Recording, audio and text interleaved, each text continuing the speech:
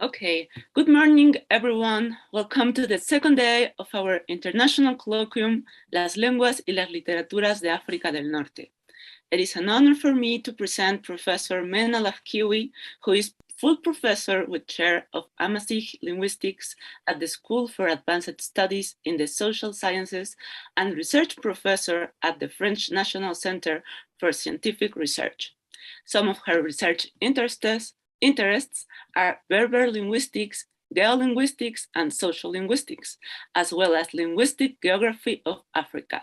That's why it's so important to have her here with us today, also before the participation of our colleagues Carles, Jared, and Said, who research on Amazigh and Latin linguistics. She has an amazing curriculum vitae, really. So I'm just gonna mention 3 of her works. Her last book, that is called Étude de la variation et de la structuration linguistique et sociolinguistique en Berbère de Rive. The last book she has edited with Bermondo Brunatelli, that is Written Sources about Africa and their study the linguistic atlas of Rive Berber, which fortunately we can find for free at her webpage. The title of her conference is Tamazight, a multi-millennial journey of a language family and its cultural practices. At the end, we are having room for questions and commentaries, so please write them at the different chats or keep them with you until we have time for the conversation. Professor Lafkiwi, it's your turn, please. Thank you very much, Ms. Gonzalez. Thank you. I'm honored, really, to be invited to this wonderful conference on North Africa, on Tamazight, and as I said before, the first of its kind in Mexico. So many thanks to you organizers for this wonderful opportunity to share what I hope will be of interesting for you. So let's see the outline of my paper. And the first part, I will argue for an interdisciplinary approach to understand the history of Tamazight as a language family. Subsequently, in the second part, I'll discuss Tamazight's written traditions, which are generally overlooked in scientific research as a whole, compared to Tamazight's oral traditions, which are much more studied.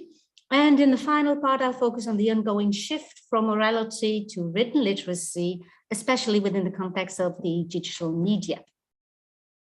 So as I hope everyone knows, the Amazigh are the indigenous peoples of North Africa, also called Tamazra nowadays, especially among activists, which stretched in antiquity from the Canary Islands to Egypt and from the Mediterranean to the northern Sahel. There are about 40 million Tamazight speakers, 6 million of whom live in the diaspora. The largest number of Amazigh-speaking people live in Morocco. The estimates here vary between 30 and 70% of the total population, regardless of their linguistic competencies. Many Tamazight languages are endangered, not only in North Africa's fringes, like in Libya, Tunisia, and so on, but also in densely populated regions, such as in Kabylia and in the Rif, for instance. So we can talk about that afterwards. Tamazight is the native language family of North Africa and consists of some 40 languages and their local varieties. Together, these form a branch of the overarching Afro-Asiatic language family. Mutual intelligibility is only possible between nearby languages or languages of the same type. Otherwise, instructional long-term contact is needed to understand and speak the different languages well. Tamazight has ancient language forms that are grouped under the heading of Libyan or Median, dating back to the 5th to 10th century before our Common Era, and from which ancient Tifinagh, as well as current Tifinagh, are derived, which is used by the Tuaregs to this day. For several decades now, Tifinagh, and more precisely Neo-Tifinagh, has also been used in the northern regions of Tamazight, mainly in Morocco, since the introduction of Tamazight in official education in 2003. Tamazight is the indigenous term for any Amazigh language. For example, it stands for the language of the Tuaregs of the Ahagar in southern Algeria, where the local variant Mahaq is used, and for the language of the Kabyles of northern Algeria, who today use the neologism Kabyle or Taqwelith, and so on. The distribution of the Amazigh languages across North Africa has the form of a continuum, which means that they are not always easily distinguishable from each other, as one language passes into another without well-defined boundaries. Both Tamazight and Tifinagh function as symbolic markers, icons of the Pan-Amazigh collective identity, which I call, already in 2008, Amazighness in English and Amazighité en français. This map gives an idea of how the major Amazigh languages are spread over Tamazight. And the problem with this kind of map is that it gives the impression that outside these shaded areas, no Tamazight is practiced, spoken or written, which is misleading, of course, because cities like Casablanca or Algiers count many, many Amazigh-speaking people. So Casablanca, half of it is Amazigh-speaking, especially Hitofon. So why isn't it red, shaded in red? This slide shows on the left side the inscription of Isaac Mickey's of the High Atlas in Morocco, dating back to at least the 5th before our Common Era, and on the right side, an example of Neo-Tifinagh as it is used nowadays by the Institut Royal de la Culture Amazigh in Morocco. This is just to exemplify what I'm going to say afterwards. Next slides, I liked it, that's why I've put it here. I think it's a beautiful one. Presents Numidian inscriptions and some engravings from Tessili Neger in Niger, which are not dated. And I present it here because most of these inscriptions, and there are thousands and thousands of ones, stem from what generally, according to our current knowledge, from between the 3rd before the Common Era and the 3rd after the Common Era. And another favorite of mine is this slide, where you can see both Tifinagh and Latin script indicate the entry of the Kidal area and the desert of North Mali. And this is also a very known one. And here at the University of Tizi Ouzou, they are in Algeria, in northern Algeria, we have this perfect example of how Tifinagh as a script and Tamazight as a language are part of the multilingual landscape of North Africa. Multilingualism is not a recent phenomenon, as is often suggested. In fact, multilingualism in North Africa is an ancient phenomenon and traces back to antiquity at least, as we can see on this slide, where we have the famous bilingual inscription in Punic versus Numidian, dedicated to Messinissa, king of Numidia, depicted here on the right side of the slide. Regarding Tamazight scripts, the most known reconstruction is Camps, Gabriel Camps, which places its origin no further than the foundation of Carthage, and with Messinissa's inscription as a key element in the whole reconstruction. It places ancient Tifinagh between the 4th of our era and the 15th, which is perhaps a too cautious reconstruction. Further and interdisciplinary study on the enormous number of available inscriptions, mostly relating to anthroponyms and toponyms, will hopefully shed more light on this complex issue. Another issue that remains unresolved is the fact that the writing tradition of Tamazight, as from the 5th of our Common Era, has somehow disappeared, or perhaps never existed in Tamazight's northern parts. So this is an issue, it's still unresolved. In my view, there's apparent lack probably pertains to the following two facts. First one, Northern Tamazight, thus Mediterranean Tamazight, had various written lingua francas over a large period, such as Punic, Greek, Latin, and later on Arabic, to fulfill the instrumental functions that Tifinagh had and still has among the Tuaregs in southern Tamazight, such as the function of trade language. Second point, which for me explains, probably could at least add to the explanation of this lack, is that written language has never been highly valued by the MSR till recently. And I'll come back to that in the second part of my presentation. Some of it was already said, I think, in some presentations that I have heard yesterday about orality. So this brings me to Tamazight's classifications, and that's a big point. So there are different kinds of classifications, linguistic classifications, of course, which I regroup under the, split up in three. You have the genealogical and or historical classifications. There's a difference between, but I'll keep them together here. I have the geo-linguistic classification and typological classification. So let's say something first about the last one, the typological classification. So already in which concerns the classification of the MSR languages, the languages in general of the world, typology does that. So classifying languages according to their common structural features. So in this respect, I presented in 2007 and at University of Fez, a typological classification of Tamazight, dividing its languages in three main types, Northern Tamazight, Southern, and Eastern, and based on various features like accent placement, verbal oppositions, and state marking. This kind of classifications is probably the most straightforward one, at least when we have representative data. The genealogical classification or historical classification of Tamazight investigates how the MSR languages, how these languages changed over time to reconstruct its earliest stages within the Afroasiatic phylum, as well as within the Tamazight family itself.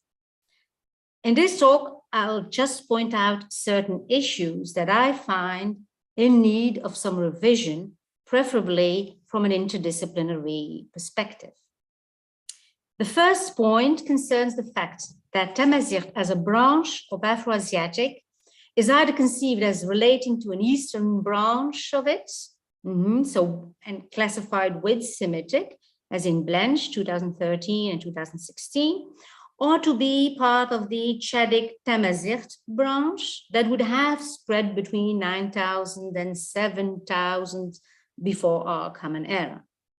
The latter hypothesis, so the branch keeping Tamazight together with Chadic, is more likely, although the linguistic data do not account for its split, the split of Tamazight from the Chadic Tamazight branch, as so Proto-Tamazight around 2000 before our Common Era. So that is one of the most followed leads, let's say. Why is this? This is because the unrepresentative data, quantitatively and qualitatively speaking, on which genealogical classifications are generally based, do not allow for convincingly dating Proto-Tamazight, whether putting its first branching in the first millennium, like Loueli and Philipson and Blazek did, or more around 2000 before our Common Era, like in Eret and Miller, or even around 4500 before our Common Era, like in Blanche, 2001. The dating, the biggest problem is that the dating, so the quality of the data, and the dating is generally based on very small sets of only lexical material with unequal spread over the MSR languages. Let's see this for instance, Eret's recent study of 2019, followed in Fentress 2019, is based on a list of 90 words, and based on this very small set, he puts Proto-Tamazight not further than 1500 before our Common Era. So the inadequate linguistic data used for this purpose would not only explain these rather impressionistic classifications, but also the even more questionable result that puts Zenega as the first branch within the whole Proto-Tamazight reconstruction. Zenega can hardly be regarded as the most ancient language of the Tamazight family, given the relatively scarce and ideolectal data published, so publicly available at the moment, and on which these reconstructions all are based. Moreover, when looking more carefully into the entire phonetic and grammatical structure of this highly endangered language, Zenega, it is clear that Zenega not only has much in common with the other Southern Tamazight languages, Tuareg and Tetzeret, but also has been influenced by a number of Fula languages belonging to the Niger-Congo phylum, so a completely other language family, not Afroasiatic, and with which it is in close contact since a very long time. Kosman's study of 2020, so I'm citing it here because it's one of the most recent study, retakes exactly Blazek's classification of 2010, which is also based on a very small number of lexical material, and without providing any substantial evidence of what he calls shared innovations, also places Zenega as a branch on its own, as one of the oldest branch, with Tetzeret as a sister language. So Tetzeret is also one of the southern languages of Tamazight. Shared innovations. So the problem is that shared innovations, so with the study of Kosman and in general, shared innovations form just one parameter within the whole linguistic historical explanatory system, for which change in time is usually considered within its geographical and social-cultural space. And that's exactly what geolinguistics is about. And this is not done for Tamazight or for the Tamazight family as a whole. For instance, regarding negation, Zenega shares important innovations like the loss of post-verbal negation, which is an ancient phenomenon, a proto-Amazigh phenomenon. It shares it with Teshilhid, Tuareg, and Tamazight of Mzab, Wergla, and Radames. This fact does not add anything to the historical classification of Proto-Tamazight if the whole ecological picture of this language family is not considered. So this way of classifying Tamazight, which is done more and more, is problematic, and in different respects, and most importantly, because it does not consider adequately the different linguistic structures of the Tamazight languages, as the reconstructions are often based on impressionistic and so unrepresentative data. As such, for instance, practically no systematic fieldwork has been done for Zenega, which is the key element in all the proposed reconstructions up to now. So this is a very important point that I think should be reminded. This kind of classification is also problematic because it does not consider adequately the extra-linguistic contexts within which these linguistic systems have been developed. And thirdly, it does not consider either at all, and this is a huge point, the Guanche data, as if the numerous Libyan inscriptions and manuscripts testifying to its affiliation with Proto-Tamazight do not exist. So all these classifications that I've cited do not take into account Guanche data. So this is an inconceivable thing within historical linguistics. This is not what is usually done in Indo-European historical linguistics, for instance. So, okay, Afro-Asiatics in general, African reconstructions in general still suffer from methodological problems, but I think it is time to revise these things and see things differently. So that's why I'm mentioning it here. So in the light of these comments, it is clear that any serious linguistic historical classification of Tamazight ought first and foremost to be based on representative data. Some of these data are available for certain languages, but most Tamazight languages are still in need of adequate and systematic documentation and study, which is especially the case of Zenega. And this brings me to the next kind of classification, so the geolinguistic one, which is essential to any kind of classification, whether typological one or historical one. And the geolinguistic classification presented on this slide exemplifies how one of the most complex language continua of Tamazight, the Rif Tamazight continuum, makes any subclassification, whether synchronically speaking or diachronically speaking, very tricky. So this is just an example how all the other continua of the super continuum which forms Tamazight function. By combining qualitative, synchronic, as well as diachronic data and quantitative, that is algorithmic approaches, my study, of which this map is extracted, examines the nature, the structure, and dynamics of the linguistic variation attested in Tamazight of the Rif, covering north, northwest, and northeast Morocco, and hence including also Sanhaja and Sarair, which is generally considered as a separate branch in the classifications that I've just discussed. So normally in all the classifications that I've just discussed, the whole Sanhaja thing and often or even the Isnesen varieties are separated from what is generally called terifit, which is unfounded.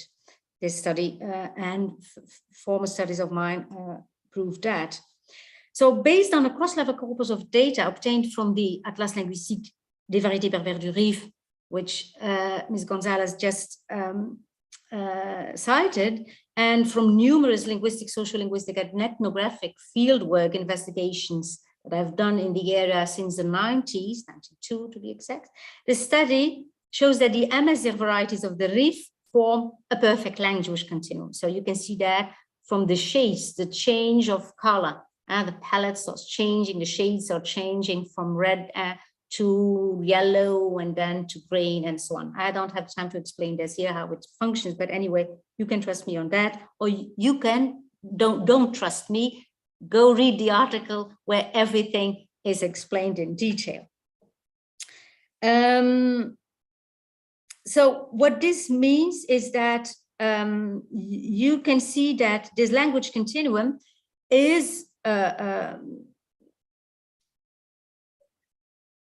made up by 5 core aggregates.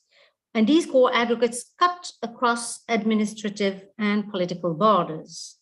And before people didn't know that. For them, they have something like the Rif is the Rif, and then you have the Irle somewhere, and then you have Isnes, that's something else, and then Sanhaja, that's it's completely different. So these studies show that it's different, and this slide is perhaps a bit easier to follow. So you can see here 5 core aggregates, which are stable core groupings, so which are Western Rif Tamazight, West Central Rif Tamazight, Central Rif Tamazight, East Central, and Eastern Rif Tamazight. So, and this map shows that the varieties that are traditionally regarded as belonging to Sanhaja, even among the Sanhaja speaking South, if you want to, belong in fact to what is regarded as terifit, often called in French le Rifin à proprement parler, which is, of course, what was introduced by colonial studies a long time ago and which are still reproduced till today. Furthermore, data mining studies made it possible to objectively identify the principal aggregate discriminators of the Rift-Amazigh continuum, which means to identify exactly which features, which linguistic phenomena are behind these groupings. So which phenomena are responsible for these groupings? That's the idea behind it. And a surprise to me was time lexicon like today, tomorrow, last year. These were very important features in classifying it. Then less surprisingly, you have the phonological phenomena of vocalization of the liquids and spirantization and palatalization of the vowels. These are classical phenomena which characterize not only Zenit or Zenetic, but Terrifit they're very, very interesting because it's very complex there. You have it all, or what you have elsewhere in Tamazgha, you have it in the Rif. Just learn Terrifit and you have it all. And the pronominal system. So the pronominal is highly complex and also responsible for these groupings. The study also accounts for a composite diffusion model. So why I'm saying this, to show you the complexity of things, of how Tamazgha is complex linguistically speaking. So my study also accounts for a composite diffusion model. A composite diffusion model of the variants of the features, linguistic features of Tamazigh, of the Rif. And this composite diffusion model includes what we call the gravity model, so the hierarchical model, which means that difference is spread from more speakers to less speakers. The more speakers use a variant, the more it is adopted. This is one model. We have a contra-hierarchical model too, which is also used, which is the inverse. Sometimes phenomena which are just spoken in a very limited area are picked up by whole groups. So you have the contra-hierarchical model, and then you have the contagion model, which also characterizes the Rif, which means that variants are spread geographically through adjacent speech communities. So this combination of these three diffusion models shape together the geolinguistic patterns of the phonetic, phonological, morphological, syntactic, and lexical phenomena of the Rif-Tamazigh language continuum. So if I had done all that, I couldn't imagine that it was so complex. One can just think, but not prove that without all these systematic and different interdisciplinary approaches. So combining all these different approaches gave this in-depth study. Study also accounted for daily contact. This is also very interesting phenomenon because it can be extrapolated to history too, if one wants to. That daily contact through networks of neighboring sites as important in the diffusion of variants of the Rif area. In addition, there are certain new and wider linguistic networks that have emerged in the area in parallel with the development of certain socio-economic networks. Due to increased economic activity, trade and transport, and thanks to the substantial financial investments, especially from Amazigh abroad, from the diaspora, and of course also the improved local and national transport infrastructure, like the coast road, the touristic road, Siyahi, which they added and which opened much the area and changed a lot also linguistically speaking. So the stronger the socioeconomic networks, the more the language practices of Tamazigh speakers are subject to change, something that we observed in Tamazigh's history a long time ago too. So similar diffusion patterns are to be expected for the other language continua of Tamazigh. Therefore, historical and genealogical classifications of the Tamazigh supercontinuum would greatly benefit from combining qualitative linguistic variational and historical approaches with quantitative approaches, for which some very promising methods are now available in historical dialectology. It goes without saying that fieldwork and relating descriptive studies of all Amazigh-speaking areas of North Africa, as well as comprehensive philological and corpus linguistic studies of the numerous manuscripts that exist in and on Tamazight, along with archaeological and genetic relating studies, are a prerequisite for the success of this venture. So you can imagine this is a lot to do, but if you want to do things, I think, seriously, then, and with all the means that we can have nowadays, I think it is feasible to do that. Yeah, I think it is feasible. So let's go to the second part of my paper, a less heavy part, but it is the first part is a very important thing for the future of Tamazight, so that's why, and it relates, it connects with my second and third part. So let's go to the second part, and I will just briefly touch it because yesterday there were so many good, interesting and funny even papers on oral literacy, on especially with that beautiful poetry. That was much fun. So I will just touch it here. So Tamazight is widely known for its oral culture with its diverse and sophisticated literary language forms and genres, such of course as the poetic genres of Isli, Emerg, Esfru, and of which we have heard so yesterday. Traditionally, what perhaps I need to remind here is that traditionally oral Tamazight literature is highly regarded. And certain literary genres, as we also mentioned yesterday, are only used for important social cultural rituals and ceremonies, such as for weddings. We also touched that yesterday. So the oral word has always had more prestige than the written word among the Amazigh. Today, Tamazight oral culture is mainly propagated through popular and commercial music. And its ceremonial dimension is receding quickly, more and more, into the background. So even among the Tuaregs. And this is, of course, under pressure from globalization mainly, not only, but globalization, a very large way of conceiving it, where written word and image are currently paramount. What is less well known is that the Amazigh also have a millennia-old and highly developed writing culture. So usually when people present Tamazight, they say, we have a huge oral tradition, and which is, it's true. And that means that they value orality much more than written literacy. But they also have that huge old written culture. And that's less valued, and that is strange, but it is. And I divide that huge written tradition into three types, depending on the writing system on which it is based.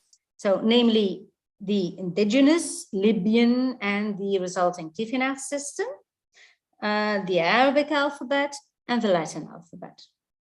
So the tradition based on the Libyan script is the oldest one, as we have seen before on the slides that I've presented. As I said, also most inscriptions date from the third before to the third of our common era. And of course, there is still an unimaginable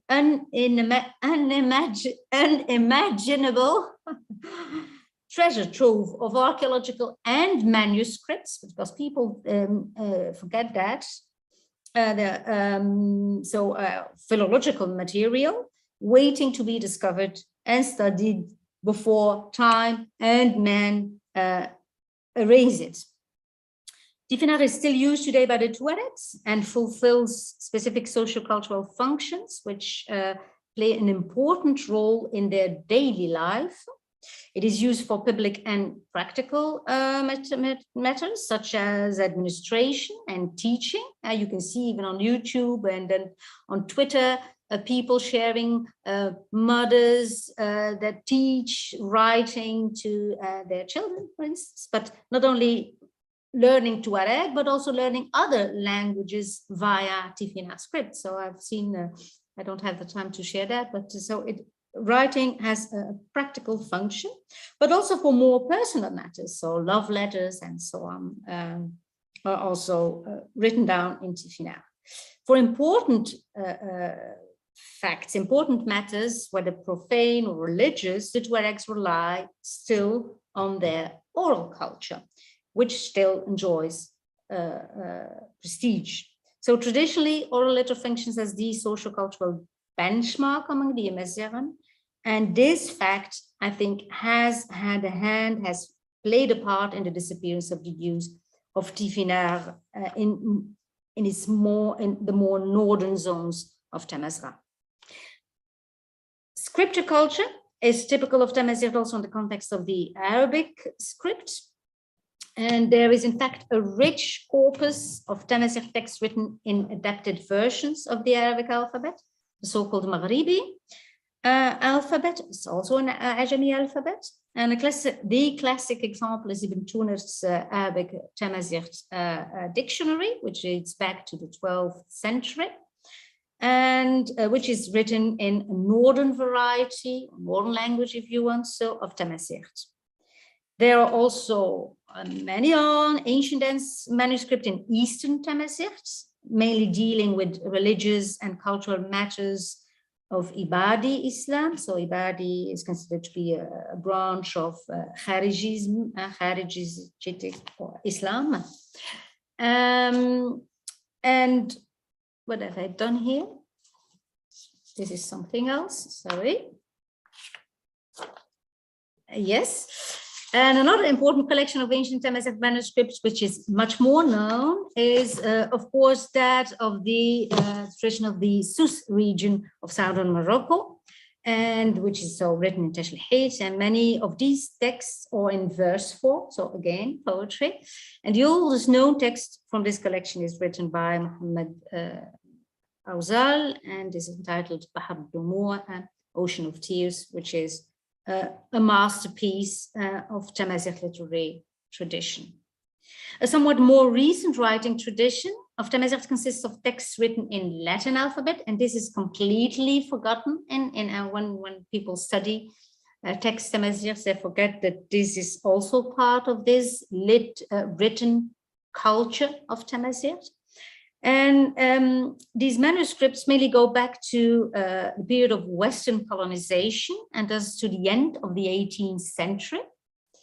And many of these written text corpora consist of descriptive pieces of the ethnographic or educational kind, but there's also a great deal of poetry available. And this only concerns the texts written in Tamazight or in French by writers of Amazigh origin. So I'm not talking about the texts of Arsène Roux, at least if they are not noted down by Arsène Roux. I'm not talking of that kind of, I'm talking about literary production by native people themselves.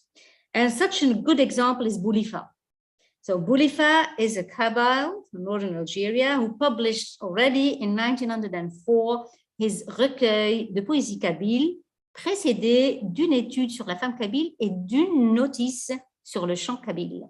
So this is part of Tamazigh's literary written tradition. Written Amazigh literature is so steadily developing, relying mainly on the Tifinagh and the Latin alphabets nowadays, and for which the digital media provide the necessary support. So a Tamazight literary canon, as known in Western traditions, is thus in the making. And you can see that, beside all the translation work that is done lately, which accelerates that, there's also the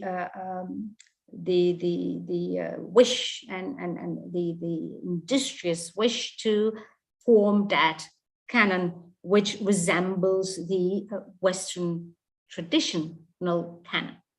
So hopefully the development of this type of written literary canon that is making will not come at the expense of Tamazigh's highly developed oral literature, which I'm afraid is now what's happening now, because after all, Tamazight as a language and culture would benefit most from a further development of both the oral and written word. And this brings me to the last part of my paper. I hope I'm okay with my time. Am I okay? Yes, okay, just let me know. Because I see everyone exhausted, so I hope that I'm okay. So due to the impact of the technological, am I speaking too quick? If it's okay, am I understandable for everyone? Yes, okay, perfect, thank you. Okay. So due to the, perhaps I'm speaking too quick, and due to the impact of the technological revolution 2 decades ago, a rapid and broad shift from oral culture to written culture has taken place among the Amazigh. So as I just said, there's a whole literary canon in the making, and literary canon in Western sense, because as I said, there is a written tradition, but people don't take to that into account. They don't consider it as part of a literary canon. So this is a parallel canon in the making, if you want to. So thanks to the digital communication, many political minorities, such as the Amazigh, have acquired a forum for preserving and developing their heritage languages and cultures. So the recent official status that Tamazight has acquired in certain countries of North Africa, and especially in Morocco and Algeria, has contributed somewhat to this preservation, although mainly in symbolic terms. So before, one couldn't even say that, or one couldn't even speak in the public Tamazight. Now at least, when you are, if you wish, you can speak Tamazight out loud without getting into trouble, at least when you don't discuss political issues. In the field of language standardization and promotion, the governments in question have not kept up to their promises. Their language institutions, such as the IRCAM, Institut Royal de la Culture Amazigh in Morocco, and the HCA, L'Haut Commissariat de la Mazirité in Algeria, have also made limited progress. So it is true that the officialization of Tamazight in Morocco has contributed to the revival of Tifinagh in this region, because it has been introduced as in the form of a neo-Tifinagh as the alphabet to use in official primary education since 2003. Not without lingering, since almost 2 decades, lingering complications, mainly in the areas of standardization and didactics. And some of this was also brought up yesterday by colleague Hannu. A poignant decline, perhaps not, a poignant decline in the use of Tamazight is evident throughout North Africa and its diaspora, even in the regions with the most Tamazight speakers, such as southern Morocco, where Tashilhid is most commonly used. Arabic is systematically replacing Tamazight, mainly through its local spoken varieties, so colloquial Arabic, through Derija or Derja. And this is based on various far-reaching structural, social, political dynamics, including in the first place, the institutional Arabization. What is that? So let me explain that very quickly. This is a very complex thing. And it comes down to this. So with the independence and the formation of the new nation states, the Amazigh were kept outside all decision-making and institutional power. Classical Arabic was proclaimed as the only language, the only national and official language, with the exception of Niger, Mali, and Burkina Faso, where the Tuareg languages were recognized as national languages, not official, but national, under Pan-Africanism. So they had other issues, and I can come back to that if you want to during the debate.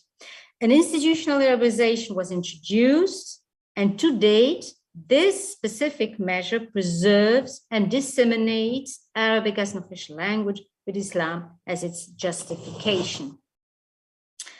Despite the officialization of Tamazight in Morocco in 2011 and in Algeria in 2016, so very recently, no significant material, practical progress in the Amazigans' claim for the right to their own language and culture can be observed either in these countries, in Morocco and in Algeria, or elsewhere in North Africa.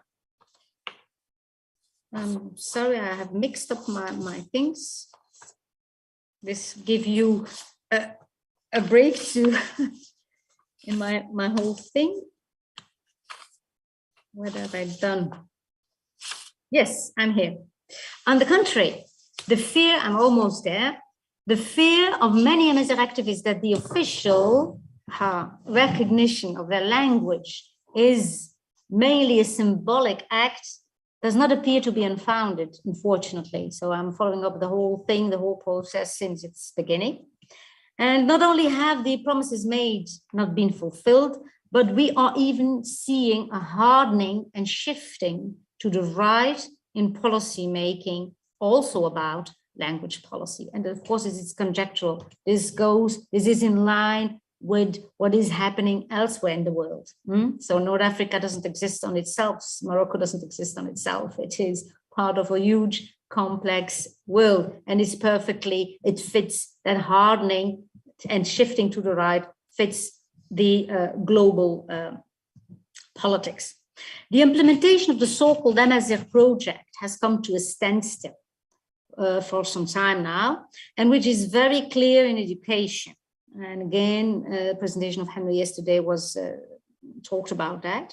So let's just take the case of Morocco as an example, where there was promise to expand the education of Amazigh, which started in 2003, every year, so that by 2010, every level from primary to university education would be covered all over the country.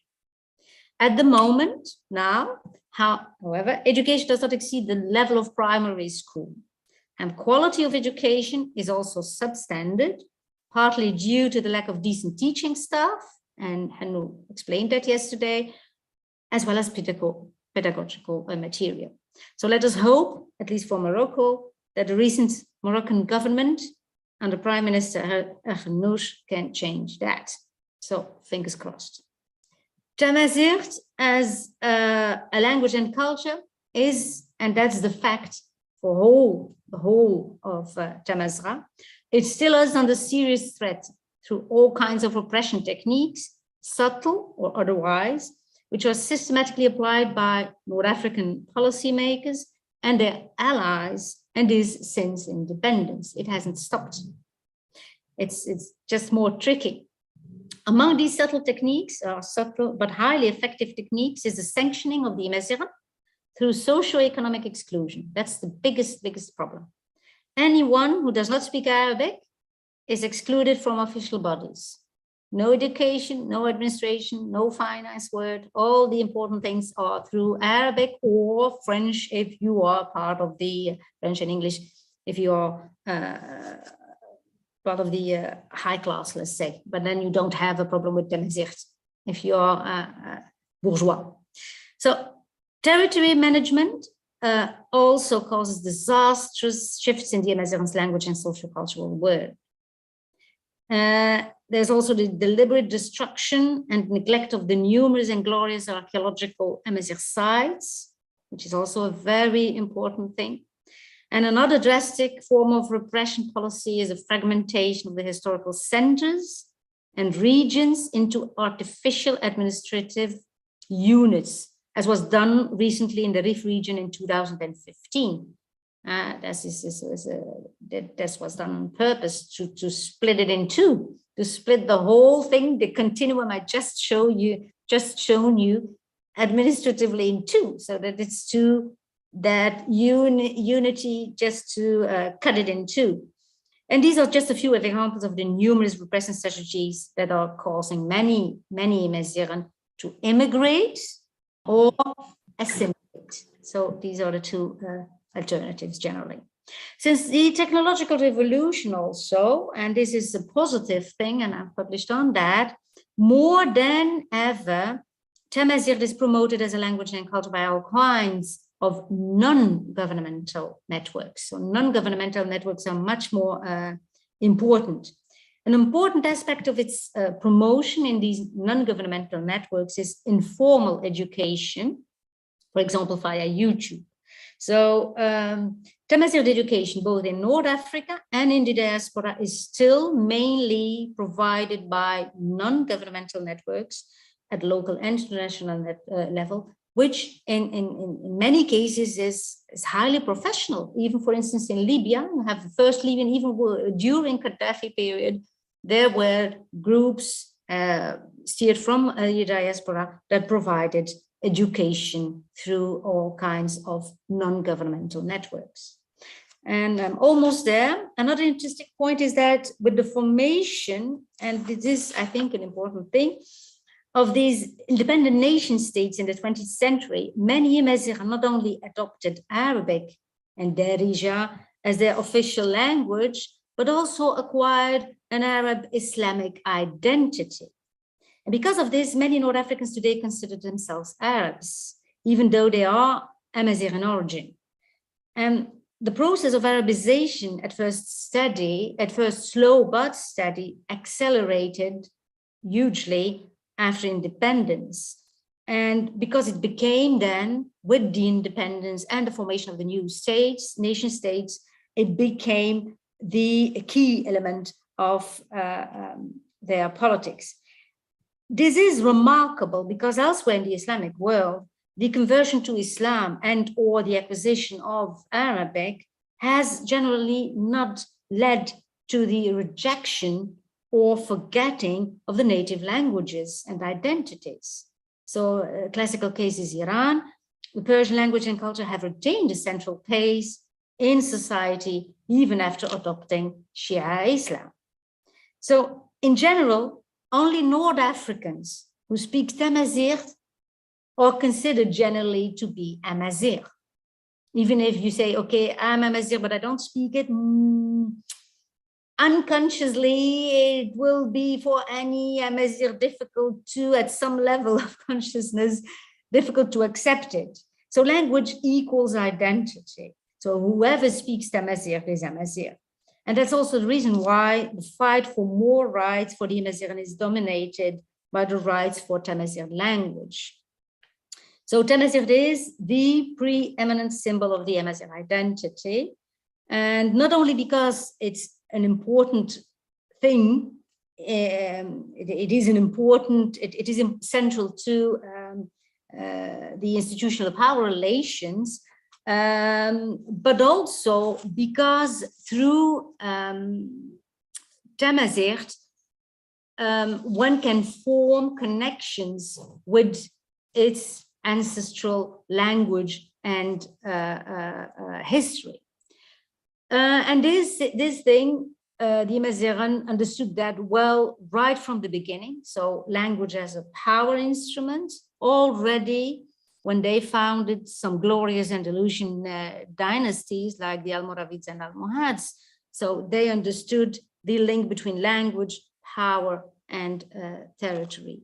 One can see that in the diaspora, the Amazigh identity is sometimes less associated with Tamazight, and that's often because in the context of super diversity, people are in contact with all kinds of languages, and young people especially do not have a sufficient good command of Tamazight. They have lost a lot or don't speak it anymore. So identity is there much more marked by strong symbols such as naming, calling themselves after historical figures such as Yorta and then Dihya and Messinissa, using of course the big Z everywhere from Amazigh and on t-shirts and all that stuff. And of course there's there the very important flag, International Amazigh flag. So to conclude, I would like just to highlight that for all those who are listening, that and were interested in language and identity, I think language is important to the Amazigh claim, not only as a means of power, but mainly because language is the prominent medium for making meaningful connections between people through meaningful content. So if the Amazigh want to maintain and develop their Amazighness, which means which means their transnational collective Amazigh identity, then speaking and writing Amazigh is a must. After all, it is through language that the Amazigh can understand and fully enjoy their millennia old and rich linguistic and cultural heritage. Otherwise, how can you do that? How can you understand that beautiful poetry that was recited yesterday, for instance, if you don't have that link? And how can you understand what's all the social, cultural, and historical context behind it? It is also through language in all its forms that the Amazigh can make, I think, a significant contribution to this heritage, and so perpetuating its future in every aspect of society, both in North Africa and worldwide, I think, even in Mexico. That's what I think, and I thank you very much for your patience and attention, and I hope I didn't exaggerate, I didn't take too much of your time. Thank you very much. Thank you very much, Professor Lafkiwi. This was a very important and a very powerful, yes, this was a very important and a very powerful presentation. So I don't know if you have some, if our listeners have some questions, because we have not too much time. So I want to give some room to the questions, please. I saw a question of Hamid Talib. He is asking for the these words that you have in, I think it's one of the slides of the map, the different classifications. The question says, ¿qué signifient les sigles que vous savez employer dans les classifications de variétés rifaines? Que signifient les signes que j'ai utilisés dans la classification? C'est ça. This? I think that's this one. So, qu'est-ce que ça signifie? Ben ça renvoie à so Western Reef Berber. I'm sorry for the Berber thing. So this was under pressure. Now I'm doing my. I can come back to that during debate somewhere. The whole thing. So Western Reef Berber, West Central Reef Berber, Central Reef Berber, East Central Reef Berber, East Reef Berber. Mm-hmm. Okay. So I think that was the problem. Hein? And then you see all, et voici ici toutes les tribus correspondantes. Hein? Occidental, Tamazir du Rif. Occidental, centre-occidental, central, centre-oriental et oriental. En fait. C'est ça. Et ça regroupe les 32 tribus qu'on retrouve aussi dans l'Atlas. Mm-hmm. Je crois que c'était ça la question, si je ne me trompe pas. Yeah, I think that was the question. So we have some questions here. Please, first, Professor Elizabeth Fentres, and then Alessia Colonelli. Please, Professor Fentres. We can listen to you. Sorry. Yes. That was fascinating. That was a really wonderful talk. Thank you. I have one quibble, which is that the earliest Libyc inscriptions, it's very hard for them to be 1500 BC. I mean, writing in the whole of the Mediterranean, alphabetic writing, 9th century, 8th century. It's so hard that Libyc should be earlier than everything else. I'm happy that it would be contemporary. There are also clear correspondences between Phoenician letters and letters in Libyc. Yes. Yes. So I like third better, but maybe fifth. Yes. Yes, I know. I'm not saying that it would be hard. So the Libyco-Berber or Libyco-Berber, as we know that, probably most of the inscriptions,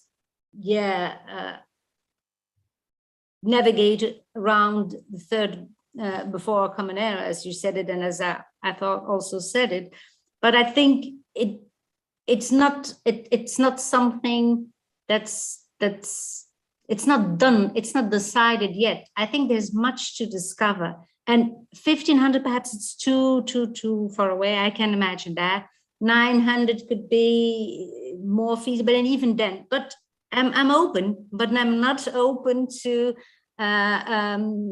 classifications that are too, let's say, you on that, Elizabeth. You even said it's impressionistic, and you can interpret it in so many ways, which is a good thing to be to say that. But not all colleagues see that way. So most of them are very categorical in their interpretation of the available data, which again are scarce and unequal. And I think the third BCE and third CE is a good fork for many inscriptions, but not for all. And let's wait and see. And let's do it as, for instance, the Bantu. I'm into Bantu too. And let's do it where you need funding. And there's more funding for Bantu than for Berber and for Tamazight. Let's do it as, for instance, at Ghent University, they do it with their colleagues, and they have obtained a lot of ERC means to combine geneticians, linguists, archaeologicals, so real interdisciplinary work, not a linguist interpreting archaeological stuff halfway and vice versa. I think real cooperation, real interdisciplinary projects could help Tamazight much further. And again, a lot of field work should be done, and people are not willing anymore to do field work in North Africa, and this is disaster. It is for archaeology. There's at least one cannot do archaeology if you don't do field excursions. But for linguistics, it's incredible. People don't want to go and gather data, not even among the families. So it's a huge problem. So yeah, I agree, Elizabeth. Oh, so sure. I have a proposal for you, all right? Yes. Okay. Perfect. Let's do that. I'm just waiting for that. I'm annoyed when people are. Well, I did this because I was really disappointed in your contribution, but we could talk about it. But you're very humble, and you're very British way of positing the things in a isn't it British? Is this American? British? I'm American. So, but it was British. I found it British. So you're American. Sorry, I found it a really British way of positing things. I found it acceptable in the sense that you were open to revisit, and this is something people do forget. The only point I find, I understand it. Everything is hypothetical. What we are doing, academics, is hypothetical. The problem with our fields is that language and history and all concerns peoples, and when these cultures or form political minorities, as the Imazighen and Tamazight language, there's much at stake, and that sometimes frustrates me, that academics don't think enough before writing down stuff. So classifying Tamazight, for instance, like is done in Cosmo, is problematic. It is straightforwardly problematic. So I accepted that for years, but that's not possible anymore. And I think academics, and not only for very technical materials, technical stuff, Spielerei, as we say, not only for our Spielerei, I think we have a responsibility also to the communities who speak these languages and for whom these languages and cultures are paramount. That's why I also prefer to use Tamazight instead of Berber, although I know that Berber is not negative at all within linguistics, but it's too charged, socially speaking. So anyway, I'm looking forward to talking to you, Elizabeth, and thank you very much. And sorry if I've been too talkative. Okay, perfect. So I think that you have now new plans, and we're so proud about it. I have many plans, Maria. Yes. Many plans. Perfect. I'm not worried about the plans. One more question of Alessia Colonelli, and we are finished. Okay, please, Alessia. Yes, thank you. Thank you, Professor Lavkiwi, and thank you to the organizers of this interesting Congress. I would like my question stands between the two parts of your presentation in a way. You talk about the disappointing results of the institutions that should deal with the Tamazight issue at the national level, both in Morocco and Algeria, because they are the main ones, even if in Libya something is happening also. My question is, how much do these language policies at the national level that are being implemented in different countries of Tamazight, and also with different approaches? For example, maybe in Morocco we can talk about standardization of Tamazight language with the Tifinagh, the use of Tifinagh, and in Algeria, in Kabylia, there is more a self organization maybe of the because of the language policy when it comes to the Tamazight.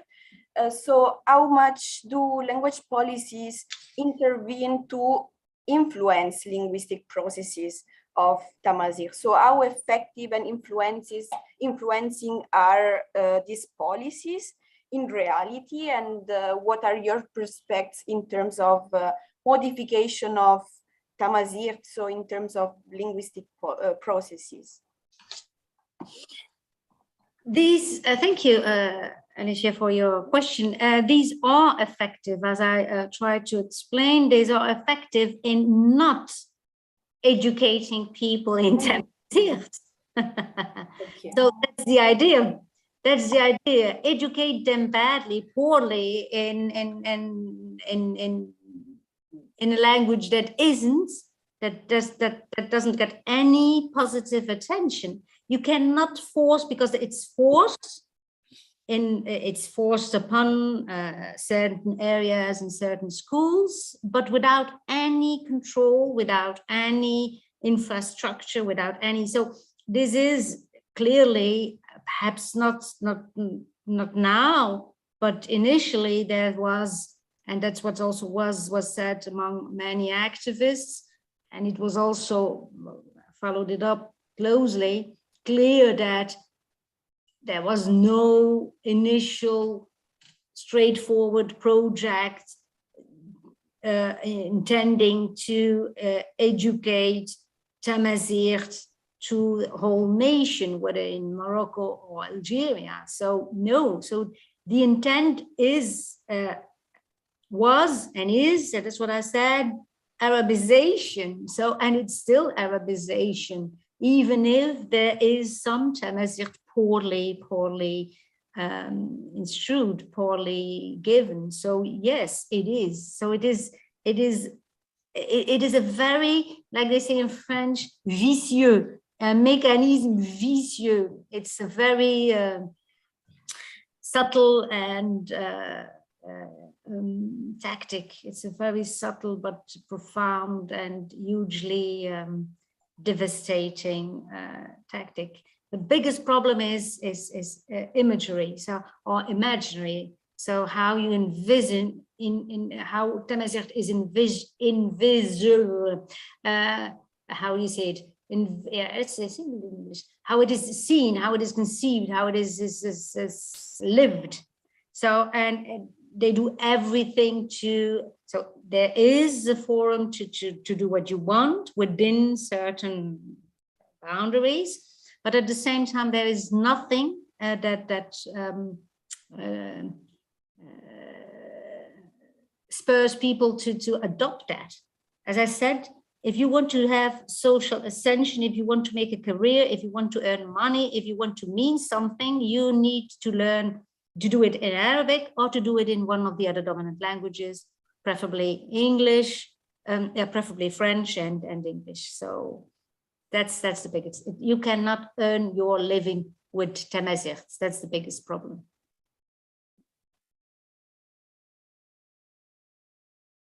Okay, thank you very much, Professor Lafkiwi. So we are around of time.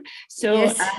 this is the end of the presentation. But you have please read the commentaries. You have a lot of congratulations. You have another commentaries, but perhaps thank you very much.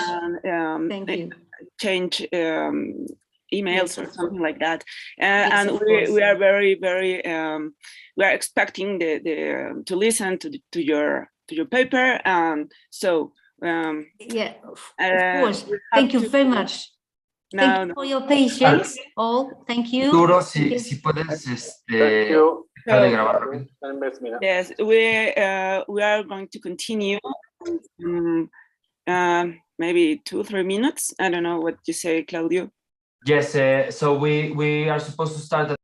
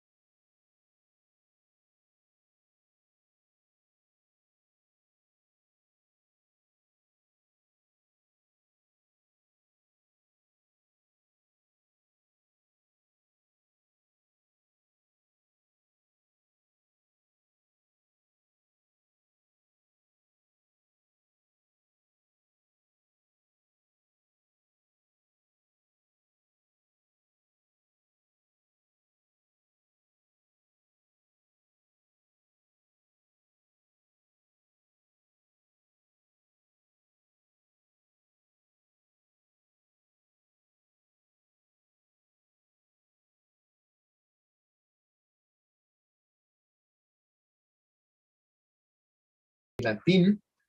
Y el primero en exponer será el doctor Carles Murcia Sánchez. Él estudió Filología Clásica en la Universidad de Barcelona, donde se doctoró con la tesis La lengua amasiga a la antigüedad a partir de les fonts gregues y latines. Mientras tanto, amplió su formación en amasigología en París y en lingüística afroasiática en Colonia. Su tesis, editada en 2 volúmenes en 2011, compendia sus principales aportaciones al estudio de los contactos lingüísticos en África del Norte en la antigüedad.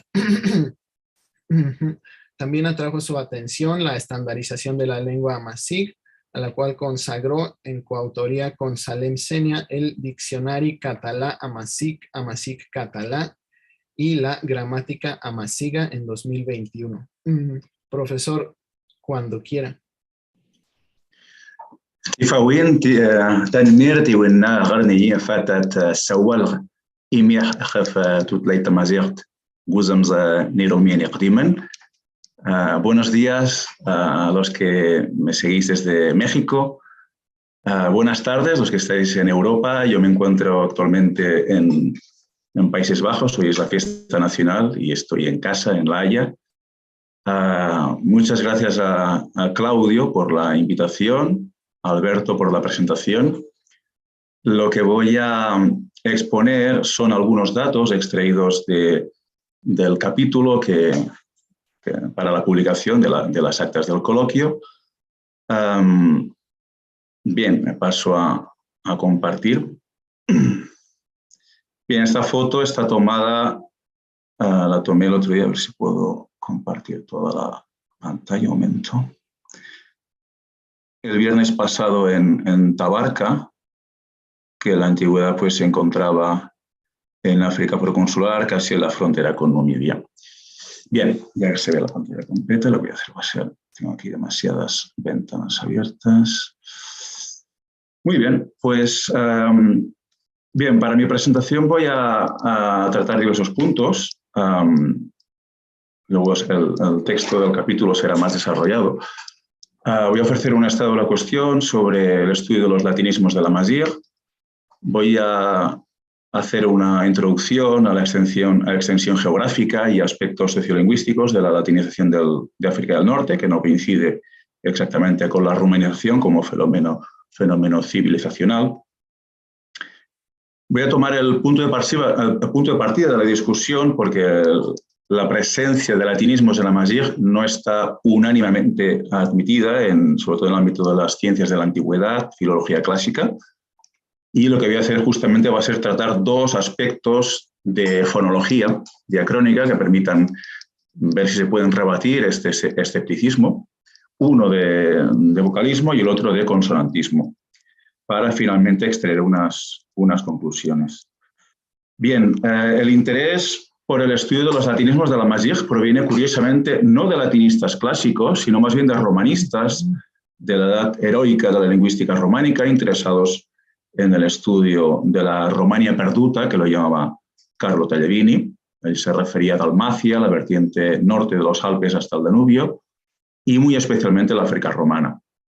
Algunos de estos lingüistas eran muy eminentes. Hugo Schuchar es el pionero, escribió Die romanische Lehnwörter im Berberischen hace ya más de 100 años. Para los que no lo conozcan, Schuchar escribió justamente la tesis sobre el latín vulgar, 3 volúmenes en latín a la edad de 21 años, luego se publicó en alemán, pero él es un pionero de estudios como los de las lenguas criollas, publicó 9 volúmenes, Creolischen Studien, ya en los años 80 del siglo XIX, que luego en el siglo XX pues, han puesto muy en boga por otras corrientes, incluso generativistas o lingüistas de otro tipo. También es un pionero en el estudio del abstrato del latín con lenguas en contacto, no indoeuropeas, como estudio del euskera, estudio del ibérico y, por supuesto, y muy especialmente la Amazigh. Bien, el acopio de Schuchar es maximalista, ¿no?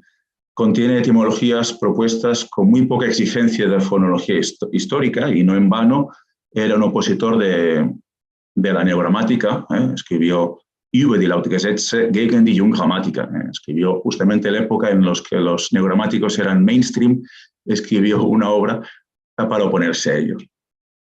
Sin embargo, todos los que como nosotros amamos a Brookman por haber convertido la lingüística histórica y comparativa en una ciencia, debemos a Brookman no solamente haber ganado los estudios Amazigh para las ciencias de la antigüedad, la Altertumwissenschaft, sino también la exhaustividad y la explotación de las fuentes lexicográficas Amazigh disponibles hace 100 años. Era un lingüista avanzado a su tiempo que trató aspectos que luego no tuvieron continuidad, por desgracia. Luego, más adelante, Georges Serafin-Collin, en dos estudios de etimología maghrébine, desarrolló algunos nuevos latinismos de la Amazigh y corrigió algunas etimologías de Shuhar. Él no era amazigólogo, era un especialista en dialectología árabe marroquí. De hecho, los diccionarios disponibles hoy en día para el árabe marroquí proceden de sus fichas que él recogió sobre el terreno. Y, por supuesto, otro gigante de la lingüística románica, como Max Leopold Wagner, gran especialista de la lingüística sarda, escribió Restos de Latina en el norte de África. En su caso, su principal aportación, su interés, es la afinidad del latín africano, según reflejan los latinismos de la Amazigh, con la latinidad sarda. Bien, en los últimos años luego hay algo más de aportación, pero pocos datos nuevos. Hay el estudio de Brugnatelli, que es más que un balance porque aporta también nuevos latinismos que aparecen solo en fuentes de la Amazigh de Yerba y en otras fuentes ibaditas. También Wiesichel, en un trabajo póstumo, trató los latinismos y helenismos del Amazigh. En el manual de Cosman también aparecen tratados, sobre todo desde el punto de vista fonético, fonológico, los latinismos del Amazigh. Y en mi caso, durante la redacción del diccionario que ha referido antes Alberto, pues hice acopio de los préstamos antiguos de la Amazigh a otras lenguas, como el egipcio, el púnico o el latín, sobre todo. Bien, fíjense que el latín es la lengua antigua que dejó una impronta más profunda geográficamente, cronológicamente, sociológicamente en el paleoamazigh. De las lenguas antiguas, el egipcio, griego, púnico, latín, africano, la que ha tenido un mayor impacto es el latín. En mi último estudio yo computé unos 90 latinismos del Amazigh, que es una cifra mayor que el de otras lenguas. Seguramente hubo más préstamos al egipcio y al griego de lo que se conoce, pero la dialectología de los dialectos amazigh más orientales es más pobre, con lo cual hay muchos datos que seguramente se han perdido, pero que ha llegado hasta nuestros días, sobre todo del latín. Bien, el África romana, fundada en el siglo II a.C. sobre las ruinas del antiguo estado cartaginés, al cual suplantó, iba mucho más allá del limes cartaginés y se difundió por el litoral, los valles fluviales y las llanuras de Ceuguitana, Bizacena, Tripolitania y las Mauretanias. Este es un mapa, extraído de mi tesis, del África pre-romana, y fijémonos en color azul las zonas de penetración de la lengua púnica, aquí con un poco de zoom, sobre todo en los valles del Bagrada, actualmente el Medjerda, y del Miliana, y en la zona que va de Hiporregius al interior de Numidia.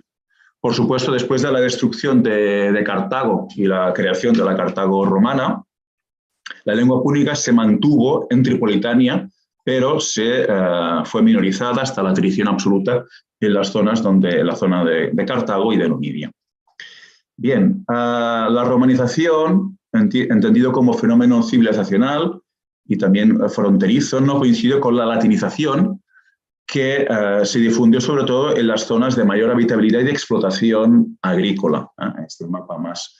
Y la lengua latina se implantó donde ya estaba implantada antes la lengua púnica, pero fue más allá. La implantación de la lengua latina sobre África proconsular, Numidia, Mauretanias, fue mucho mayor que la del púnico, porque, por ejemplo, en la zona de la Tingitana abrazó este trapecio que iba desde Sala hasta Volubilis, Septemfratres y Tingui.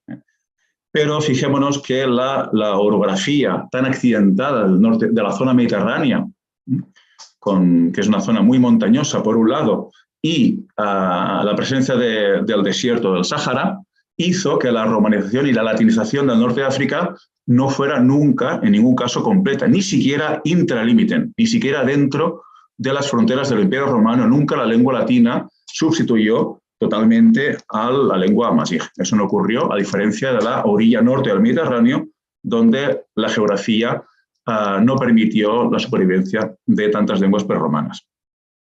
En el norte de África siempre hubo un feedback entre las tribus liminares, con las cuales a veces tuvo problemas Roma, como los getulos o los garamantes, que directamente estaban fuera del limes del Imperio Romano.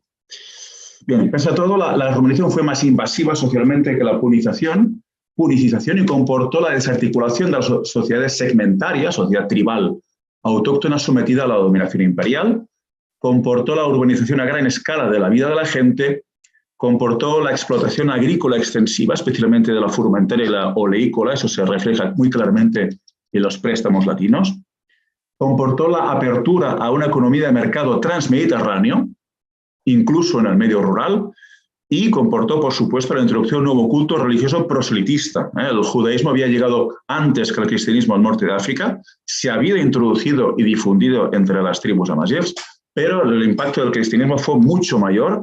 De hecho, en ningún otro lugar de la antigua Mediterránea había tantas diócesis cristianas como en el norte de África en el siglo V. En época de San Agustín había 600 diócesis cristianas, incluso en zonas rurales, no solo en zonas urbanas. Bien, pese a todo, pese a la importancia de la latinización, la lengua amazigha fue siempre la lengua de intercambio, de lengua franca, lengua comercial, en las rutas de caravanas transsaharianas. Todo el comercio que venía del África saheliana y del África subsahariana fue difundido por grupos amazighs, que difundieron, incluso en época romana, todas las rutas de caravanas estaban controladas por la única gente que conocía el terreno, que eran poblaciones amazigófonas.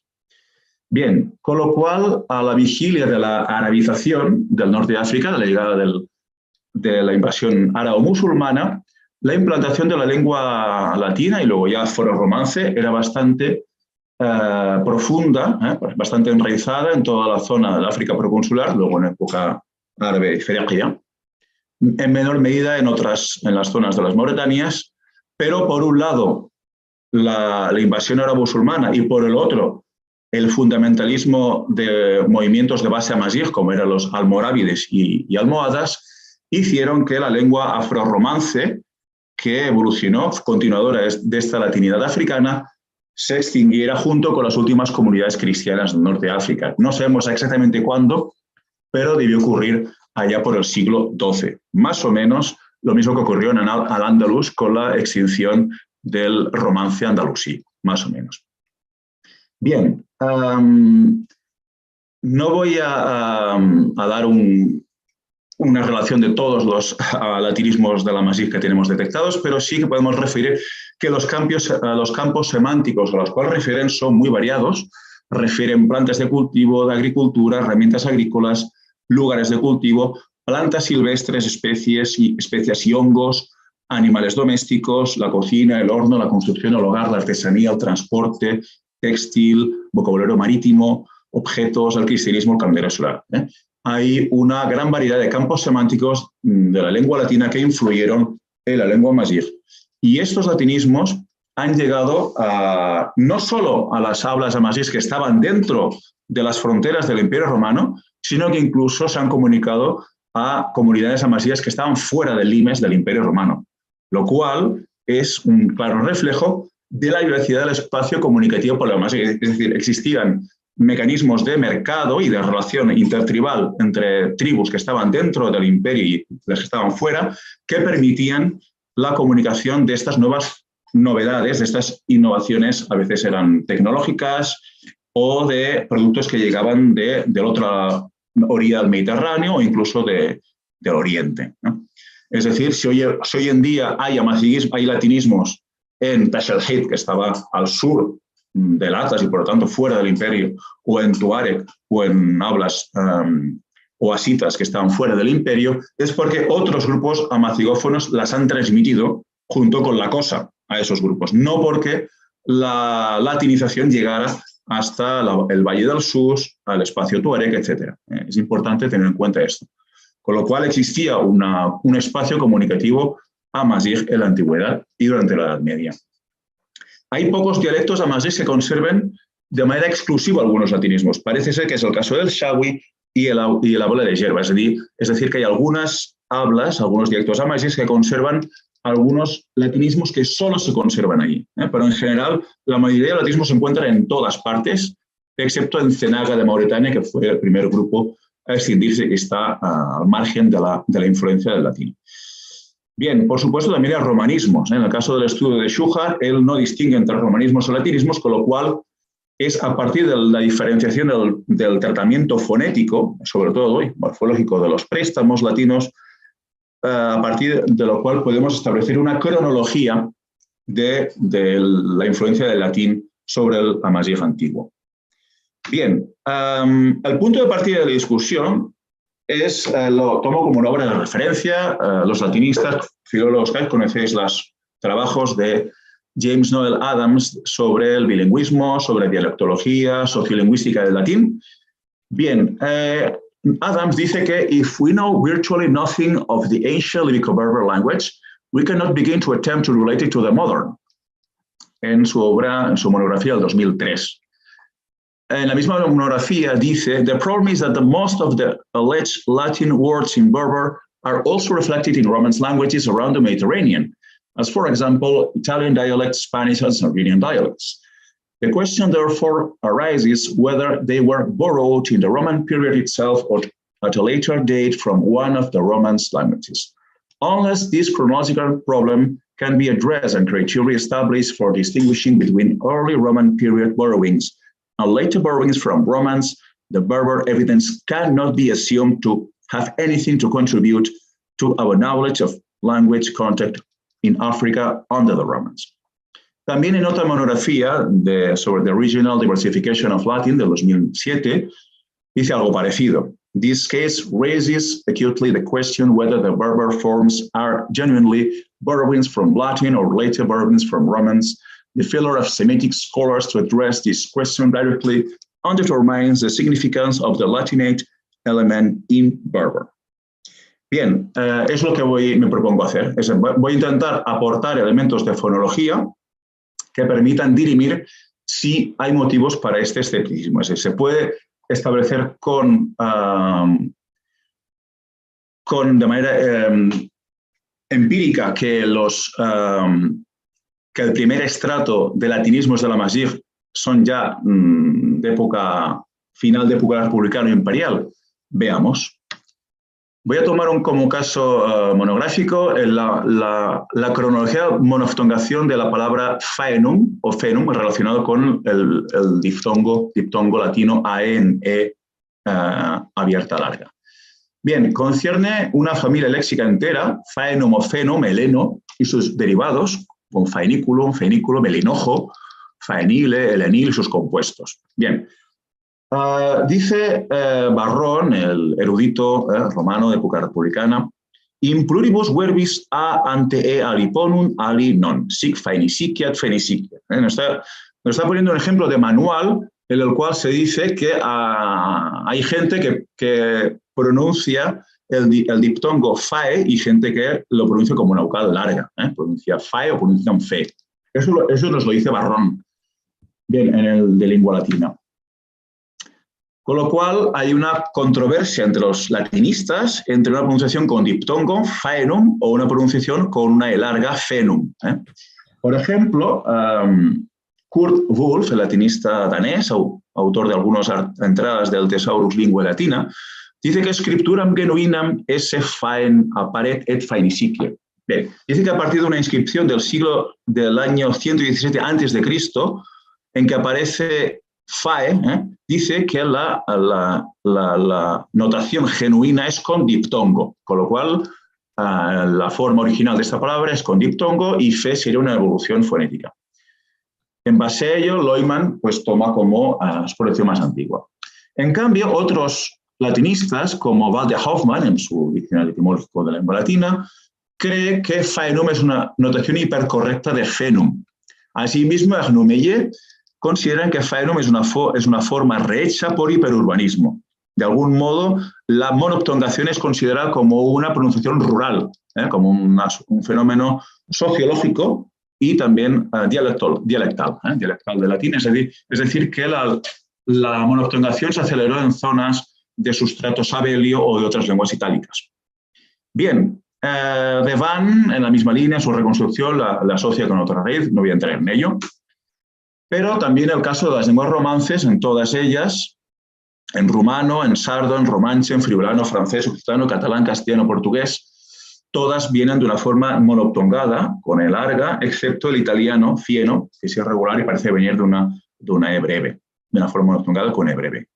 Bien, ¿qué nos aportan los datos amazigh para esclarecer esta cuestión? Pues resulta que Afaino está atestiguado lexicográficamente en los Aitata, una tribu del sureste de Marruecos, en un diccionario de Ali Amri. Es el único diccionario que lo recoge, en mi conocimiento, que lo define como forraje seco, es decir, la cosecha mancada de agua, que se coge antes para que sirva de forraje a los animales.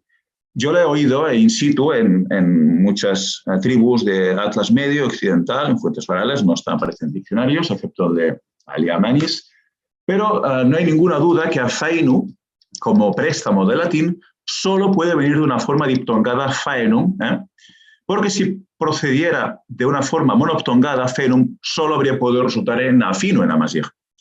Y ningún otro fenómeno fonético o morfológico podría explicar ahí del nombre amazigh. Es una demostración bastante clara de que, además hay otros casos de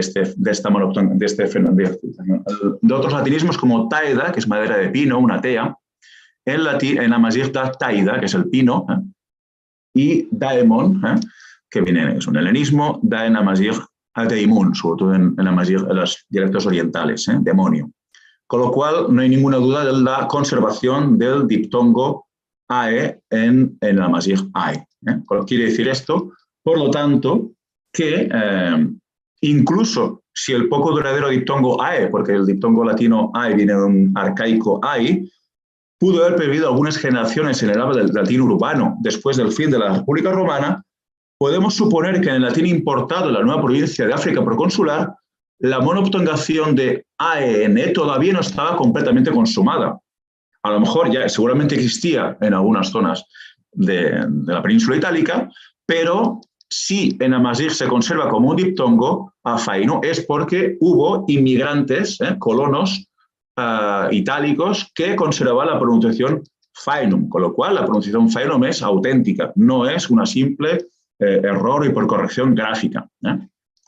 Por lo tanto, también podemos inferir que el primer estrato de latinismos del amazigh procede al menos de los inicios de la época imperial. Es decir, la monoptongación del diptongo ae en e larga se data del siglo I a.C., con lo cual podemos también inferir, a pocas dudas, que el primer estrato de latinismos del amazigh es antiguo, es al menos del primer siglo antes de Cristo, al menos.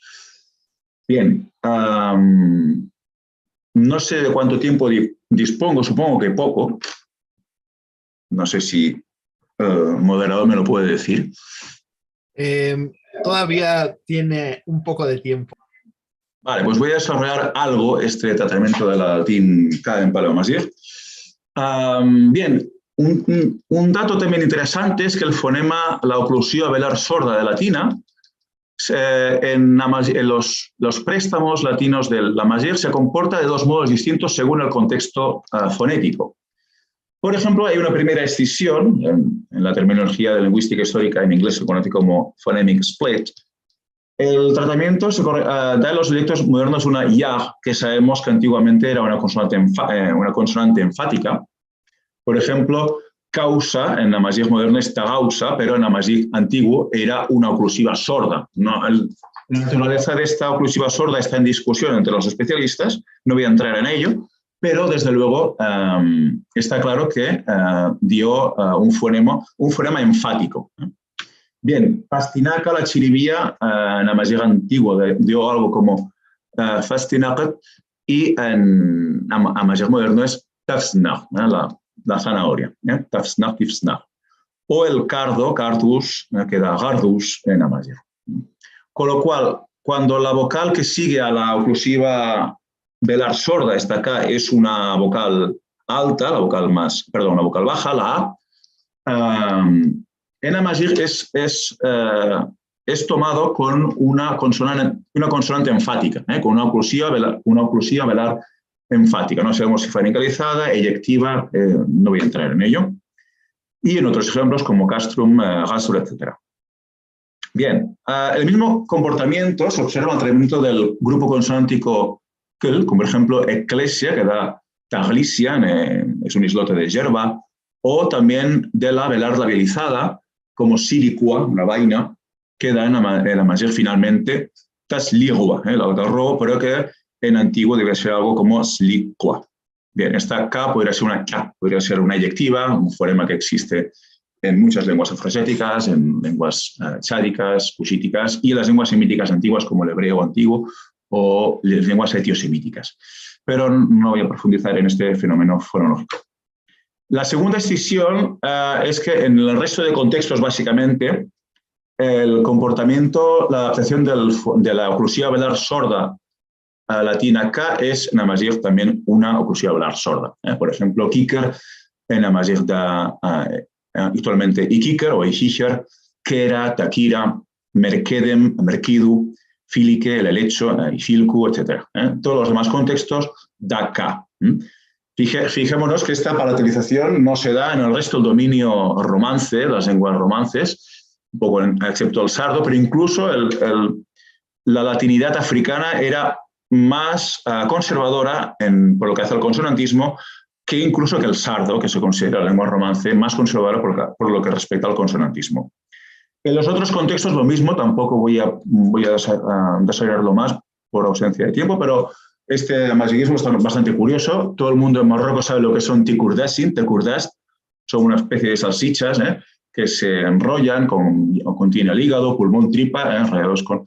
Pues bien, esta palabra tan cultural, gastronómica cultural en Amazigh, en realidad es un helenismo, viene de latín cordas, que significa intestinos, la cuerda, la salsicha, pero pasado a través del latín. Es improbable que pasara directamente del griego al Amazigh antiguo, sino que pasó probablemente a través del latín.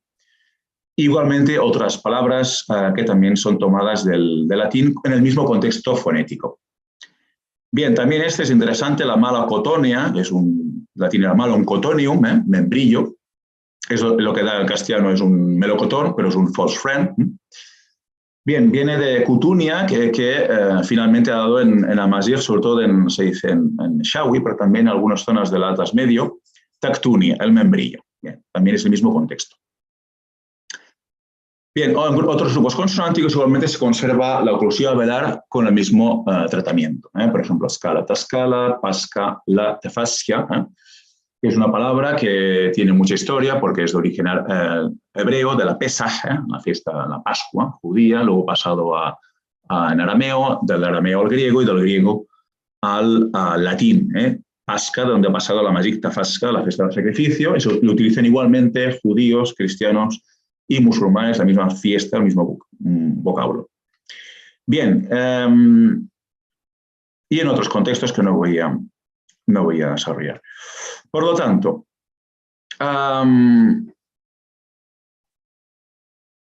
como conclusiones, pese a la gran valía de los estudios realizados por pioneros como Schuchard, Wagner, Disichil, la contribución real de los latinismos de la Amazigh para el conocimiento de la latina africana y de la romana perduta más extensamente, no ha podido ser demostrada hasta el progreso del conocimiento de la fonología, la morfología y algo del léxico paleo-amazigh.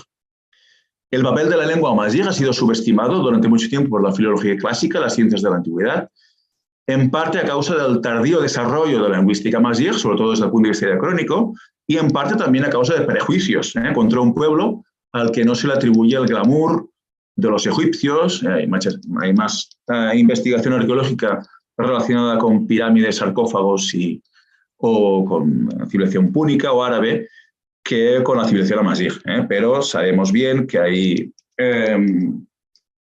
prospecciones en curso, sobre todo en la región de Fazania, de Fezzan, que han desenterrado centenares de kilómetros de canales, de acequias subterráneas, de fogaras, que nos permiten saber, por ejemplo, que la civilización polamazigha tiene un conocimiento de arqueología hidráulica que muy pocas civilizaciones mediterráneas tenían.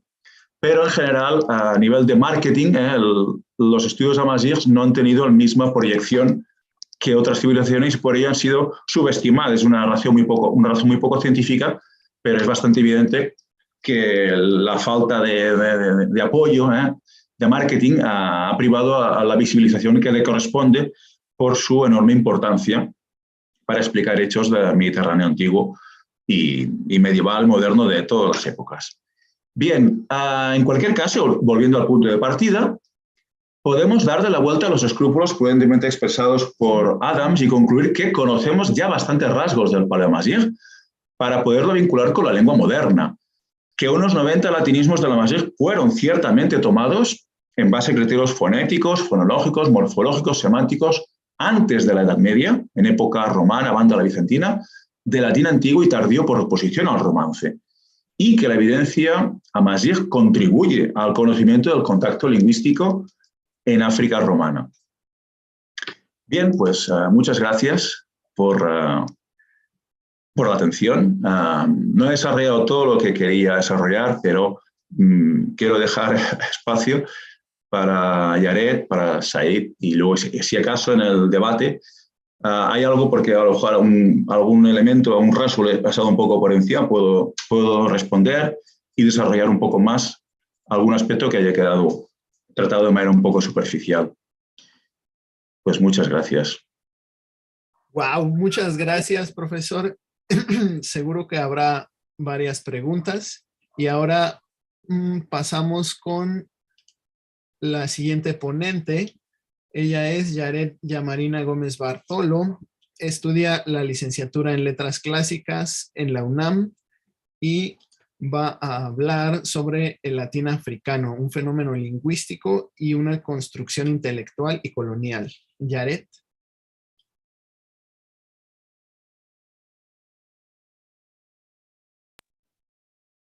Ok, ya. Buenas tardes. Voy a compartir mi pantalla. ¿Dónde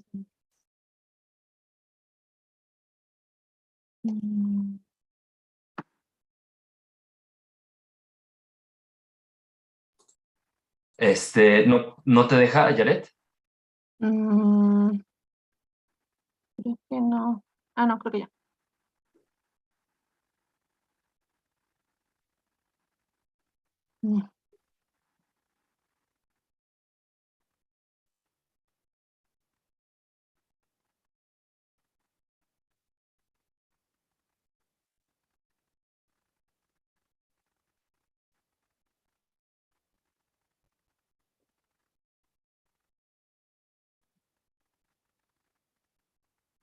Lo siento.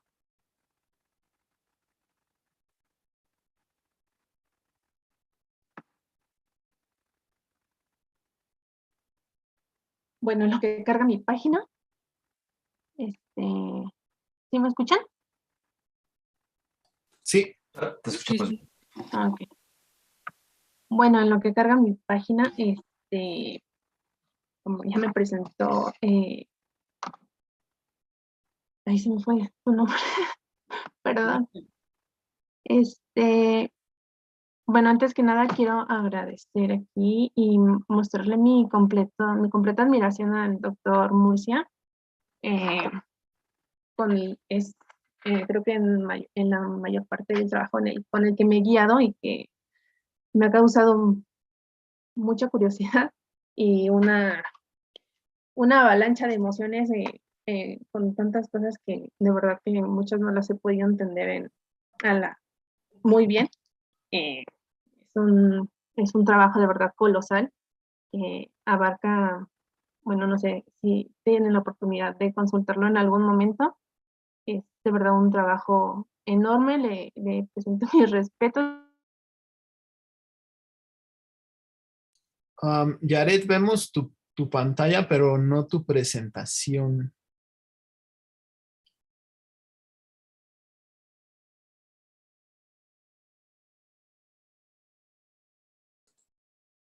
Y creo que se le fue la voz, ¿verdad?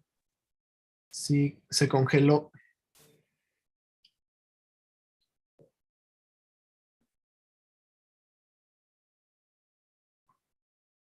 Arturo, ¿hay una manera de destrabar la computadora de Yaret desde el Zoom?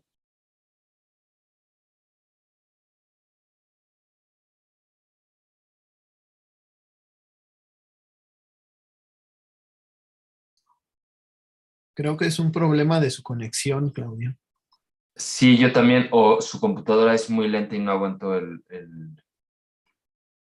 la transmisión. Arturo, ¿hay alguna manera de digamos, sacar su computadora? Pero no me escucha Arturo, ¿verdad? Claudio, que empiezas a ir a destruir un poco. Sí, yo creo que sería bueno y después Yaret, solo que no sé cómo hacerle para que deje de compartir su pantalla. A ver, lo voy a hacer yo.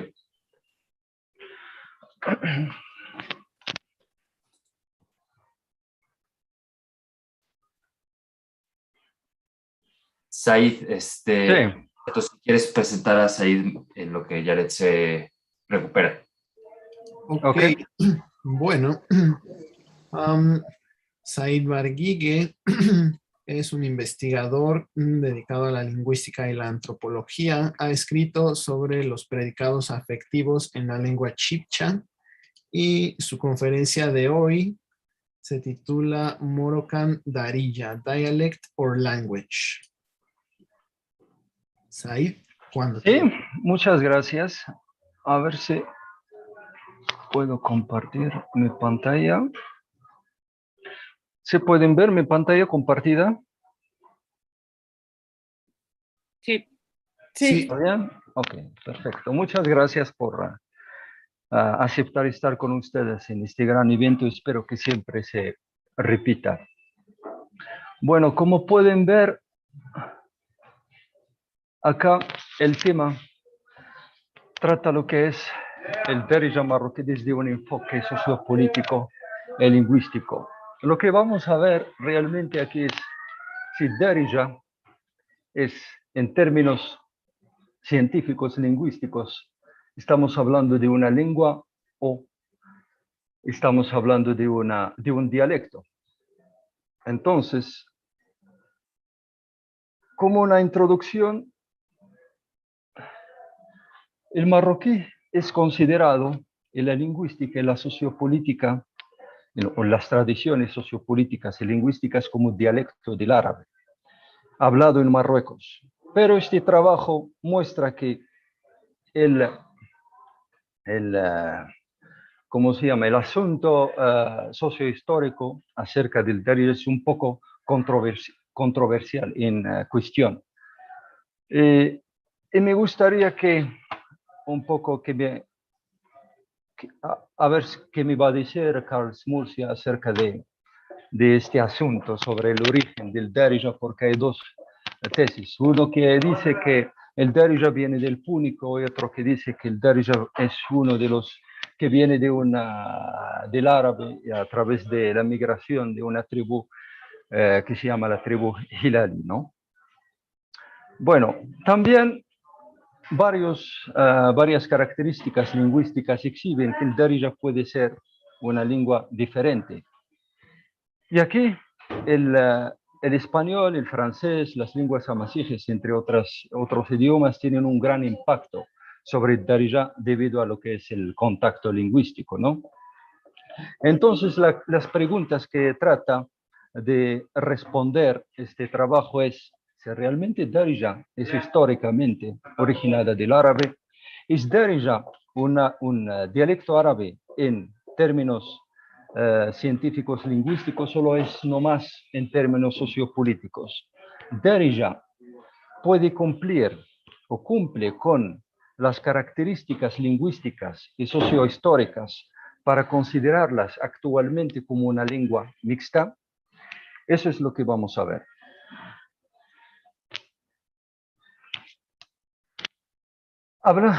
Vamos a presentar un acercamiento sociopolítico acerca del Darija. En Marruecos, la palabra Darija socialmente significa dialecto para diferenciarlo del árabe estándar. Se le llama también magrebía. No tiene un rango oficial en Marruecos, pero es usado diariamente, no solamente en las calles, sino también en los medios de información marroquíes, en la educación primaria, en todos los niveles de la administración, en el gobierno, excepto en algunas intervenciones públicas formales y en ocasiones muy solemnes. Hay una cultura popular muy inmensa en Darija.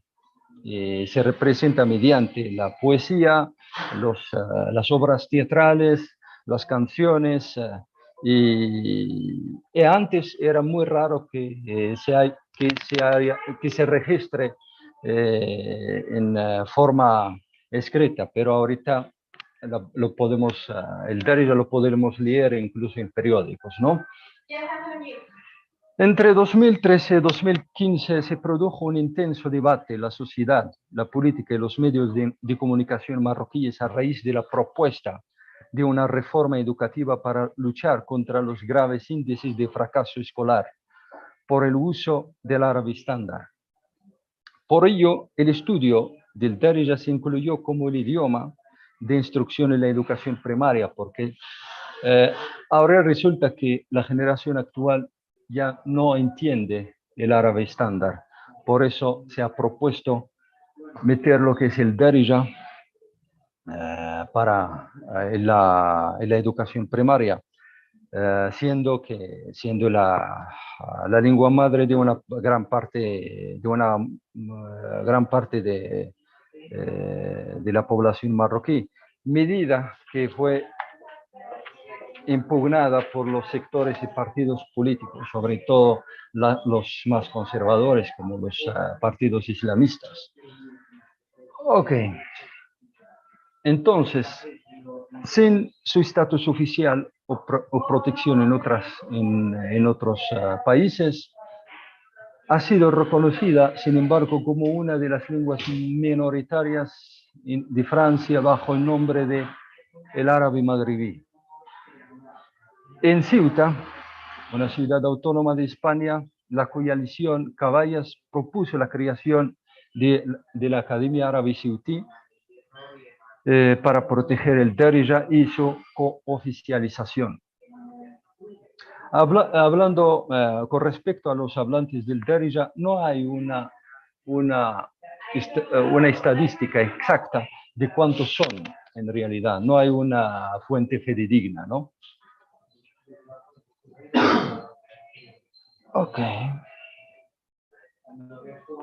Ok, ahorita hablando de lo que es el origen del Darija, hay dos tesis.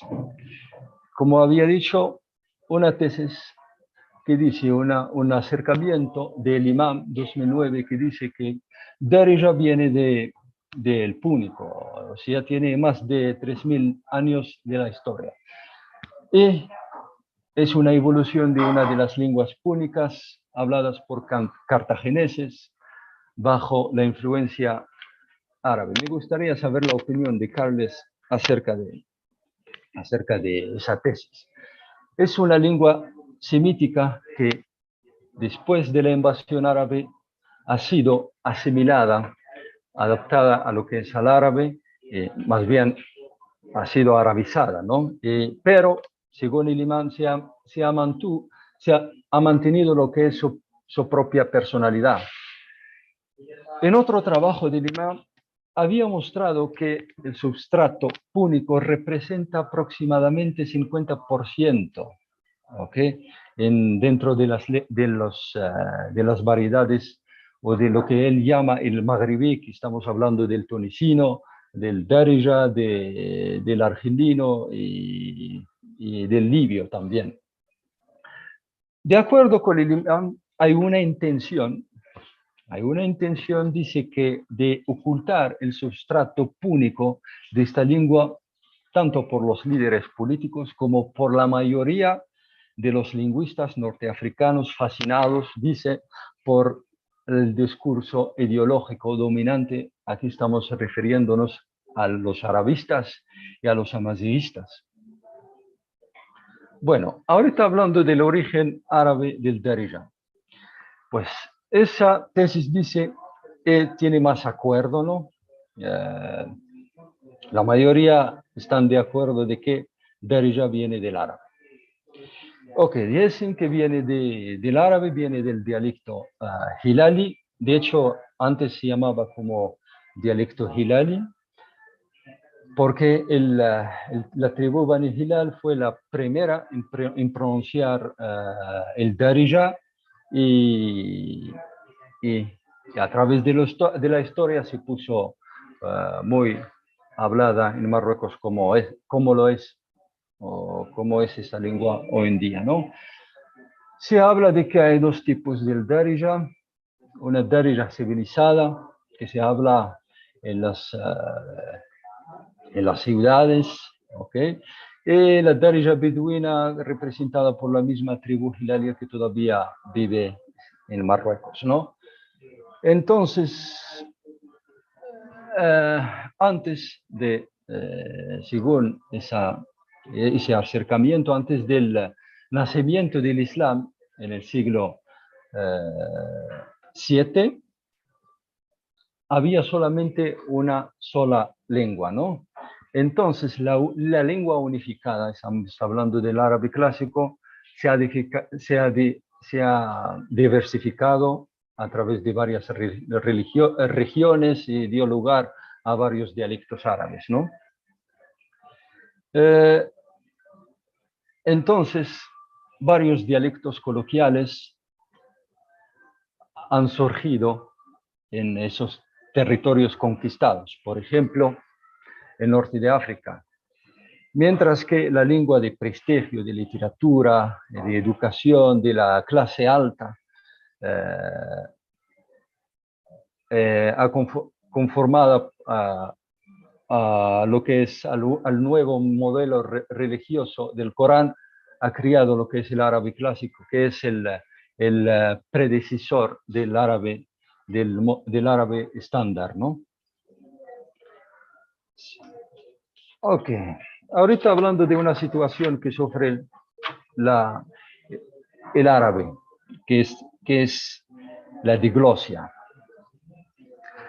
De acuerdo con el árabe estándar se caracteriza por una situación distintiva llamada diglosia. Ferguson define diglosia literalmente como dos lenguas, una condición donde, además de los dialectos hablados de una lengua, hay una lengua de alto prestigio usado en situaciones formales.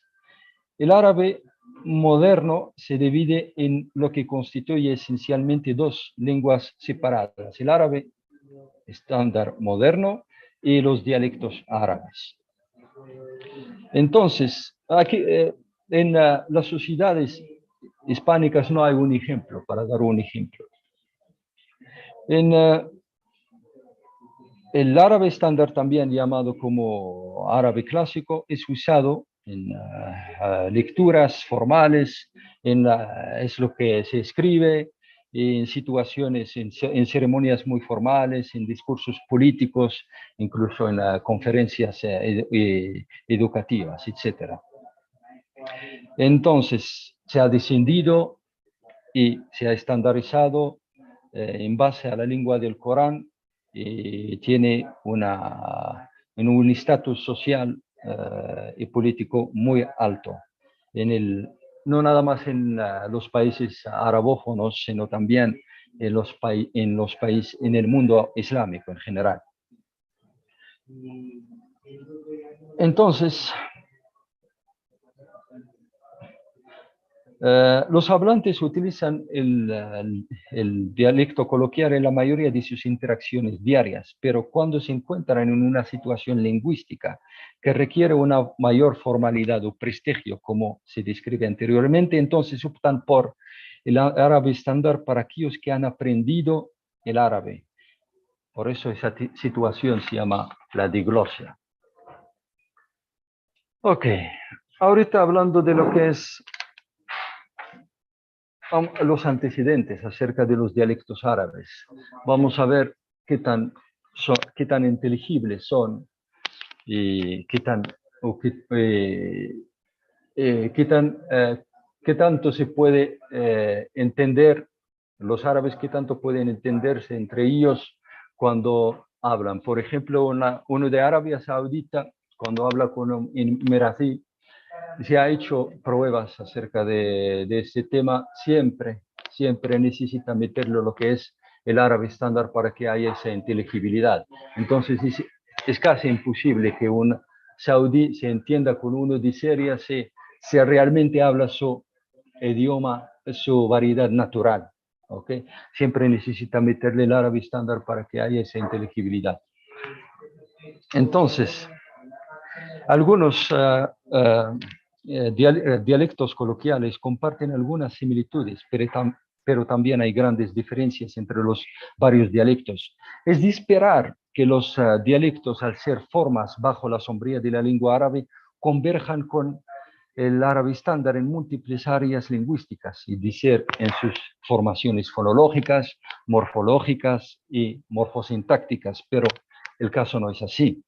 Algunas de las variaciones entre los llamados dialectos son tan grandes que ni siquiera son mutuamente inteligibles, pero por esto algunos los consideran como lenguas autónomas. Por ejemplo, la mayoría de los saudíes, como había dicho, no puede entender a un marroquí si el marroquí habla su lengua naturalmente, ¿no? Porque si el marroquí habla con un árabe saudita, siempre le tiene que meter lo que es el árabe estándar para que haya esa inteligibilidad. Porque yo doy clases del árabe siempre a esa cuestión, ¿no? De la no inteligibilidad entre una variedad de Arabia Saudita entre lo que es el Darija, ¿no? Algunas organizaciones como Ethnologue, la Organización Internacional Ethnologue por la Estandarización, considera que esas variedades, que son aproximadamente 30 variedades diferentes, son lenguas diferentes, mientras que otros como the Library of Congress los considera como dialectos del árabe. Bueno, ahorita vamos a ver lo que es ese contraste entre la lengua y el dialecto en sociopolítica y lingüística. Existe un aforismo que dice que a veces una lengua es un dialecto con ejército y marina. ¿Qué quiere decir? Este aforismo señala la influencia que las condiciones sociales y políticas pueden tener sobre la percepción que tiene una comunidad sobre el estatus de una lengua o dialecto. El adagio fue popularizado por el sociolingüista yiddish Max Weinreich. El aforismo, en varias partes del mundo hay dialectos que sociolingüísticamente son considerados como lenguas, pero lingüísticamente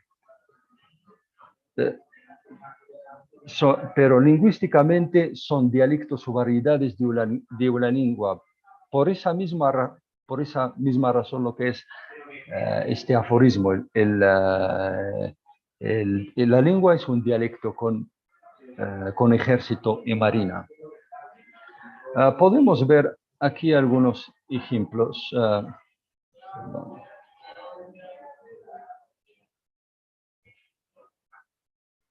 Yo he contado más de 40 lenguas, ¿ok? Que son consideradas como lenguas en la sociopolítica, pero en términos científicos, lingüísticos, no son lenguas, son dialectos, como por ejemplo el valenciano, el catalán, el danés, el noruego, el sueco, entre otros, hay un montón. Urdu, el hindi, por ejemplo, son las mismas lenguas. En Pakistán dicen que no, es una lengua diferente, en India dicen que es una lengua diferente, es igual. Lingüísticamente es así, ¿no? El filipino, el tagalog, el malay indonesio. En mi trabajo, en mi artículo, hay una gran lista de este tipo de lenguas variedades, ¿no? Entonces, luego tenemos los dialectos que se consideran en sociopolítica, ¿cómo se puede decir?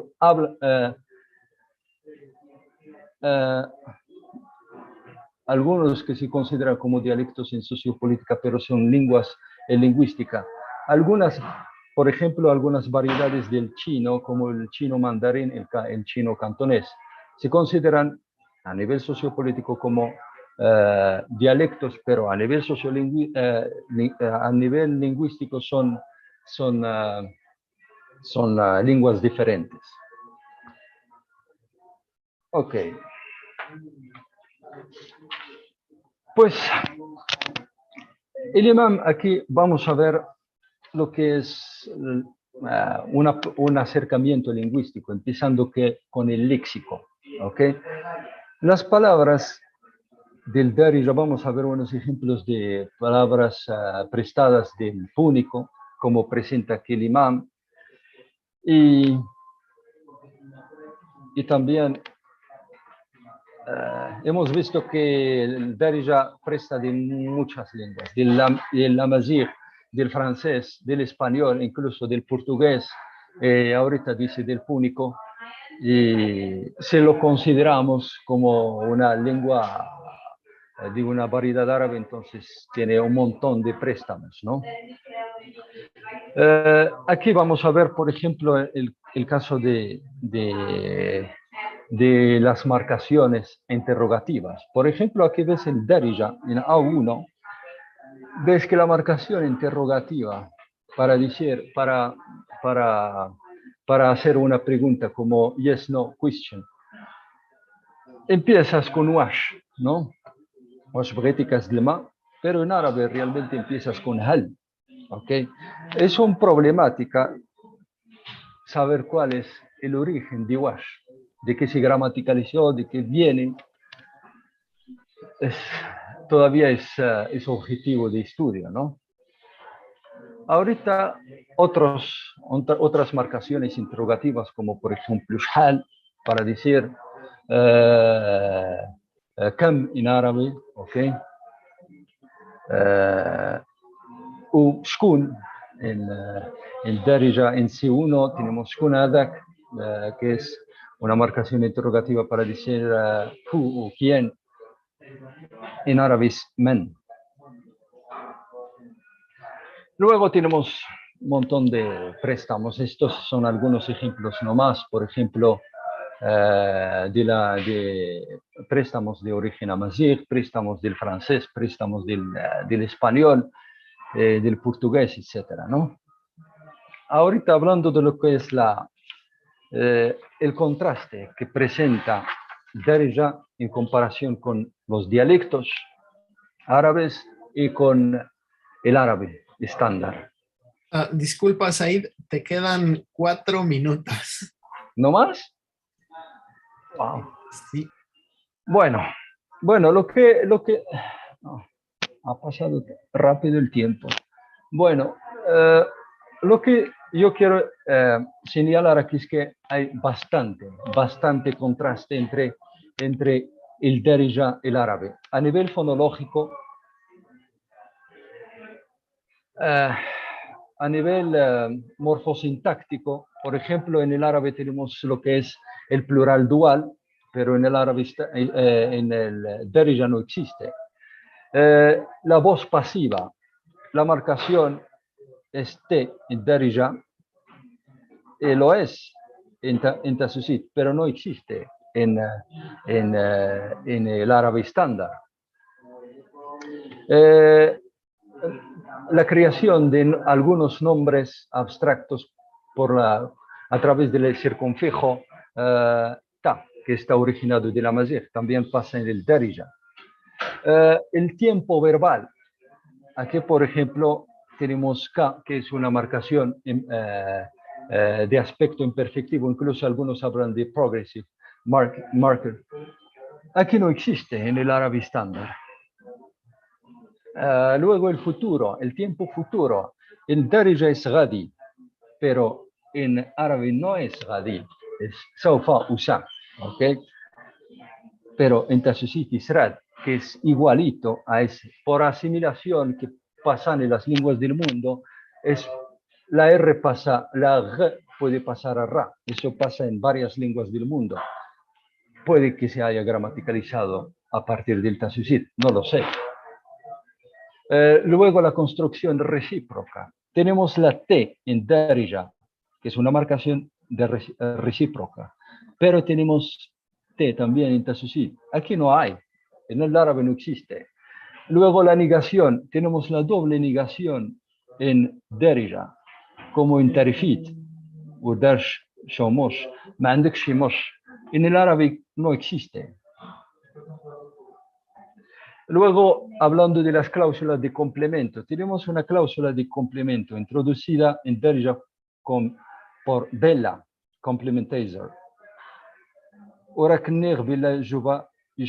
Bella también es un complementizer que introduce una cláusula completiva. Luego, las cláusulas relativas. Tenemos le en Darija y tenemos le en Tasusit. Luego vamos a ver un co-switching, que es una característica que caracteriza lo que es las lenguas mixtas. Por ejemplo, aquí en Darija se puede formar toda una oración originada de una sola lengua. En este caso, por ejemplo, el francés. Je pense que ça marche. Es un lenguaje natural, ¿no? A natural discourse.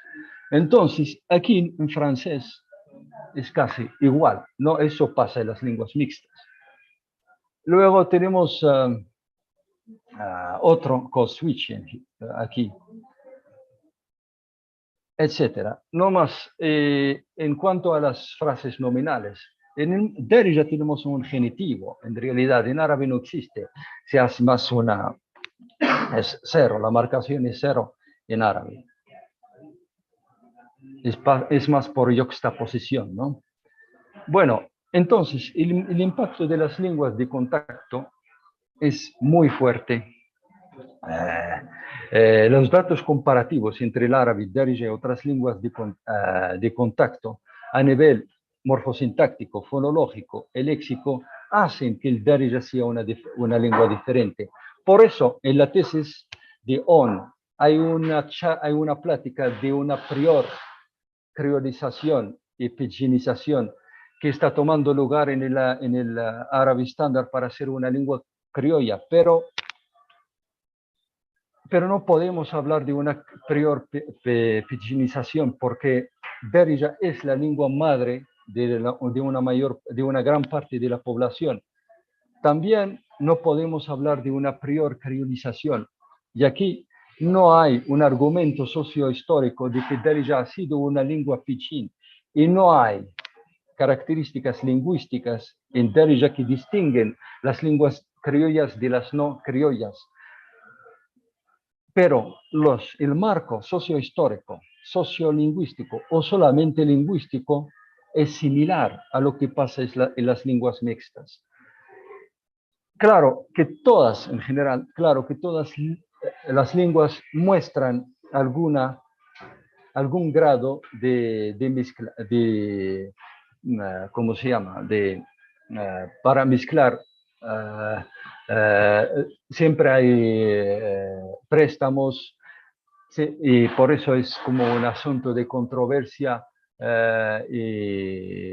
de cuál es realmente el concepto de una lengua mixta, pero de lo que están de acuerdo las teorías acerca de las lenguas mixtas es que el code switching es un criterio importante para considerar una lengua que es lengua mixta o no. No más una...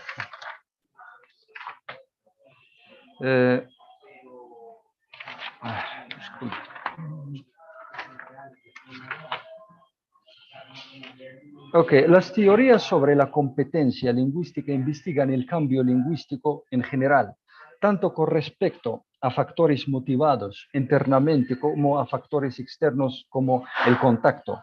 Los principios siguen en gran medida los de la selección natural evolutiva biológica, así como la replicación biológica. Los genes se copian, se replican constantemente en la reproducción natural. Estos genes replicados pueden resultar idénticos o pueden mutar o reorganizarse. De manera similar, cada hablante produce enunciados en los que las estructuras lingüísticas se replican a partir de enunciados anteriores. Estas estructuras lingüísticas, llamadas lingüimes por William Croft, pueden resultar idénticas o no, como pasa en el Darija. Entonces, Darija es una lengua mixta por dos razones. El principal tipo estructural y sociolingüístico de Darija es similar a la de las lenguas mixtas. Los procesos de formación de Darija son como los que explican las teorías sobre los posibles procesos de formación de lenguas mixtas. A nivel sociolingüístico, hay dos tipos de lenguas mixtas, las habladas por los nuevos grupos étnicos, si los consideramos los de Banu Hilal, y las habladas por, las habladas por grupos étnicos minoritarios que se han aferrado a su antigua identidad cultural resistiendo la asimilación lingüística total a un grupo dominante. En ambos casos se trata de lenguas intragrupales. Darija no surgió por la necesidad de un medio de comunicación, ya que la comunidad en cuestión ya tenía lenguas comunes, hablando del árabe y de las lenguas amazighes. Sin embargo, es un tema de debate cuáles son los procesos de formación reales involucrados en el surgimiento de una lengua mixta. El Darija existe junto con una o más de sus lenguas de origen, y las que no son la única lengua de sus hablantes a veces se denominan lenguas mixtas simbióticas. Darija surgió como consecuencia de la presión externa de algún otro grupo dominante. En otras palabras, estos idiomas mixtos suelen surgir debido a las minorías étnicas que resisten la presión externa para asimilarse a la sociedad mayoritaria y desean conservar su identidad étnica. Entonces, en este caso, la lengua mixta se convierte en un marcador de esa identidad retenida. A nivel lingüístico es probable que el cambio de código, el préstamo hayan sido factores fundamentales en la formación de cualquier lengua mixta, como vemos en el caso del Darija. Los idiomas mixtos y sus idiomas de origen no necesariamente siguen los mismos patrones de cambio. Los idiomas de origen pueden cambiar de varias maneras sin que el idioma mixto se vea afectado. O por el contrario, los idiomas mixtos pueden adoptar nuevas funciones que no se reflejan en ninguno de los idiomas de origen, como pasa, por ejemplo, en el Darija también. Bueno. Entonces, también Darija, en otras palabras, Darija pertenece, en base a las teorías acerca de las lenguas mixtas, pertenece a lo que se llama las lenguas mixtas de gramática léxico. O sea, el léxico lo puede traer de una de las lenguas de source language, de una de las lenguas de origen. La gramática o el léxico lo trae de otra lengua de origen, pero también es una lengua noun-verb. O sea, también el verbo se puede derivar de una lengua de origen, el nombre de otra lengua de origen. Y por eso podemos hablar de una lengua mixta fusionada, ¿no? Que, ahí sí. si puedes ir ya cerrando. Bueno, nada más un segundo nomás. Terminamos esa charla. Darija entonces cumple lo que es el acercamiento funcional unidireccional de las lenguas mixtas. ¿Ok?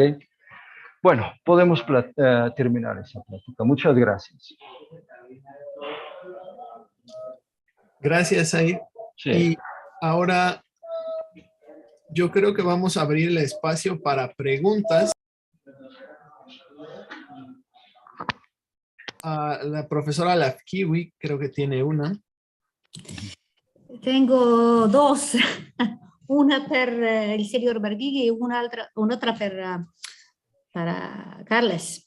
So I will, do you prefer in English or French? My Spanish, I don't want to risk it to mix it with my Italian, so I prefer to speak English or French. Vous préférez français, monsieur Barghighi?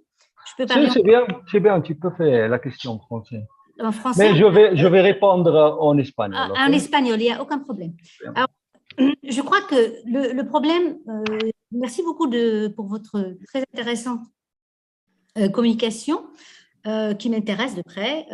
Je vous invite aussi à consulter le volume que j'ai édité il y a un moment, déjà en 2013, qui s'appelle African Arabic, Approaches to Dialectology, où justement il s'agit de ces phénomènes de mixage de code entre ce qu'on peut appeler arabe, toutes les formes d'arabe et toutes sortes de langues sur le territoire africain. Alors, il s'agit aussi du Darija. Alors, le problème, je crois que le problème ici n'est pas que d'accepter que l'arabe dialectal, comme on l'appelle, que Darija, je préfère que vous dites carrément Darija, que Darija ou Darja ou Lehja, ou etc., sont des langues mixtes. Alors là, il n'y a pas de doute là-dessus. Intéressant de savoir quelles sont l'approche fusionnelle adéquate, à mon avis aussi, pour cela. Sauf ce que je crois, dans le cas par exemple du Darija, plutôt, si l'on veut, marocain. Alors là, j'aime pas non plus limiter Darija à des nations, mais si l'on appelle marocain, il est clair qu'en comparant le tunisien, par exemple, avec le marocain ou le libyen avec l'algérien, on voit au niveau de la fusion des différences notables. Et intéressant est de savoir, à cette fusion, il y a quand même une certaine tension, si l'on veut, et dans cette tension qui est le lexificateur, si vous voulez, majoritaire, si l'on veut, qui donne la structure fondamentale, parce que ce n'est pas possible que tout est symétrique. Donc, je crois que c'est là où réside le problème, et je crois qu'il faudrait, à mon avis, et là, c'est un petit commentaire, de bien distinguer cette formation fusionnelle du phénomène de code switching. Je vous invite aussi donc, à suivre mon séminaire là-dessus, il y aura aussi un workshop, et je me demande, dans le cas du marocain, prenons marocain sans Hassaniya, parce que ça, c'est autre chose. Le Casablancais. Alors, quel est le lexificateur majeur? Est-ce que c'est l'arabe ou est-ce que c'est Amazigh? C'est très difficile. Es muy difícil contestar esa pregunta, en realidad. ¿Cuáles? En las lenguas criollas normalmente siempre se habla de una lengua base, ¿no? En las lenguas mixtas no se habla de una lengua base, para nada. Entonces, realmente las teorías acerca de las lenguas mixtas no te dicen cuánto debe de tener acá o cuánto debe de tener acá. Lo más importante es que haya ese code switching y lo más importante es que haya ese nivel sociopolítico, ¿ok? Entonces realmente no sé, puedo decir por el discurso dominante en Marruecos, puedo decir el léxico en su mayoría va a ser del árabe o puedo decir del francés y no creo que sea del amazigh, no lo creo. Porque no es el discurso dominante. En la televisión no lo es el francés. En la academia tampoco lo es el francés y el árabe, ¿no? Entonces el léxico va a venir de esos dos, el árabe y el francés. pero a nivel morfosintáctico, fonológico, es totalmente amazigh. ¿Okay? Es un amazigh con un léxico francés-árabe. ¿Okay? Por eso hay otro tipo de las lenguas mixtas. Este se llama, es una lengua mixta intertwined, intervenida, pero hay otra que es convertida. Entonces, mixed is intertwined. When you intertwine, you mix. So this is, but exactly. We could discuss about it later. And feel free to join me in the seminar. So because we will talk about that with specialists, including Bakker, including many of the names that you have cited. So, so very interesting topic. Mi trabajo tiene varios capítulos donde explica todo lo que es la lengua mixta, etc. ¿Okay? Muchas gracias. De nada. Y creo que tenía otra pregunta, profesora, para el profesor. Sí, por favor, muchas gracias. So, for Carles, I'm not sure, is he there still? Yes. Okay, so I had different, but I will stick just to one. Thank you very much for your very fascinating paper. Let's stick to one question. Why do you think that some of the lexemes that you presented couldn't have been borrowed directly from Greek? Like the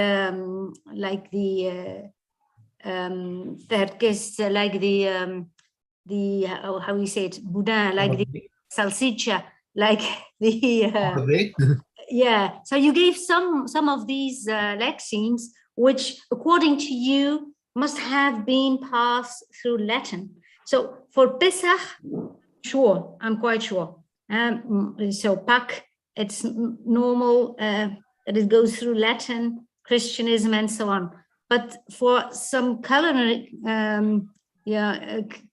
culinary stuff like you just, I think it could have passed directly from Greece. Why not? Because you were quite sure about that. So what was? I think it was Thekurdest, yeah. Thekurdest, and on that page of Thekurdest, there were some other lexemes in Greek that you said, surely they must have passed through Latin first. Why? Why is that? And thank you very much again for your interesting paper.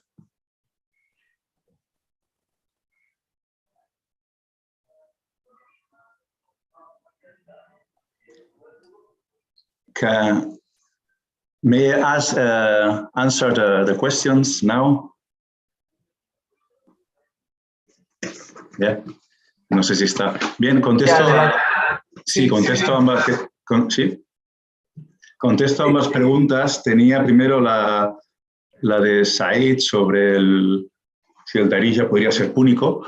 La respuesta es no. ¿Cómo sabemos que no? Pues porque el púnico sabemos que es el continuador fenicio de una lengua importada en el norte de África por gente que venía de Tiro, de Sidón, de Biblos, de ciudades de Fenicia. Lo que ocurrió es que la lengua fenicia fue sustituida por el arameo, por la conquista asiria, conocéis a Nabucodonosor, que comportó la sustitución lingüística completa del fenicio y casi completa del hebreo. El hebreo casi se extinguió antes de la nueva era.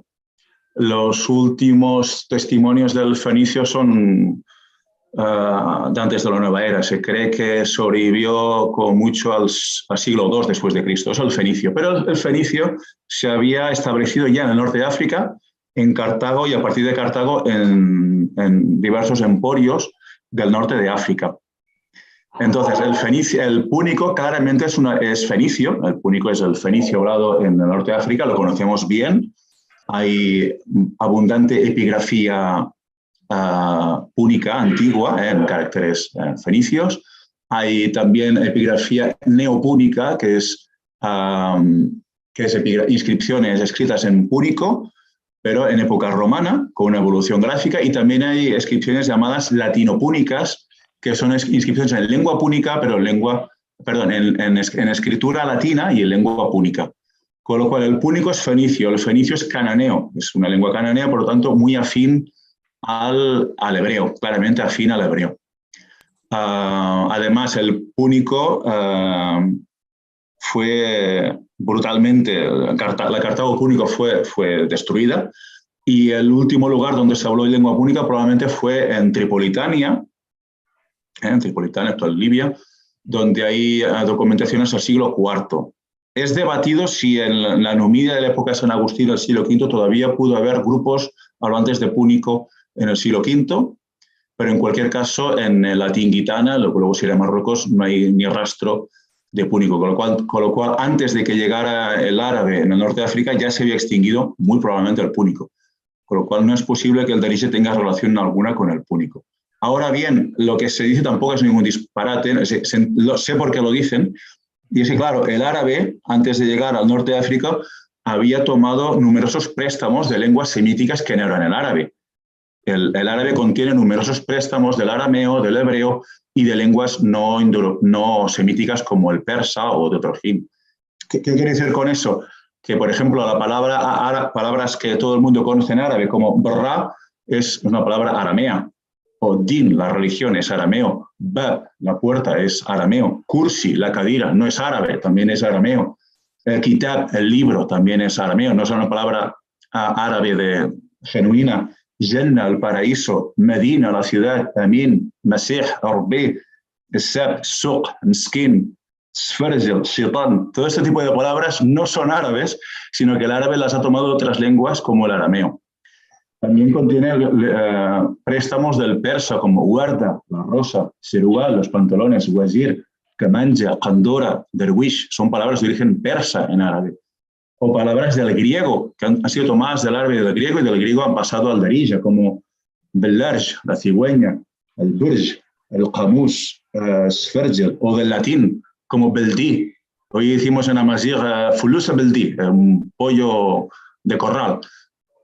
Pero beldi viene en árabe, lo tomado del latín, palatinum, o jin, jnun, jnin viene del latín genium, que el latino ha tomado del griego. Quiere decir, el árabe ha tomado tantos préstamos de otras lenguas en su avance civilizacional que contiene palabras que son afines al fenicio y por lo tanto al púnico.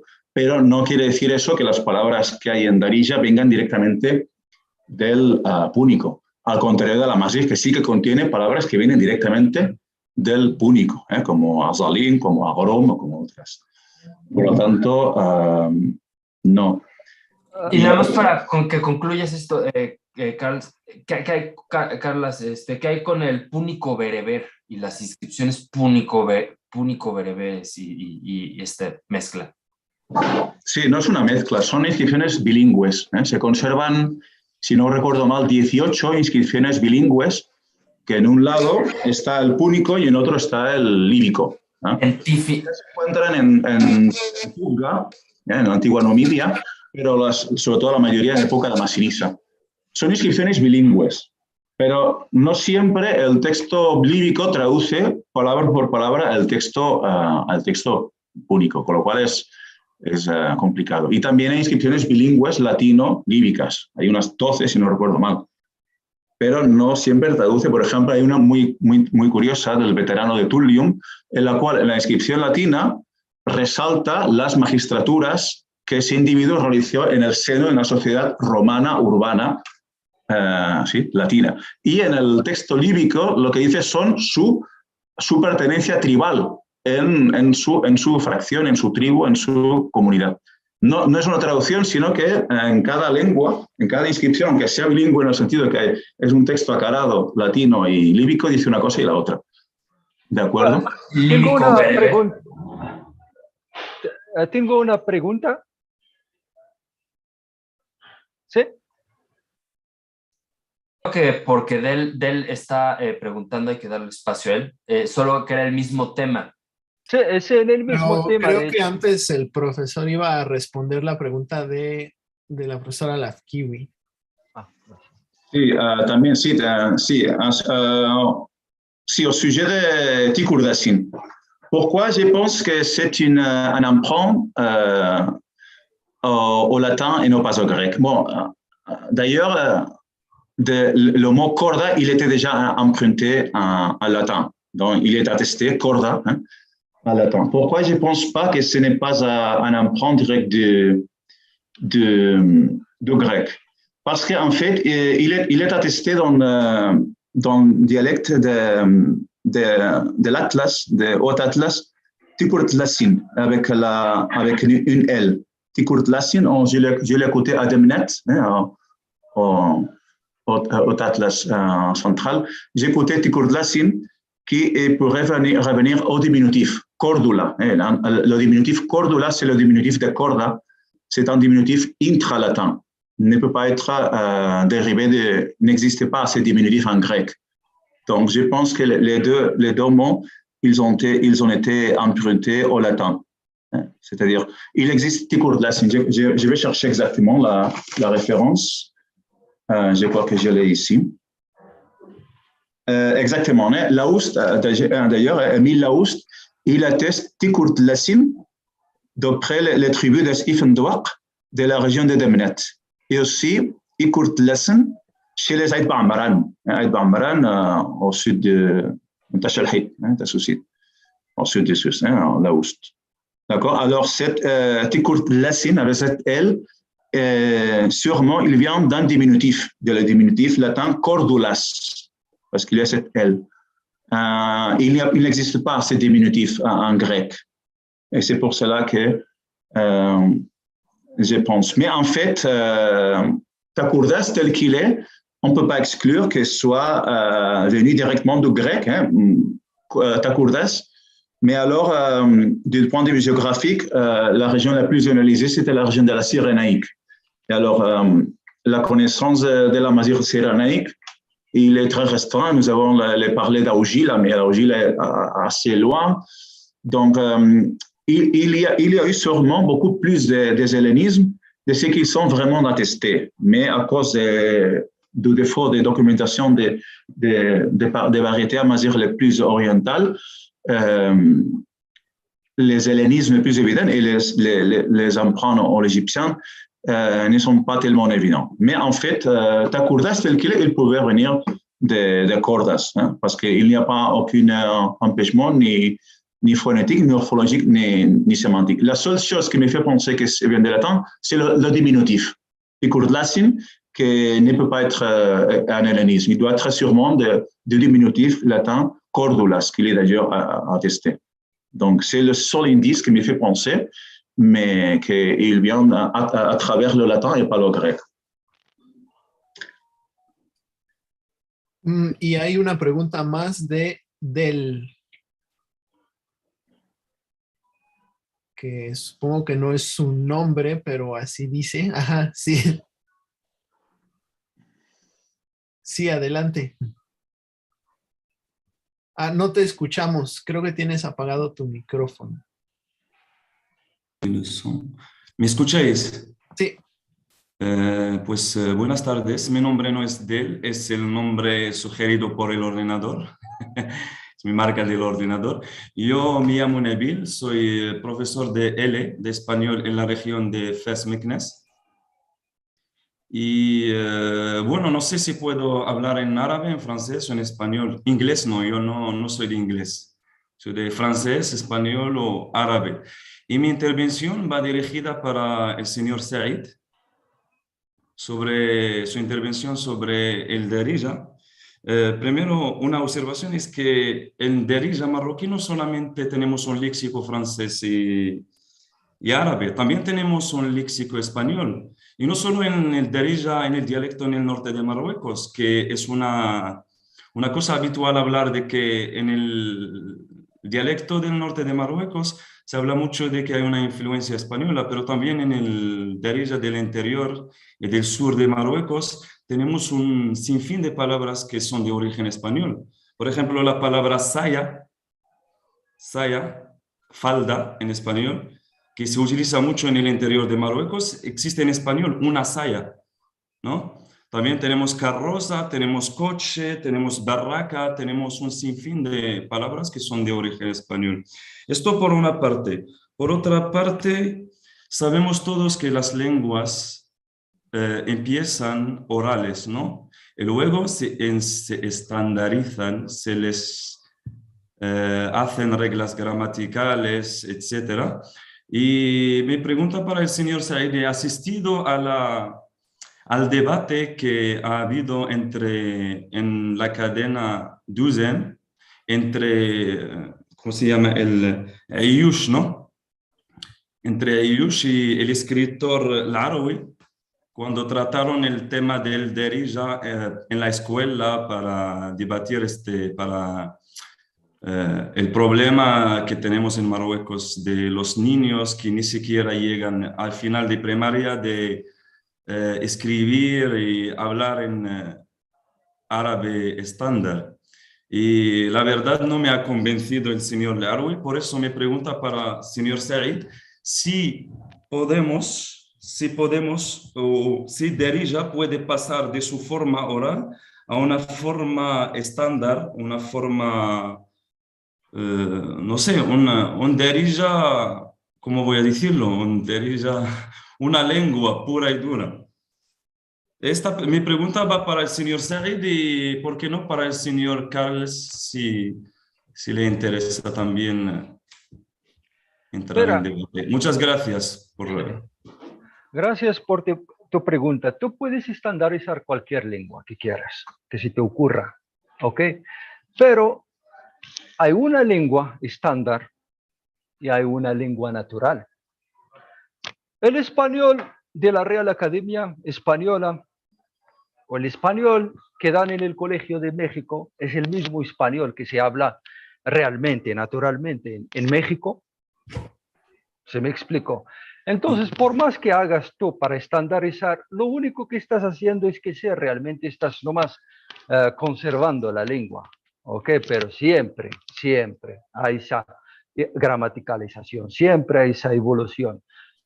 Al fin y al cabo nunca llegas a... sobre todo con una lengua mixta que es más complicada, en realidad, para estandarizar una lengua mixta. Sí, claro, le puedes hacer la gramática y todo sin problema, pero es una lengua mixta, ¿ok? Es más complicado el asunto con una lengua mixta porque todavía necesitas mucho trabajo. Si el Arwe dice que ya es el tiempo para estandarizar, no es realmente, porque necesitas primero saber de dónde viene el léxico dominante, de dónde viene la gramática, ¿okay? ¿Qué es lo que forma las funciones verbales, las funciones nominales y todo eso? Eso no existe, eso no hay. No hay trabajos que describen todo eso, que lo explican todo. Todavía no existe para tú hacer una buena estandarización. Puedes estandarizar, pero no va a ser buena estandarización. Se me explicó, falta mucho todavía que trabajar acerca del Darija, así como con muchas lenguas amazighes todavía, ¿no? Bueno, no sé si me sigo escuchando, ¿no? No, si quieres puedes... Solo yo digo que para mí siempre veo que el camino que tiene que recorrer el Darija es similar al camino de los dialectos o del bereber en Marruecos. Me parece que yo siempre considero Darija como un cuarto dialecto, un cuarto bereber marroquí. Porque como has dicho en tu intervención, las reglas gramaticales del Darija en su mayoría son del bereber, como has dicho, el dual en Darija, la estructura de la frase, etc. En su mayoría son, ¿cómo decirlo? Hay la influencia del bereber más que la influencia del árabe. Entonces, no sé si lo que ocurre con el bereber, este interés, este intento de no sé, como ha dicho también Carles, el intento de echar luz, porque el bereber ha sufrido de la falta del apoyo, de la falta de ¿cómo decirlo?, de los medios de comunicación también en Marruecos, ya sabemos. Entonces, ¿por qué no consideramos que el Darija tiene que recorrer el mismo camino que deben recorrer el bereber del Rif o del Sus o del... Sí, ahorita lo más importante realmente es definir Derija tipológicamente. ¿Qué es? ¿Ok? Eso difundirlo entre los académicos. ¿Ok? Para no hacer equivocar, porque yo tengo lingüistas y La están en señora otro plan. Kiwi creo que tiene o quiere intervenir. Sí. Sí. ¿Sí? Perdón. Sí, sí, sí. No la escuchamos, profesora. Sí. Vale. Je suis désolée de vous interrompre parce que je vois une question très importante et ça indirectement, ça a à voir aussi avec ce que vous dites, parce qu'il ne prend pas la parole et peut-être parce que la connexion est très mauvaise. Alors, je sers de médiatrice. Alors, il y a Monsieur Talebi Hamid. C'est une question pour Carles Murcia, mais elle vous concerne aussi. Pourquoi vous considérez le grec et le latin source des mots communs entre le berbère et ces langues? Pourquoi ne pas penser inversement? Et il donne comme exemple, toujours on est en plein boudin, le cas de Sekurdes. Il dit alors Ekur, Eskur, de envelopper, enrouler, Edes et Edis, c'est connu quand on connaît Damazir, c'est le abat, intestin, le bas-ventre en fait. Alors là, c'est pour, je relais, hein, parce que je trouve que c'est une question intéressante et elle rejoint ce que j'avais dit. Donc, c'est pour Carles. Donc là, je suis désolée si j'ai intervenu, mais je crois qu'indirectement, elle vous concerne aussi, s'intéressant à Derija, parce qu'il s'agit de ça. Oui. Merci beaucoup. Oui. Oui, il y a en fait plusieurs questions qui ont été soulevées par Hamid Talebi. Je vais répondre les trois parce qu'il a parlé parmi ses interventions à propos de Tafaska. Il soulignait qu'en Wolof, il se dit Tabaski. Je n'ai pas parlé de ça, mais il est évident que la fête des sacrifices s'appelle Tabaski, Tobaski, pas seulement en Wolof, mais en général, la plupart des langues de la vallée du Sénégal, c'est-à-dire Serer, Fula et d'autres langues de cette région. Alors, pas seulement le mot de la fête du sacrifice, mais aussi les noms qui réfèrent les prières. Hein, les prières musulmanes en Wolof et les autres langues des peuples musulmans de cette région sont en amazigh. Ce qui veut dire que lorsqu'ils ont été islamisés depuis le 8e siècle à peu près, ils ont été islamisés par des populations, bien sûr, amazigh, telles qu'ils étaient les Zenaga. Et en fait, que l'islamisation de l'Afrique du Nord, ça a été fait en langue amazigh. Hein. En fait, les emprunts les plus anciens à l'arabe, ils ont un comportement phonétique irrégulier. Hein. Tazalit, Imsida n'ont pas le même traitement phonétique à Azum que les autres emprunts. Ce qui veut dire que l'islamisation, jusqu'au 11e siècle probablement, elle a été faite en langue amazigh en Afrique du Nord, et c'est pour cela que l'islamisation qui a été faite par des populations amazigh des peuples de la vallée du Sénégal et de la vallée du Niger et du bassin du Tchad, elle a été faite par des populations amazigophones qui prêchaient l'islam en langue amazigh. Ça d'une part. Notre part est pourquoi j'ai parlé de l'influence du latin et du grec en amazigh, mais pas inversement. C'est justement parce que c'était le sujet de ma présentation, mais il y a bien sûr des amazighismes en latin africain qui ont été soulevés dans ma thèse doctorale. J'ai parlé par exemple des mots d'archéologie hydraulique comme gemio, qui apparaît seulement dans les tauletas Albertini, dans l'inscription en langue latine, des noms qui sont amazigh, ils n'existaient pas, qui sont introduits dans la langue latine, qui apparaissent dans l'inscription déclinées en latin. Il y a pas les Goura dans la région de Tripolitaine. Il y a bien sûr des amazighismes en latin africain qui ont été attestés. Et aussi dans le grec des Cyrénaïques. Moi, ces cas, je les ai mis déjà il y a plus de 10 ans dans ma thèse doctorale. Mais pour comment savoir quelle est la direction de l'emprunt, c'est la question. Comment savoir si c'est l'amazigh qui l'a emprunté au grec ou au latin ou inversement? il y a bien sûr surtout les contraintes phonotactiques. Par exemple, comment je sais que le mot latin asinus est l'origine de la masure asnus et pas inversement. Il y a deux éléments. Il y a l'élément phonotactique, c'est-à-dire en amazigh, il n'y a pas de racine qui commence et termine avec la même consonne, hein, asnus, sauf qu'il s'agit d'un nombre de nombres, par exemple smous, hein, en général, ça n'existait pas en amazigh, d'accord? Donc, et il y a une raison sémantique, c'est-à-dire dans la langue d'origine, le sens il est toujours plus large, tandis que la langue d'emprunt, le sens il est plus restreint.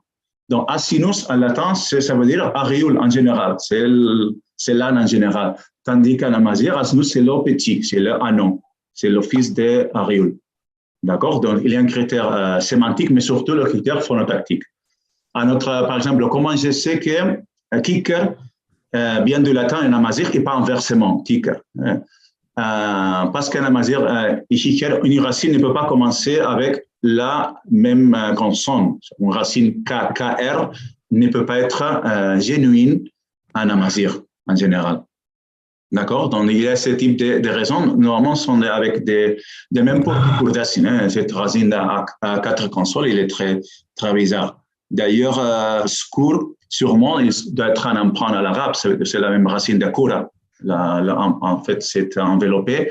Donc, sûrement, en plus, la composition en amazigh est très rare. Il existe. Il y a mefeman, il y a irsdis. Il y a bien sûr des mots composés, des lexèmes composés en amazigh, mais sont plus rares. Alors, l'emprunt direct, il est une explication beaucoup plus, qui fonctionne beaucoup mieux. En plus, c'est le même sens en amazigh qu'en gréco-latin.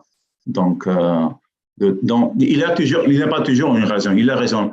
Les contraintes phonotactiques, normalement, c'est le plus important parce que les contraintes phonotactiques en langue amazigh sont très exigeantes. Il y a des raisons sémantiques, il y a des raisons culturelles aussi. Donc, mais bien sûr, je n'ai pas parlé des emprunts des mots d'origine amazigh, en latin et en grec, et bien sûr, il y a. Mais ce n'était pas le sujet de ma présentation. Et voilà, je pense que j'ai répondu à Hamid Talbi et à Mina Lafkiwi, plus ou moins.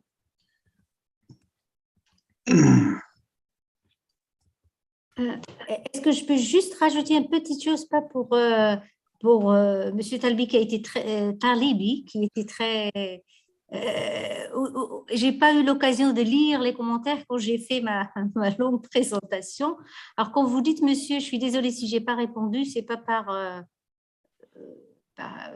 par oubli, c'est juste qu'il n'y avait pas le temps. Quand vous dites remarque pour matmata, il faut... Oui, je suis tout à fait d'accord avec vous. Matmata qu'il faut rajouter s'il s'agit de matmata du Maroc ou du Tunisie. Mais la carte en fait que j'ai présentée a été reprise avec la référence d'où j'ai prise. Je ne l'ai pas fait moi-même.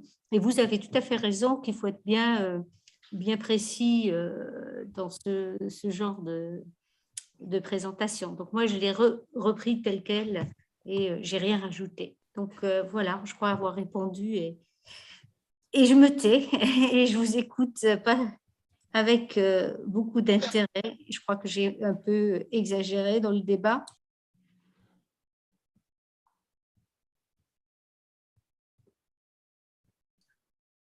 Bueno, yo tengo una pregunta también para el doctor Carles Murcia. Ahora que dijo lo de que Asinus dio Asnus, recuerdo haber leído en un manifiesto en favor de la cultura amazigh que se sostenía ahí que una de las pruebas de que Apuleyo es esencialmente amazigh es que el nombre de su obra, Asinus Aureus, que en realidad aparece hasta después de Apuleyo mismo, se podía pasar como fielmente, decían, al Tamazigh y daban el ejemplo, ¿no? Que era algo así como Usnus Nuarek, algo así. Y entonces, recuerdo que incluso en su tesis, usted, doctor, expresa pues cierto extrañamiento de que de un autor, ¿cómo dice? De un autor nascut en plena Numidia y todo eso, no podamos recibir ninguna palabra o ningún dato lingüístico concreto del paleoamazigh o del amazigh en su época. Pero quisiera saber qué tanto considera usted que pesan para una interpretación lingüística de la influencia del amazigh en Apuleyo, los rastros de bilingüismo o de referencias a situaciones bilingües que aparecen en su obra. Por ejemplo, cuando menciona a los habitantes de Sicilia, dice que son los siculi trilingües, que llaman a la diosa Proserpina Perséfone, pero curiosamente acaba de decir que son trilingües y solo da los nombres en 2 lenguas, ¿no? ¿Por qué no da el nombre amazigh, digamos? Y esa es mi pregunta. No sé si la he planteado bien, espero que me entienda. Sí, está planteada perfectamente. A ver, la respuesta no va a complacer a todo el mundo, pero de hecho hay una apropiación indebida por parte de una parte del movimiento cultural amazigh de personajes nacidos en el norte de África. Septimio el Severo no era amazigh, era descendiente de una familia púnica, aunque era norteafricano. San Agustín no era amazigh, su padre era un colono afro-romano patricio establecido en Tagaste. Su madre, Mona, era de origen posiblemente amazigh, pero no tenemos en ningún lado de los textos de Agustín, podemos inferir que él tuviera ningún conocimiento de la lengua amazigh. De hecho, ni siquiera la distinguía del púnico, confundía el púnico con el amazigh. Apuleyo lo mismo, la obra de Apuleyo, aunque naciera en Madauro, estuviera rodeado de los musulmanes y otros grupos amazigh, es una persona completamente embebida de cultura griega y latina, viajó a Grecia, pero no hay ningún indicio en su obra que nos haga pensar que tuviera el menor conocimiento de la lengua amazigh. No hay ningún rastro que yo, hasta donde yo he podido leer, que nos permita saber que estos personajes tienen ningún conocimiento de la lengua amazigh. No es el caso, así que hay personajes que saben amazigh, son masinisas, son yogurtas, son yuba, estos sí que eran amazigh, pero cualquier individuo nacido en el norte de África se le identifica como amazigh. Recordad antes, cuando hablaba Mina Lazkiwi en su presentación, que no todo lo norteafricano se puede atribuir como amazigh si no hay la lengua por medio. Es decir, no era más amazigh Agustín o Apuleyo que, por ejemplo, Albert Camus, que nació, ¿no?, en la Argelia francesa, o Gabriel Camps, o una persona nacida en Melilla, pero que no tiene ni idea de que sus vecinos hablan amazigh o si hablan árabe, ni tienen idea ni les importa. Es decir, una buena parte de los colonos de origen romano del África romana no tenían ningún interés por la cultura amazigh, ni por la lengua, ni por nada, que no para ellos vivían en el Imperio Romano, hablaban latín y tenían cultura más o menos griega, pero no vivían de espaldas en gran medida a la cultura, a las tribus, a la tradición amazigh. Con lo cual, bien. Désolé, pero sí es verdad que hay una apropiación indebida de todo individuo nacido en el norte de África en la antigüedad, Septimio el Severo, Agustín, Apuleyo, por citar los casos más claros, pero ellos en ningún caso se habrían identificado como amazigh, porque no hay nada que nos haga pensar que tenían conocimiento alguno de la lengua amazigh. Al contrario, por ejemplo, sí que hay datos biográficos de los biógrafos de Septimio el Severo que decía que cuando que fue emperador romano en Roma, pero él nació en Leptis Magna, en Tripolitania, cuando su hermana la fue a ver, él se avergonzaba porque su hermana hablaba un latín pésimo, pero porque ella hablaba púnico, no hablaba amazigh. La hermana de la lengua materna de Septimio el Severo era el púnico, no era el amazigh. ¿De acuerdo? Sí, gracias.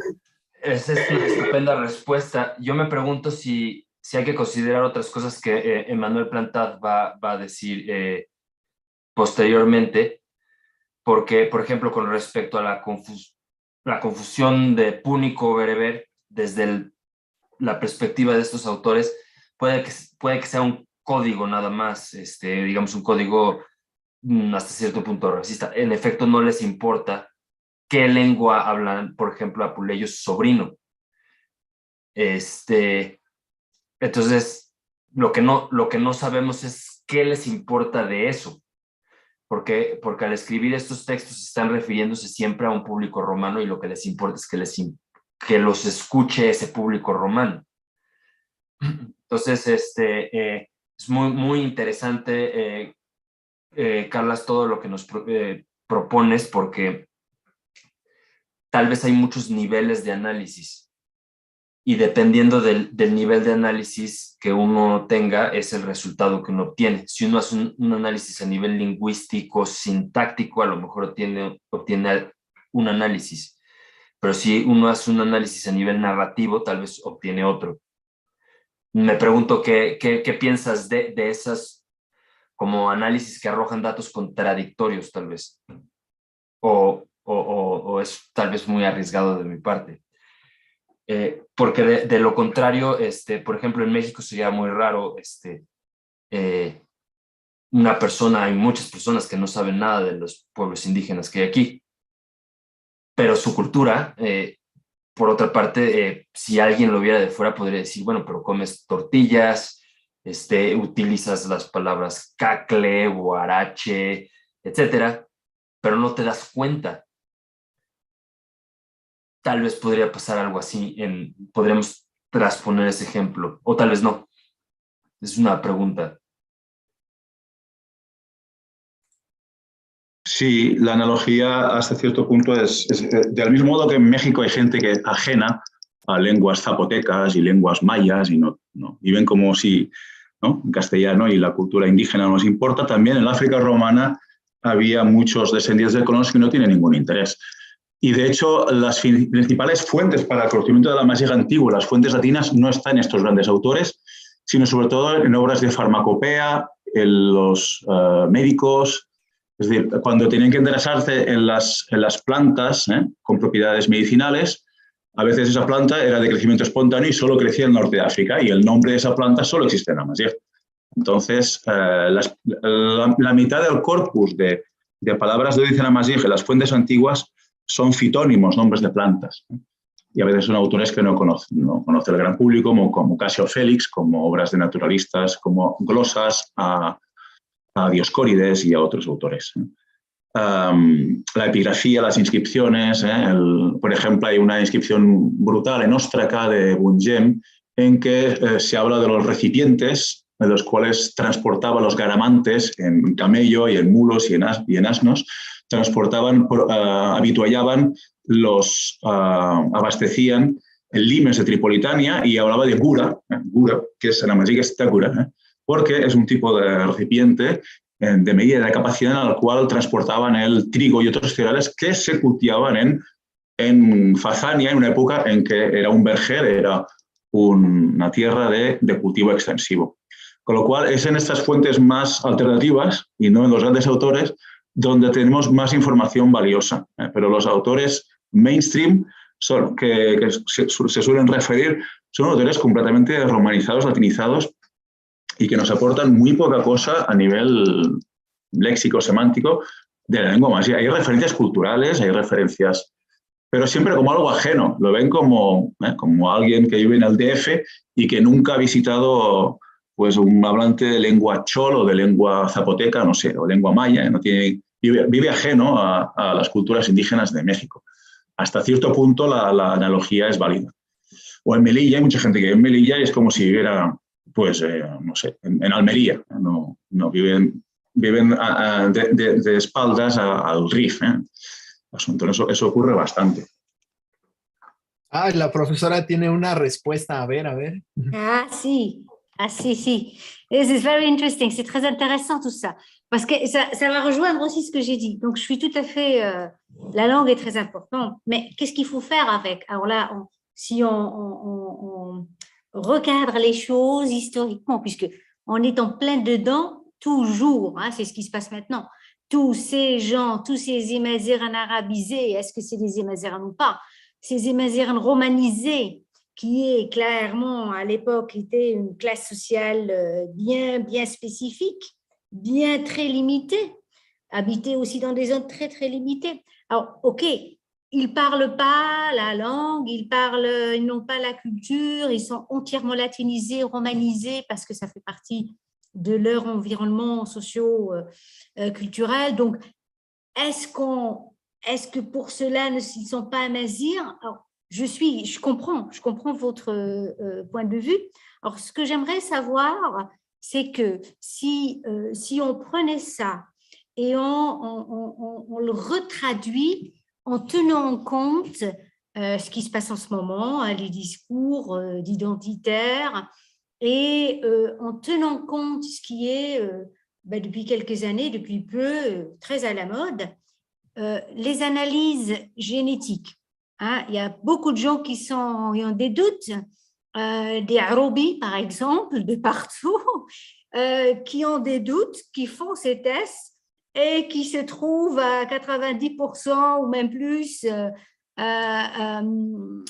nord-africains, amazirs, avec les différentes clades, etc. Alors, qu'est-ce qu'il faut penser de ça, hein, en recadrant les choses historiquement? Je ne parle pas de ce qui se passe maintenant, mais en fait, c'est le même mécanisme. Hein, on est dans le même...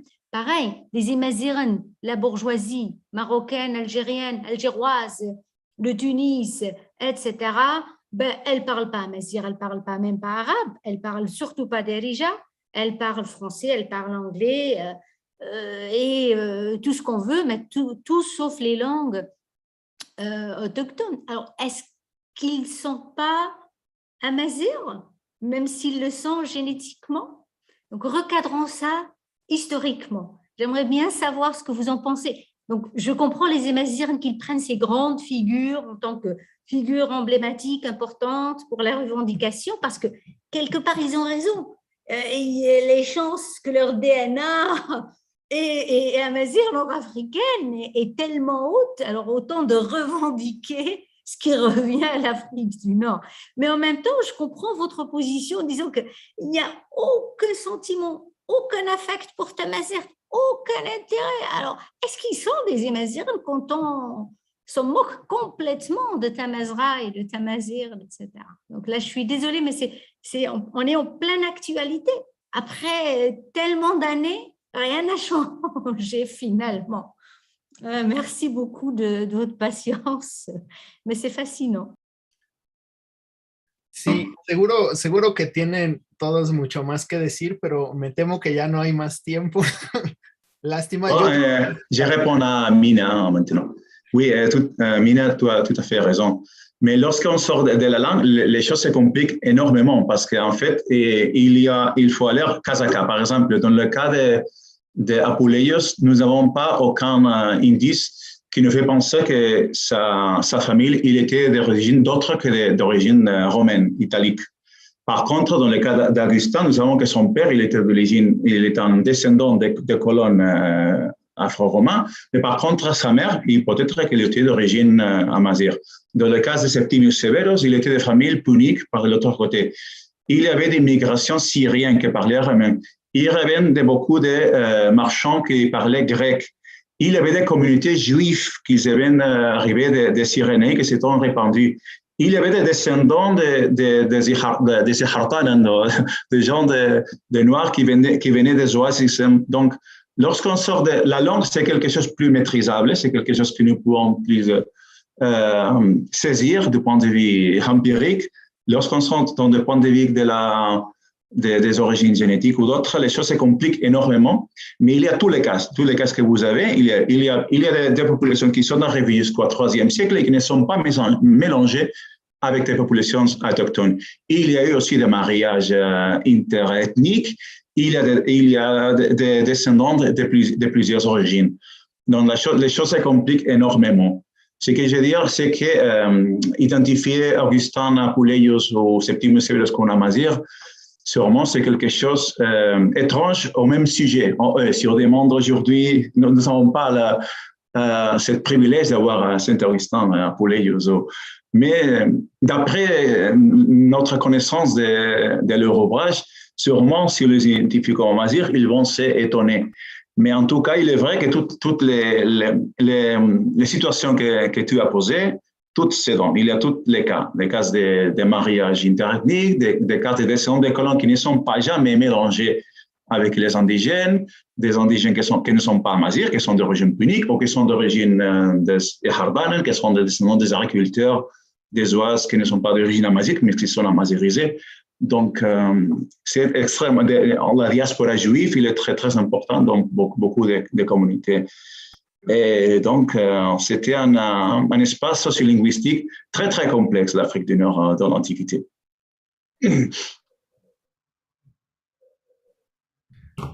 Ok, bueno, pues espero que esta discusión siga en algún otro momento y pues les agradezco mucho a todos su participación.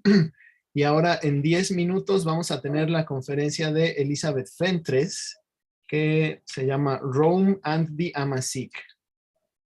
Por ahora hacemos una breve pausa y en 10 minutos volvemos. Muchas gracias a todos los ponentes y a los que participaron con sus preguntas.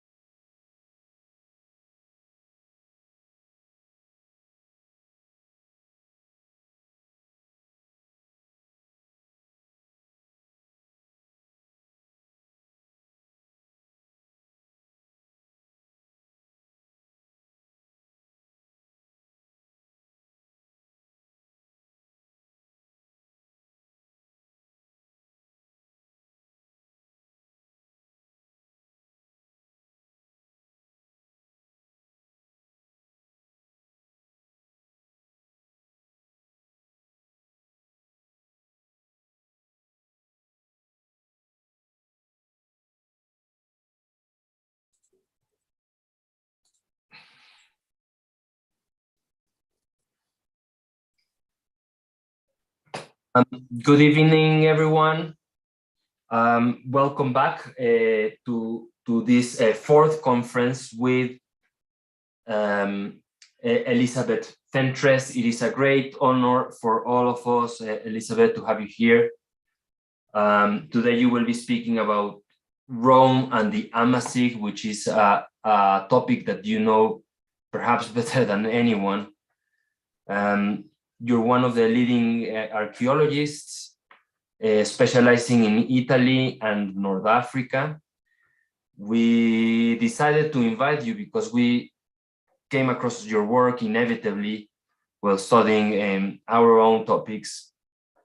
You have written extensively, and if I'm not wrong, you started writing about Numidia and the Roman army. You have a book about it, and then you moved on and expanded your topic, contributing with really useful terms, topics such as Romanization, which of course for us here in Mexico, reading the Roman history from Mexico, Romanization is a fundamental concept that you have greatly developed and introduced other discussions about this topic. So you have made it richer. And you have also written extensively about urbanization, and you just published an article some time ago about coercive urbanism, the Roman impact on North African towns in past and present. But you have other books about it, such as Romanization and the City, and creation, transformations, and failures. And of course, this is incredibly important to understand how the Romans interacted with local populations in North Africa and perhaps elsewhere as well. Elizabeth, it is a true honor for us to have you here, to be able to listen to your views about what is the situation today, what do we know now about Rome and the Amazigh, what has changed, what hasn't. So without further delay, thank you so much, and the floor is all yours. Thank you, Claudio. I've already learned so much today, but especially because I'm neither good at linguistics or at literature. So some of this is very new to me. What I actually want to talk about today is how the religious relationships between indigenous North Africans and the Romans varied. It wasn't unilinear according to context, according to social class, according to economic relationships. And my first example is a man called Navarres. During the mercenary war of 240 BC that pitched Carthage against unpaid mercenary troops, largely Numidian, a young nobleman by that name, Navarres, offered the services of his 2,000 cavalry to Hamilcar, the Carthaginian general. And Hamilcar was absolutely delighted. And Navarres says, you know, we've always been friends of Carthage.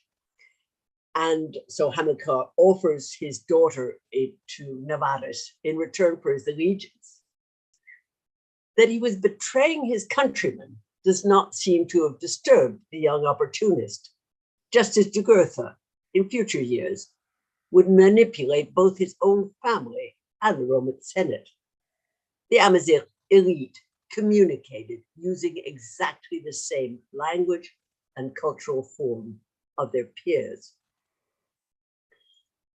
Now, in the discussion about this relationship between Rome and the indigenous people of North Africa, anachronistic comparisons of the French occupation of Algeria are almost inevitable. Nowhere has the equation of Rome with modern imperialism been more obviously applied than in North Africa, both by the colonial powers and by the colonized. I've done it myself. The post-colonial perspective turned the earlier benign view of civilizing Rome on its head as the violence of the Algerian War placed the occupants in stark contrast to the colonized. Marcel Benabou's groundbreaking work. Sorry, my slides are not changing.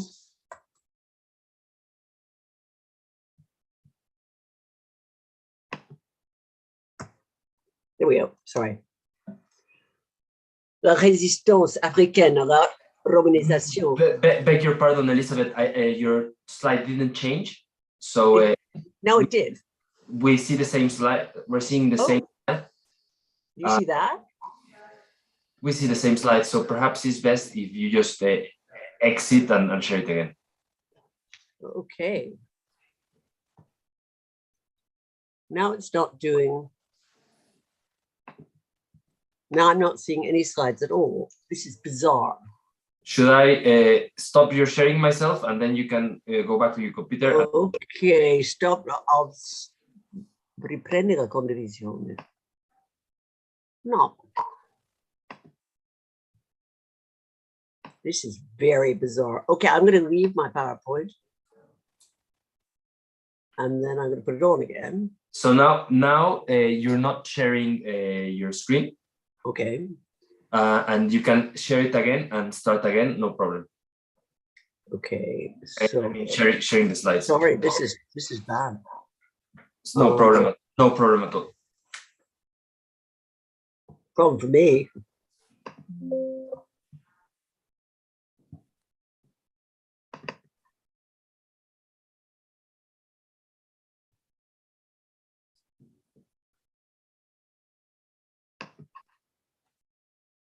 Okay, can I now share my screen again? Yes, click on the green button down toolbar.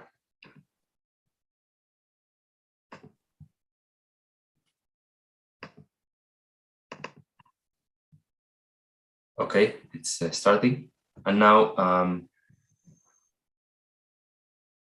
at the bottom of your PowerPoint page, you should be able to. I know, but it's that stupid toolbar is in the way. Oh, I see.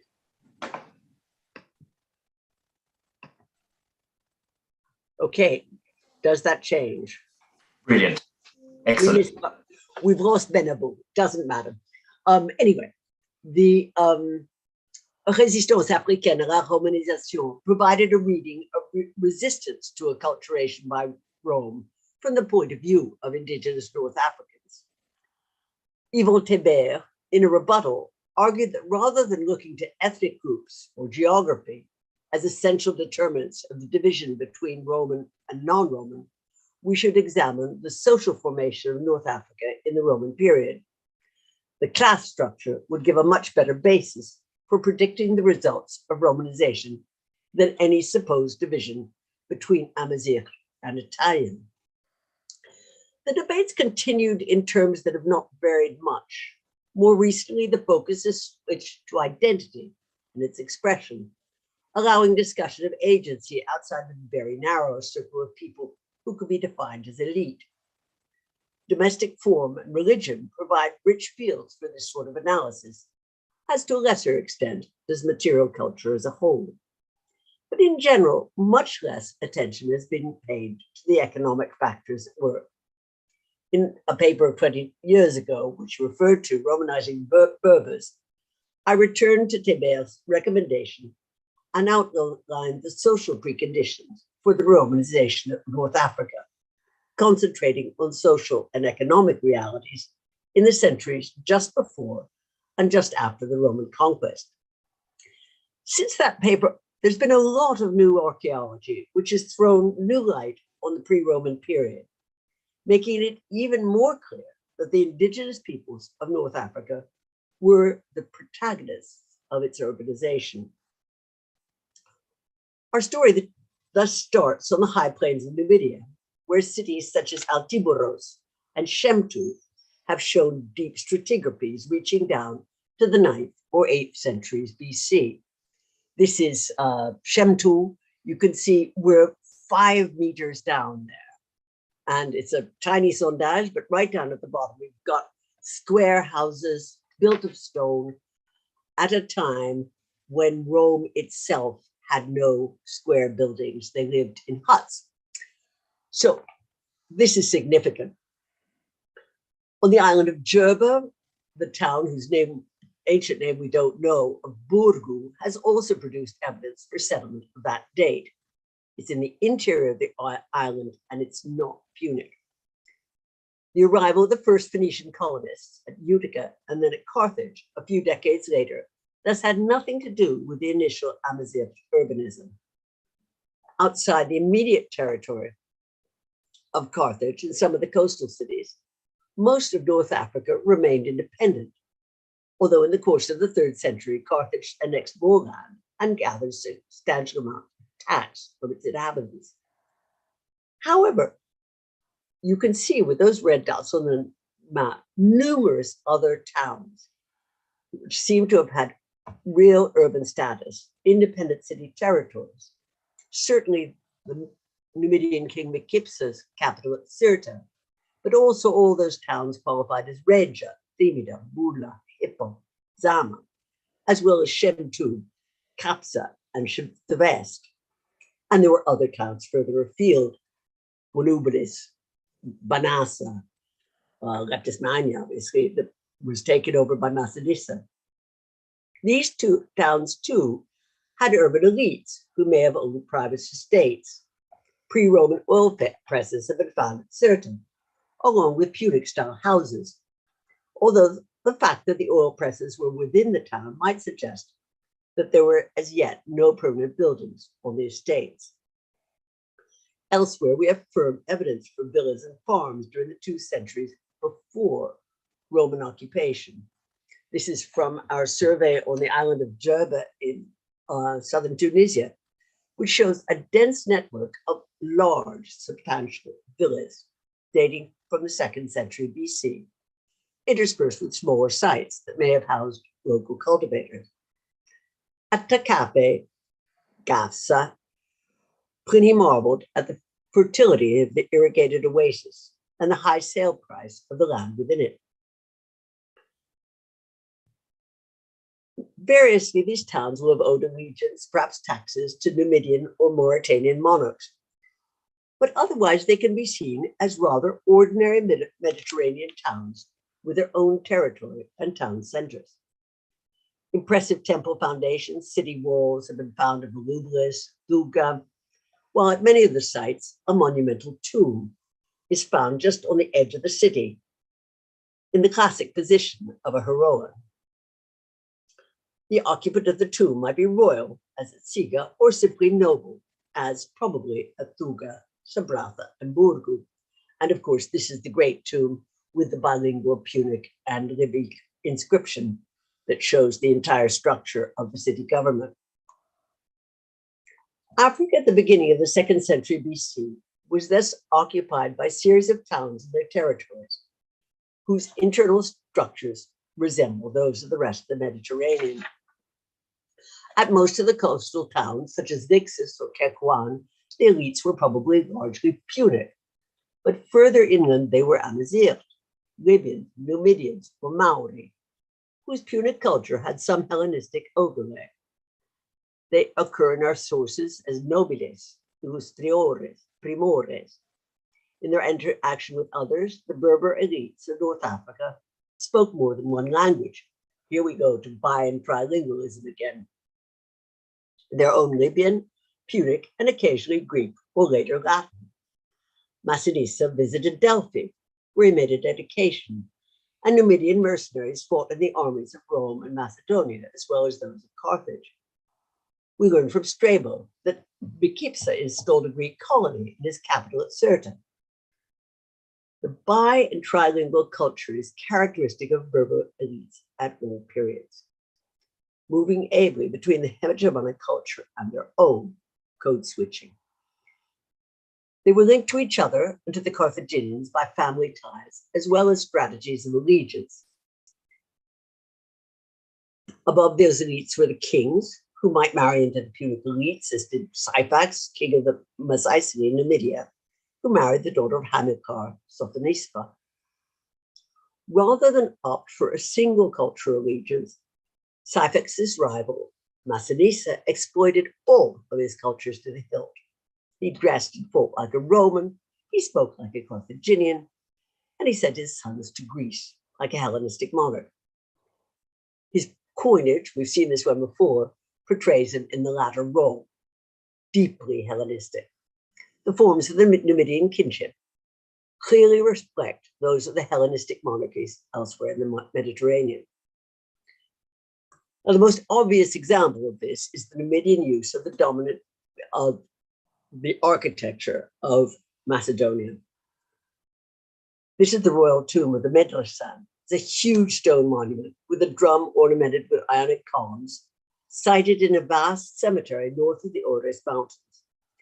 The tumuli of the cemetery are similar to all the proto-historic tombs of Numidia. They're tubular. But this is a tumulus on steroids, and Filippo Corelli and Cheber have shown that it's very likely to be reflecting the tomb of Alexander at Alexandria. It may indeed have been created by an architect from the Greek East. The tomb speaks of emulation, but it also speaks of power over resources and labor. You needed to quarry all that stone, and you needed to mine the 29 tons of lead that went into the tenons that hold the blocks together. It's available locally in the Ores, but you needed to get people to do that thing. Its vast size and numinous presence in the landscape speak of the religious aspect of the relationship between the king, whoever he was, and we don't know because it's 3rd century, and his subjects. In order to present himself as the perfect Hellenistic monarch, a king would require a court, an aristocracy to organize the nation's state and its armies. The need would have occasioned the transformation of the local chieftains of the sort we see commemorated on stele, such as that of Abizar, which may date to the 3rd or early 2nd century BC, to princes. These were the local potentates at home and aristocratic leaders in the context of the monarchy. The stele of Abizar, with its crude outline of a rider, shows such a man as represented by or for his tribesmen, but he would have presented a very different figure to his Punic peers. We can imagine the lovely head of Juba II that was found in Volubilis. We've already seen an example of such a person in Nevadis. Such tribal leaders with military skills continued into the Roman period. Another one, oh, we've lost him. Sorry, missing a good slide of the tomb of Lollius Urbicus, who went from the little town of Tidis near Cirta to become governor of Britain and praefectus urbi. But he buries himself back in the Numidian cemetery with an appropriate victory monument. Another at a lower level, we find the part of society from which tribute was extracted, both by Carthage and by the kings. Outside the immediate limits of the city's territory, we find the world of the village, whose links with the urban society were reduced to the payment of tribute for service in the army. Their own social and economic structures were certainly very different, far less transparent in terms of ownership of land or connections to an obvious elite. It's here that Romanization would be potentially more disruptive. It is thus important to understand the nature of the villages that occur so densely in the landscape. Our knowledge of these comes from mainly field surveys. There was a very important one made by Naide Verschud, fairly close to Carthage. And then this is the survey of the area of Duga by Mariette de Vos, which is entirely online and a quite wonderful piece of archaeology. What you see here is 14 settlements that are found within a radius of only 13 kilometers around Duga. And there on the hill, you have a little site called Ein Galea, which has, in the Roman period, a whole series of perfectly ordinary Roman urban furniture. But in the pre-Roman period, it's a fortified settlement that we don't know much about. Almost all the toponyms are Berber in origin, and Verschu's survey of the fortified hilltop sites in the region to the south shows that black glazed pottery dating to the 2nd century BC can be found on most of them. Verschu has shown that most of these villages had a tumulus on the outskirts, a single one, clearly visible from the height on which the village was built. You've got one on the lower right there, but I'm going to compare them to the tombs of saints or marabouts found on the outskirts of many of the villages of the Kabylie, where almost every village has one or two tombs that are monumentalized and particularly venerated by the villagers. The tombs constitute a marked element in the identity of the village itself. They're periodically restored, repainted. As such, of course, they were prominent targets for the Islamic Revolution of the 90s. In the Kabylie, the villages are independent of any direct control by outside individuals, nomadic or other villages generally. I'm talking, of course, about the early part of this century, the last century. They generally comprise a number of agnatic clans or bakarouk. The land of the clan, though not the village, was held in common until the middle of the 19th century. Village identity is reinforced in its collective institutions. In times of stress, each tribe will send a representative to the council run by the representatives of the most powerful families. And if war is declared, each family would have to contribute to the army. Since the time of Stefan Gzel, the great historian of the colonial period, the same hierarchical structure has been recognized in ancient North Africa, confirmed by the discovery of the Tabula Banasitana, which details treaties between Rome and an indigenous group described in terms of nested hierarchies of domus, familia, gens, and gentes. This is precisely the situation we must imagine for the villages of the confederation or tribe of the Afri in the pre-Roman period. These are the people that were settled in that area of Duga, or for the numerous civitas dependiari of the early Roman province.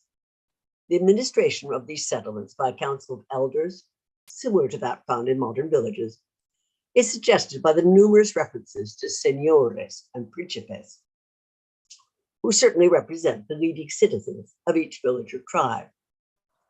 The subsistence economy of the villages was likely to comprise elements of both pastoralism and agriculture, with the herds moving locally between high pasture in the summer, stubble grazing in the autumn, plains in the winter.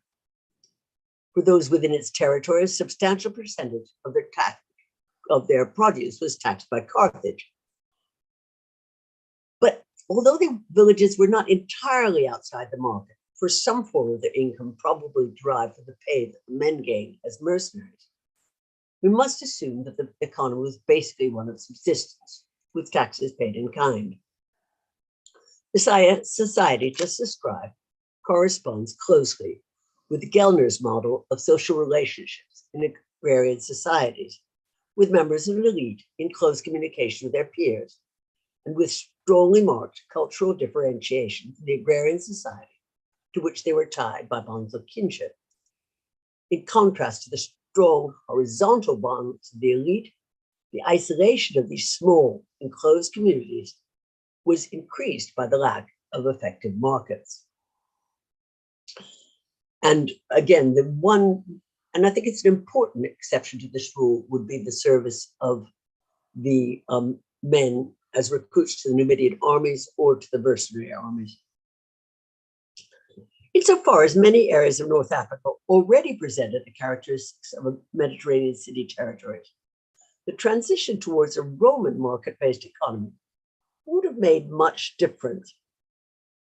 The Numidian Mauritanian tribal elites moved smoothly into the role of decurions in their towns. And I would actually contend that we can't prove that Augustine was the descendant of Coloni rather than Romanized Amazia, but let it be. The long survival of towns whose magistrates were suppies in punitive tradition only shows to what degree the Romans let things be.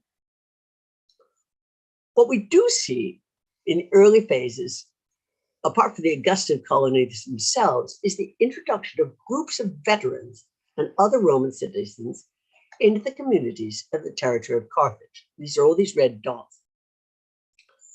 Ramsay MacMullen puts the total number of immigrants as high as 50,000, counting the population of Carthage. With no kinship ties to their new homes, the new settlers owned land individually in standard Roman fashion. This land would have been expropriated from its owners. We find these groups referred to as Pagi or Cives Romani, along with the original inhabitants, which in villages and towns we just look like, belong to the tribes of the Afri, are referred to as Incolai. We can imagine what went on. We can't prove it.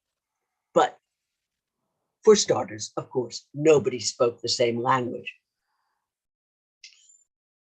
Along with these settlements came the survey into regular censuration of much of northern Tunisia.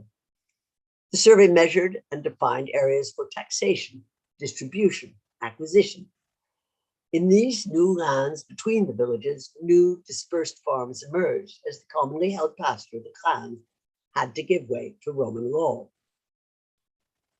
Archaeological research confirms this picture. So all those field surveys show very little individual farms outside of Jerba itself, which is an exception. Whereas by the 2nd century, you start having small sites of individual settlers away from the towns in the fields.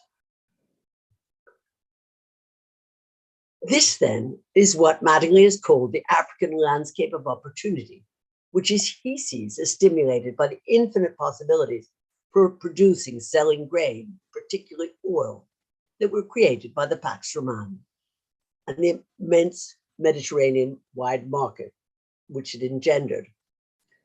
On the one hand, Roman taxation would have forced the peasants into the market because they had to sell to pay their taxes.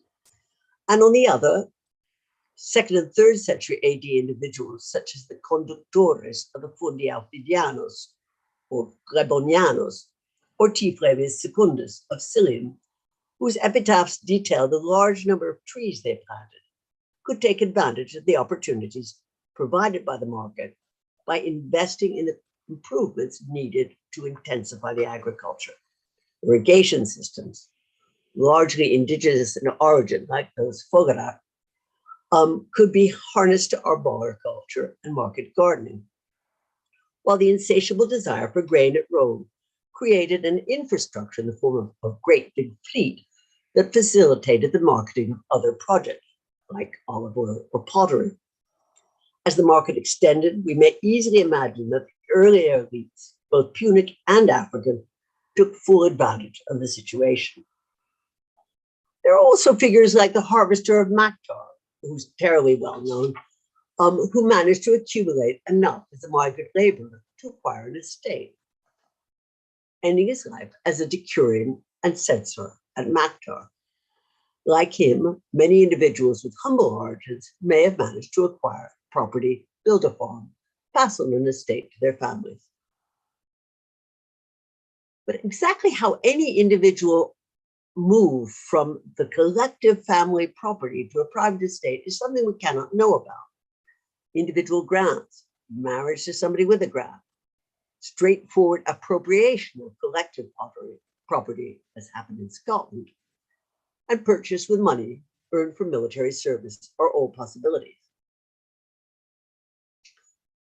This sort of soft transition of the economy, intensified by the need to raise taxes on the one hand and the opportunities of the market on the other, leaves aside many factors that nuance this very rosy picture of happy and industrious peasants moving onto their farms and into the municipal elite of the local towns, while the towns themselves are changing from fortified villages into prosperous civic centers ornamented with appropriate public buildings.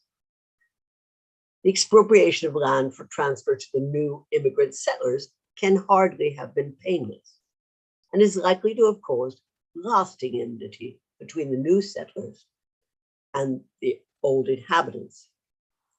The intromission into a town of veterans or other groups of Roman citizens who sometimes had an entirely separate administration must have had serious effects on their social structures. The difference in juridical status may have been a long-running grievance for the indigenous members of the Civitas at towns like Tuga, who didn't actually get Roman citizenship until the reign of Septimius Severus. Even within areas in which expropriation was not a major issue, the agrarian regime, which tended to transform collectively held land into individual property, created at the same time the sort of rural proletariat that the harvester of Maktar with his work gang represent. For each of the members of this group that succeeded, we can imagine many more who lived on the edge of society in extreme poverty, a reserve of cheap labor, detached from the embedded exchange of the kin groups, and protected the kin groups that actually used to protect their weaker members during bad years. As the population grew, the little territories of the villages will have proved incapable of sustaining their people, causing more and more of their inhabitants to join the army or seek employment on the great extents or in the towns. The army, like the towns, would have given another frame of reference to the individual outside his tribal and family loyalties. The contrast between the newcomers and the original inhabitants can clearly be seen in the context of three towns, Utica, Duga, and Shemtu. In the case of Utica, this is our own excavations with Oxford and the ENP. What they did was they took the entire center of the Punic town and flattened it.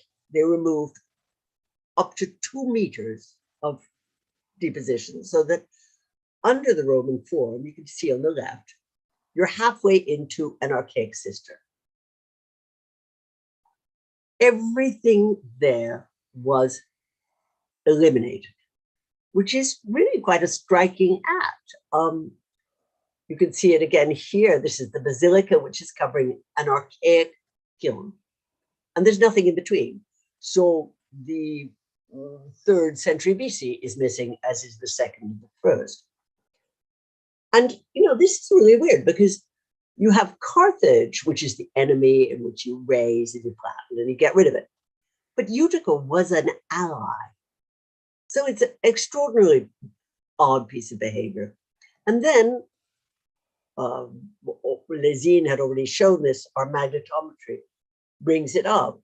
Outside the area of the Punic town, which is right there at the tip of the promontory, you put in 100 insulae of new settlement. I don't know who lived there. No clue. But it's a massively disrupting move. There you have the schematic plan of that. Then you have the case of Thuga, where you had a proper Numidian city, as we've seen. You had an agora, you had a monument to Masinissa, and you may have had a temple to Masinissa, and you certainly have a sort of Punic-style temple here with 3 celi and a courtyard. And in 40 BC, you get this wave of colonists. The Romans arrive, a bunch of veterans, and they completely eliminate all that stuff. And they turn the temple of Masinissa into a temple of Tiberius, or whatever that other monument was. And they make their forum, and they turn the old Punic temple with 3 cele into a shrine of Augustus. So, and then by AD 160, you put up a Capitolium, and you have a whole Roman town where once there was an Numidian one. And then at Shemtu, Simitus, which has 2 T's and 1 M, I can see it's misspelled, don't believe me. You have this marvelous royal monument. It's a victory monument with shields, cuirasses, columns. And, this is a serious town. It's got a quarry producing yellow marble, which is selling to Rome. Important place. And it had a cemetery near the center of very large Numidian tombs. So what do the Romans do? They come in, they settle a bunch of veterans, they completely razed the royal tombs, which certainly acted as sites of memory, get rid of them, build the forum on top of them. You can see them revealed here, but of course they were covered up. And the latest German work at the site has been, again, a lot of magnetometry, geophysical survey, and it's revealed a whole area with regular city blocks and little two-room houses that look just like the veteran settlement at Timgad. So in all these cases, this is what I meant by coercive urbanism. You're seeing not the creation of towns by Romans, but the transformation and the systematic elimination of anything that might act as a site of memory for the local population. It's George Orwell's quote about the people in control of the past. The repercussions of the change towards intensive market agriculture were equally harsh. Far from settling the pastoralists, the intensive nature of the agricultural Roman period may have driven them further south, towards a more intensive approach to stock raising, itself closely linked to the market for woolen goods. In time, these fully nomadic groups would appear as the sting in the tail of Romanization, powerful elements created by the intensification inherent in Roman occupation, but beyond their direct control. As Andrew Wilson and I have demonstrated, it was a series of waves of nomadic invasion from the south that hastened the end of Roman North Africa, culminating in Moorish kingdoms of the 5th and 6th centuries, whose great tombs, the Jeddah, provide striking reference both to the Egyptian pyramids and to the royal tombs of the pre-Roman period. Now, if we compare the African cities of, say, the 4th century AD with those of the 1st century BC, there can be no doubt that more people lived much better and far more comfortably under Rome. That there was some collateral damage is equally obvious. As we've seen, Africa's urbanization was accompanied by the capillary penetration of Mediterranean market economy, both through taxes and through trade. But to claim that Rome made no essential changes to the process, or provided only an apparent cultural veneer, is simplistic. The creation of the Augustan colonies, the intermission of large numbers of colonists in many of the indigenous communities, the expropriation of large, if unquantifiable, amounts of land, the application of Roman law, and the demarcation of the Roman cadastral arrangements all accelerated the process. To the economic penetration of the market caused by taxation and trade were added the political structures of Roman government, with all land controlled eventually by the Municipia. Roman rule transformed a loosely bonded, heterogeneous landscape with its towns and its people into a remarkably uniform series of towns whose urban furniture was as predictable as their social structures. Berber languages all but disappeared in the process. There really is no trace of Libyan epigraphy after the 3rd century. I mean, if anybody finds it, I'll say that's wrong, but up to now, it's never been found. And the Neo-Punic inscriptions in Cyrenaica, particularly Tripolitania, that we've been discussing, and Augustine's line about confusion of African Amazigh and Punic do suggest that Punic had become the language of at least some of the countryside. I mean, it's very odd, but it's there.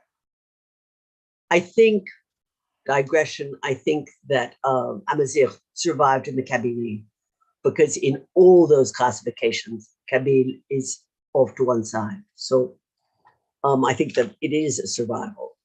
But otherwise, it's the South that's the great reserve of the Libyan languages.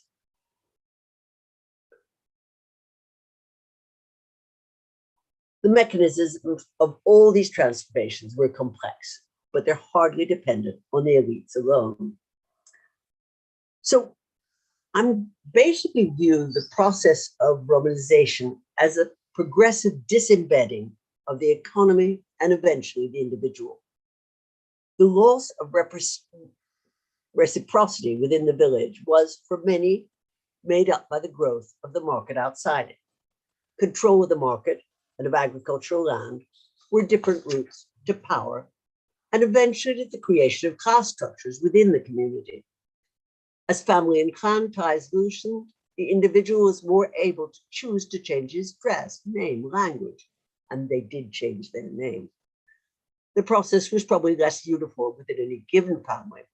Berber women are today far more likely than men to speak Tamazight on frequent local shrines, while we can see numerous instances of the conservation of indigenous names for the woman of the family. Monica, already mentioned, is a case in point. That's the mother of St. Augustine. We tend to forget that most of the economies and people with whom the empire came into contact were initially in large part embedded, and that the process of disembedding was social as well as economic. This would have been as true for Britain and Gaul as it was for North Africa. Where the process was already well underway, as in the cities of the coast, Romanization might indeed be a question of selected identity, of language, of style. The paradigm reduced to a fashion statement. An analysis of the economic changes is a necessary precondition to understanding the choices and style changes made by members of the society, however we wish to envision them, whether we see the natives as victimized peasants or opportunistic elites, or perceive the Romans as rapacious colonizers or worthy, well-meaning administrators. The ability of Amazigh society to adapt to changing circumstances while retaining traditional cultural forms has been shown many times in its history, not least in its conversion to Islam, or in the bi- and trilingualism as common today as it was in the Roman period. But I hope I've shown that it's worth returning to an economic evaluation of the effects of imperialism in order to understand its cultural consequences. Thanks.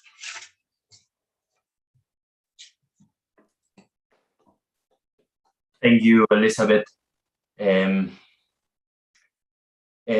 Your work is really so inspiring, and studying your books, this idea is always, I think, in them, that we have to go back to the economy,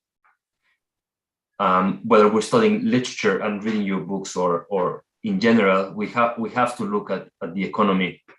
My Marxist past, what can I say? Yes, and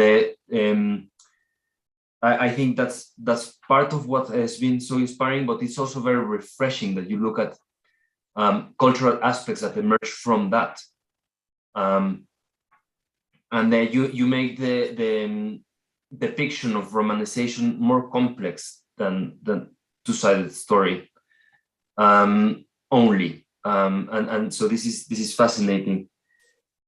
In your presentation, you've also talked about the Roman beginnings of something like, or perhaps, private property, and occasionally we see these conflicts in some authors. Like there is this short story in Apuleius, when Lucius as donkey lives in almost exact equality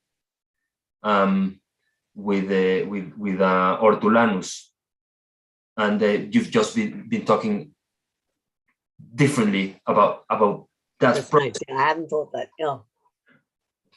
Incidentally, Apuleius is Amazigh.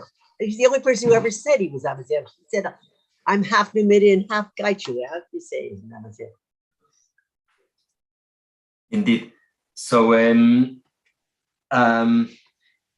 there's really a lot of food for thought here. You've also talked about Gellner's model of social relationships, which is fascinating. The transformation, I guess, of the family via coercive urbanization. So we have really a lot to explore, but I want to leave some room for questions for other people. So if anyone has a question, please raise your hand or just feel free to open the microphone. It's a true privilege to have you, Elizabeth, here and to be able to ask you some questions.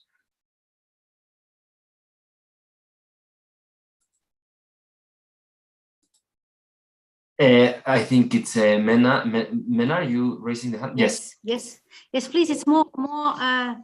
Yeah, thank you very much, Elizabeth, for a fascinating talk. And indeed, as Claudio just said, the socio-economic perspective that you presented makes a lot of sense, and it perfectly joins. I don't know if you heard one of my final parts of my presentation when I talked about that language continuum and explaining all the variation and different diffusion types of linguistic variants. So one of the key elements in this very complex diffusion pattern is socio-economic networks. It deals everything. Everything is organized around that, which makes sense. So transport and economy. So, and that's what you exactly as presented for so many years ago in a different setting, but the same mechanisms. I found the same mechanisms in your paper in what I've seen in current circumstances in elsewhere in North Africa, so in the Rif in this case. This is my first thing, so I'm very happy with your presentation, and I'm looking forward to read your article about it. Something that I've always also found very fascinating are these tumuli you presented, and which are all over North Africa, and which are fascinating. The link with tumuli and the Imrabdan and the Murabit, and all these cults and then rituals, and then you have tumuli and something in which perhaps aren't tumuli, or but it's related, and it's these cults venerating tumuli and venerating all kinds of stones, and it's related because you have that too, but it's different. Tumuli is something else, but then the same thing you have.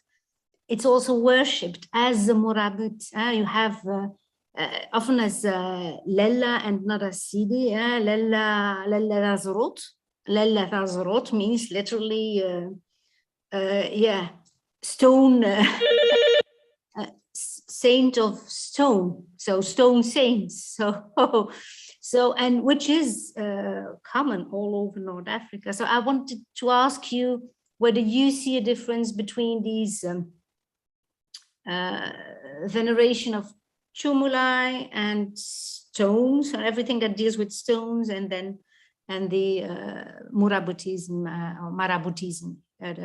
Well, I think that the tumuli and the marabouts go together nicely, because if you don't know who's buried there, you have a story about it. I think in many cases, the marabouts, of course, you do know who's buried there. But they are bound to a form of, remembering ancestors, sites of memory, and so on. The stones, if you think, I once heard Maria DeVos give a wonderful piece about, the sacred trees on which you tie little bits of rags and you make a vow. And there was one where we excavated near on Jerba, springs. This was common all over the Mediterranean. And it's not associated with individuals. obviously associated with a genius, with the jinn. And I think that that is still diffuse. It's still important. And it's the sort of thing that drives any seriously religious person like Augustine, or your average Islamicist, mad, because, you know, what are these women doing? This is mainly women. But, you know, that is something really primordial. It's very early, and it goes on and on and on. Yeah. Just to add this, yeah, of course, it drives them mad. For instance, in the Rif, you had a very famous Lelle Hazrot, which was visited and every year. Now they destroyed it with the earthquake in 2004. They seized the occasion, so to get rid of it. And but normally tradition is to go to pilgrimage first to Lelle Hazrot before getting permission to go to Mecca. It doesn't, Mecca isn't worth anything. Yeah, it doesn't exclude each if other. You haven't visited, if you haven't visited Lelle Hazrot Tamzwarat first. So it is, but that is disappearing. It is disappearing completely only because there's no stone anymore. They've taken it away. So I think there is a link, but then the tumuli perhaps is a more, I don't know. It's more personified. More personified. Yes. I think that's it. Exactly. Thank you very much, Elizabeth. Thank you. One wonderful question, Professor Lafkiwi. We have a comment here by Professor Carlos Murcia Sanchez. I have also a question, if possible. And incidentally, I do understand Spanish, and I speak French. So, I mean, if you want to not speak English, it's fine. That's okay. I'm just passing the news, as it were. So Carlos put a comment here about the concept seminumida and et semigetulus, which in his opinion is a rhetorical device put in a whole fictional narrative, as is the Apologia. So he took that interpretation of the Apologia as fiction, I think, if I'm not wrong, Carlos.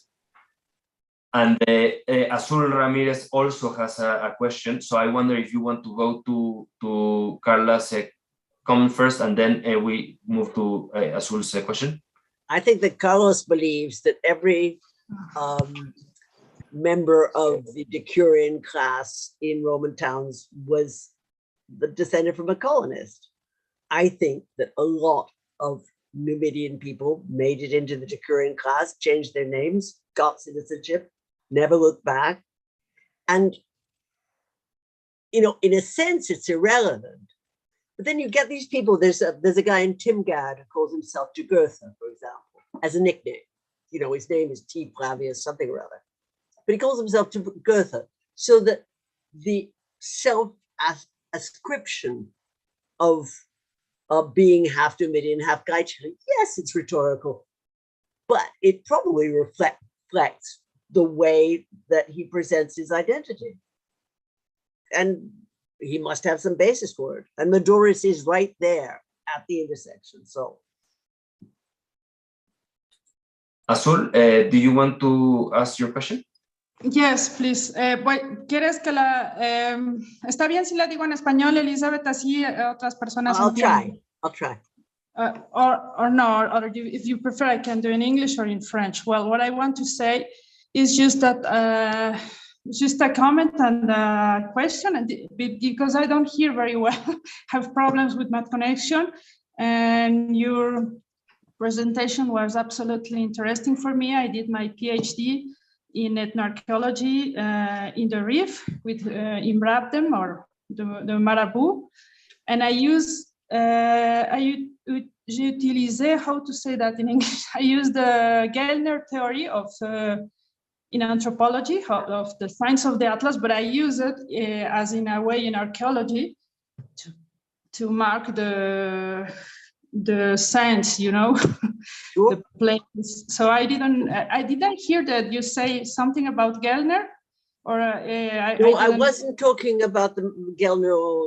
I wasn't talking about Saints of the Atlas. I was talking about his later sort of general theory, where he says that in these segmentary societies, the elites talk to each other, but the people don't. So that you have a horizontal relationship between the elites and nothing particular between their subjects. Okay, because I think that Science of the Atlas has an interesting idea of the geopolitical. Sure, it's a fabulous book. Yeah. Yes. So the whole liminal quality. Yes, it's interesting to use that idea in archaeology, and it's what I did in the Reef. So maybe tomorrow I will present my work. I wish you can give me your opinion. That's it. Okay, thank you. Thank you, Azul. I mean, this brings another question, which is, Elizabeth, to what extent do you think Septimius Severus was an emancipating force for the local indigenous population? Or not a lot. I think that pouring all that money in was really useful. I mean, he put a ton of money in, and you see it all over the place. Where does the money go? You know, when Biden pours money into the American economy, does it go into the pockets of the rich? Does it make people feel empowered? I don't know. He also extended the military power right down to the south. And that was anything but liberating. I mean, you go into all the way to Laghouat, no, in the Saharan Atlas, and you build those great forts in the Libyan desert, which is very, you know, let's talk to the Catamantes. I think he was geopolitically intelligent, but I don't think he was good for the Amazigh. Fascinating answer. We still have a room for one more question. 2 minutes, one small comment.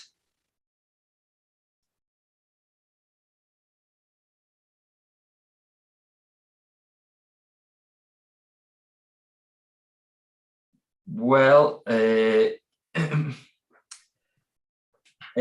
that case, I'll push you a bit further, Elizabeth, if that's okay. Yeah, do put it off. I can't do it myself. Just this idea of coercive urbanization. To what extent can an archaeologist like gather information of how the population was centralized, the local population was centralized, and to what extent was the local population pushed away?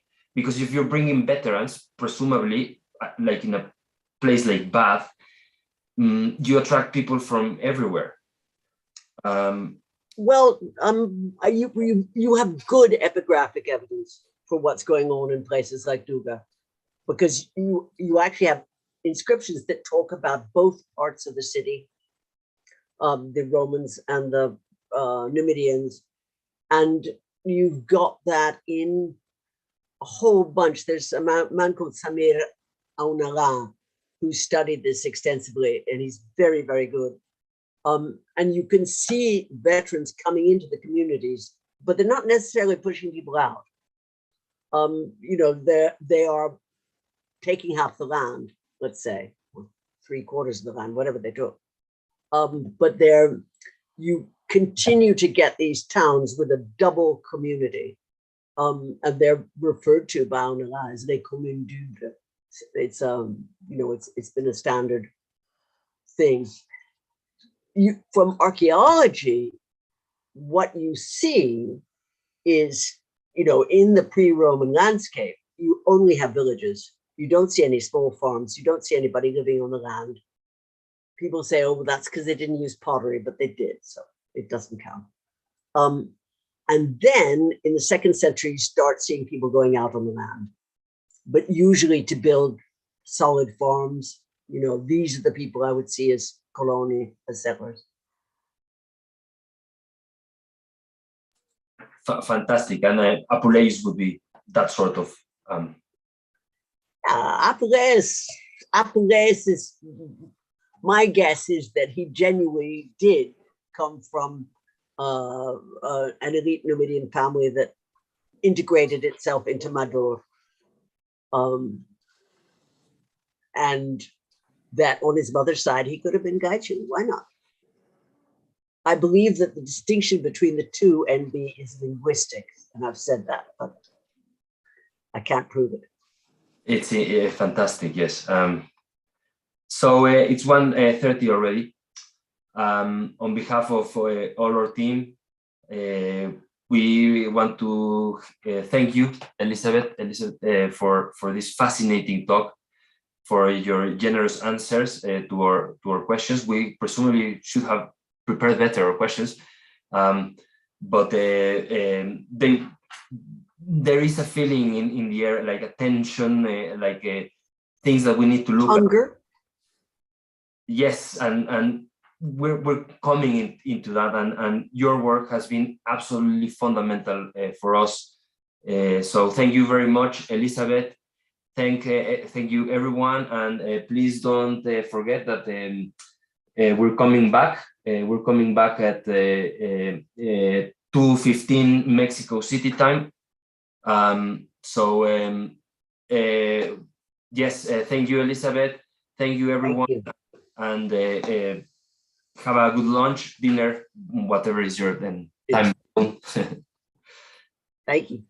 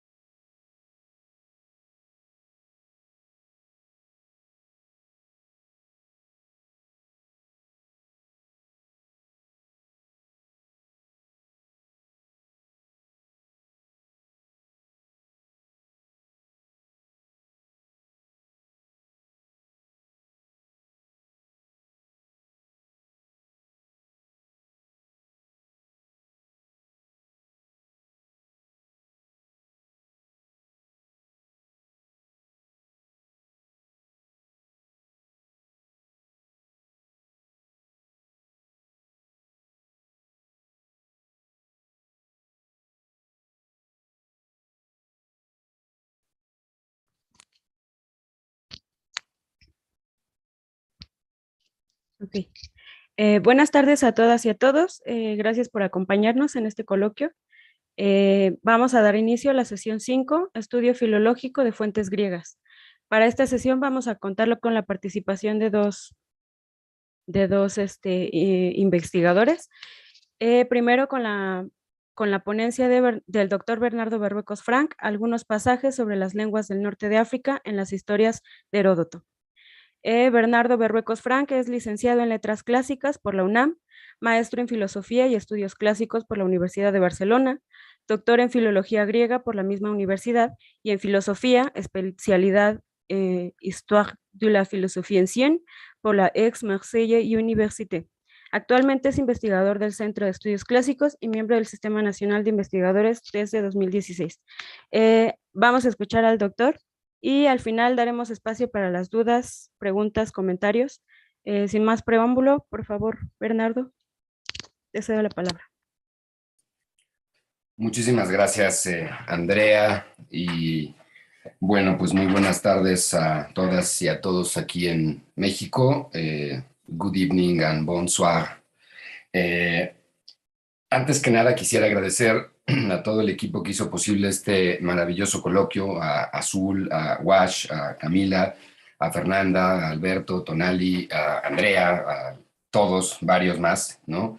Que es el producto, este coloquio, de un esfuerzo muy importante y que, pese al interés que suscitan estos temas en otros lugares del mundo, aquí en México, desafortunadamente, en algunos círculos todavía pues no se celebran, no solo no se celebran este tipo de actividades, sino que incluso se obstaculizan como si hubiera miedo de hacer las cosas de un modo diferente y de imaginar unos estudios clásicos distintos capaces de convivir con otras áreas del conocimiento. Mis agradecimientos y felicitaciones a todo el equipo, pero en primer lugar a Claudio García, quien ha coordinado con mucha dedicación este importantísimo esfuerzo. Doy paso a mi presentación. Déjenme comparto la pantalla. Un minuto.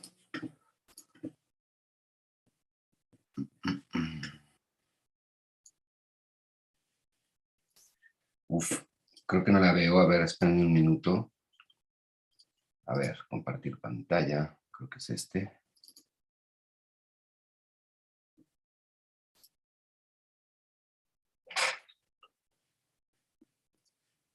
Claudio, creo que no me deja compartir pantalla. No entiendo por qué.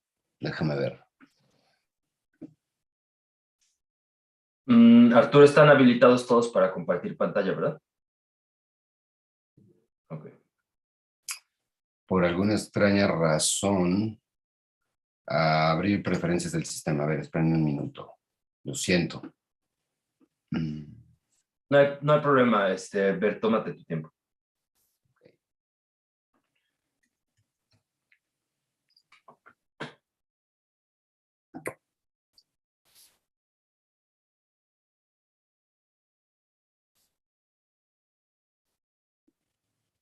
A ver si ya me... Sí, ya, lo siento. Tenía que hacer algo antes de... Bueno, entonces doy paso a mi presentación que se titula Algunos pasajes sobre las lenguas del norte de África en las historias de Heródoto. Se trata de un trabajo aún provisional y que debo desarrollar mucho más, pero aprovecho esta ocasión para poder presentarlo ante ustedes. Debo decir, antes de comenzar, que aunque entre mis objetivos a más largo plazo está analizar los otros casos en que Heródoto proporciona información sobre las lenguas del norte de África, en esta presentación me circunscribiré al caso de Egipto y al caso de la lengua egipcia.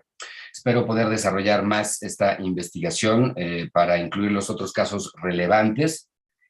Particularmente importante es el caso de los libios, que para Heródoto es un nombre colectivo para designar a la población originaria del África del Norte, distinguiéndola de los que él llama etíopes. Pondré únicamente un ejemplo que me parece importante de un pueblo libio que Heródoto llama los trogloditas. Debo decir también, antes de comenzar propiamente, que no soy conocedor de las lenguas egipcias, del egipcio demótico, tampoco soy conocedor de las culturas y literaturas del norte de África, soy más bien helenista, y esta es una humilde contribución en este sentido, y evidentemente seguro los estudiosos y especialistas conocerán ya de sobra todos estos pasajes, pero bueno, creo que es una buena oportunidad para enfocarlos. Entonces, bien, para edificar sus investigaciones, sus historiae, cuyo núcleo está formado por la contraposición entre el mundo griego y el bárbaro, como lo dice Heródoto. Heródoto no solo investigó los hechos que propiciaron las guerras entre griegos y persas, sino que, como lo dice en su proemio, procuró esclarecer las causas que ocasionaron los enfrentamientos. La investigación de las causas requirió de un método complejo para compendiar, jerarquizar e interpretar la información recabada en sus indagaciones sobre las diversas culturas que sometió a examen. Este interés por lo bárbaro supuso una observación de las lenguas de los pueblos no griegos que a la vez despertó un interés por comparar entre sí los datos lingüísticos recogidos para así construir un pensamiento descriptivo y reflexivo sobre la propia lengua griega. Con este poderoso estímulo extranjero, mucho antes de que se constituyera en Alejandría la primera filología propiamente científica, inician las primeras manifestaciones de la ciencia filológica. Creo que sigue siendo muy útil, a pesar de que es un texto ya muy antiguo, como compendio de todos los pasajes pertinentes en la obra de Heródoto y en la literatura griega arcaica, el estudio clásico de Hermann Diels, Die Anfänge der Philologie bei den Griechen, los inicios de la filología entre los griegos.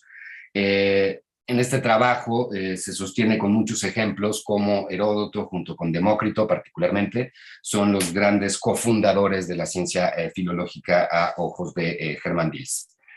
Entonces, bueno, comienzo al respecto de la lengua egipcia. Heródoto hace algunas traducciones al griego que, aunque podrían ser en algunos casos meras etimologías populares y en otros casos simples aciertos fortuitos, delatan claramente un interés por considerar la pluralidad lingüística, focalizándola hacia el núcleo semántico de la lengua griega. Con esto se abre camino para la reflexión no solo sobre las relaciones de unas lenguas con otras, sino más aún sobre el hecho fundamental de que los significados de los nombres extranjeros tienen un correlato en la lengua griega, lo cual permite dotar de una racionalización helénica todos aquellos elementos que van formando parte de la narración. Por ejemplo, en el libro segundo, en plena exposición sobre las fuentes y el curso del río Nilo, Heródoto habla de Méroe, que es la ciudad capital de los etíopes, y nos dice, aquí tienen el texto, desde esta ciudad llegarás navegando en el mismo tiempo que tardaste desde Elefantina a la metrópoli de los etíopes, llegarás a la región de los desertores. Estos desertores reciben el nombre de asmaj. Esta palabra significa en la lengua griega los que se paran a mano izquierda del rey. Como vemos, Heródoto explica el término egipcio dando una traducción al griego que por lo demás parece tener visos de verdad lingüística.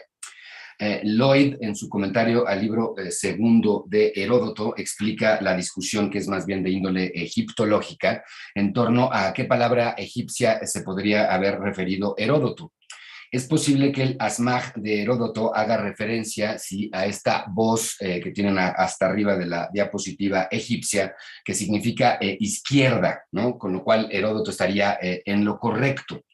También es posible que haga referencia más bien a otra voz egipcia que tienen también ahí en la diapositiva, que significa olvidar, con lo cual la traducción de Heródoto sería más bien una etimología popular de algún germeneus, de algún intérprete que vinculó ambas raíces egipcias. Howard Wells parecen respaldar esta segunda opinión, ahí tienen ustedes la cita, y es interesante que Diodoro Sículo hace referencia a estos desertores y explica que cuando el rey egipcio Samético marchó contra Siria, puso a los mercenarios griegos del lado derecho del contingente y a los nativos, quienes se convertirían en aquellos desertores, los puso del lado izquierdo. Ahí tienen la expresión esta euonymon topon, este eufemismo para referirse al lado izquierdo. Llama la atención cómo la relación semántica entre los términos implicados no es lineal ni unívoca. Heródoto designa autómoloi, desertores, a aquello que los egipcios llaman asmaj, lo cual a su vez tiene una traducción literal al griego, los que se paran a mano izquierda del rey. Tenemos pues por un lado la denominación narrativa de Heródoto, por el otro la denominación extranjera y en último término la equivalencia del vocablo extranjero al significado griego.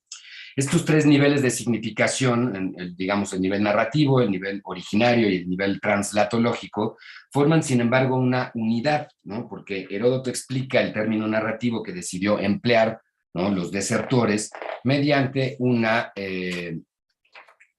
recorrido translingüístico que va al vocablo originario y lo vuelve a retrotraer a la lengua griega.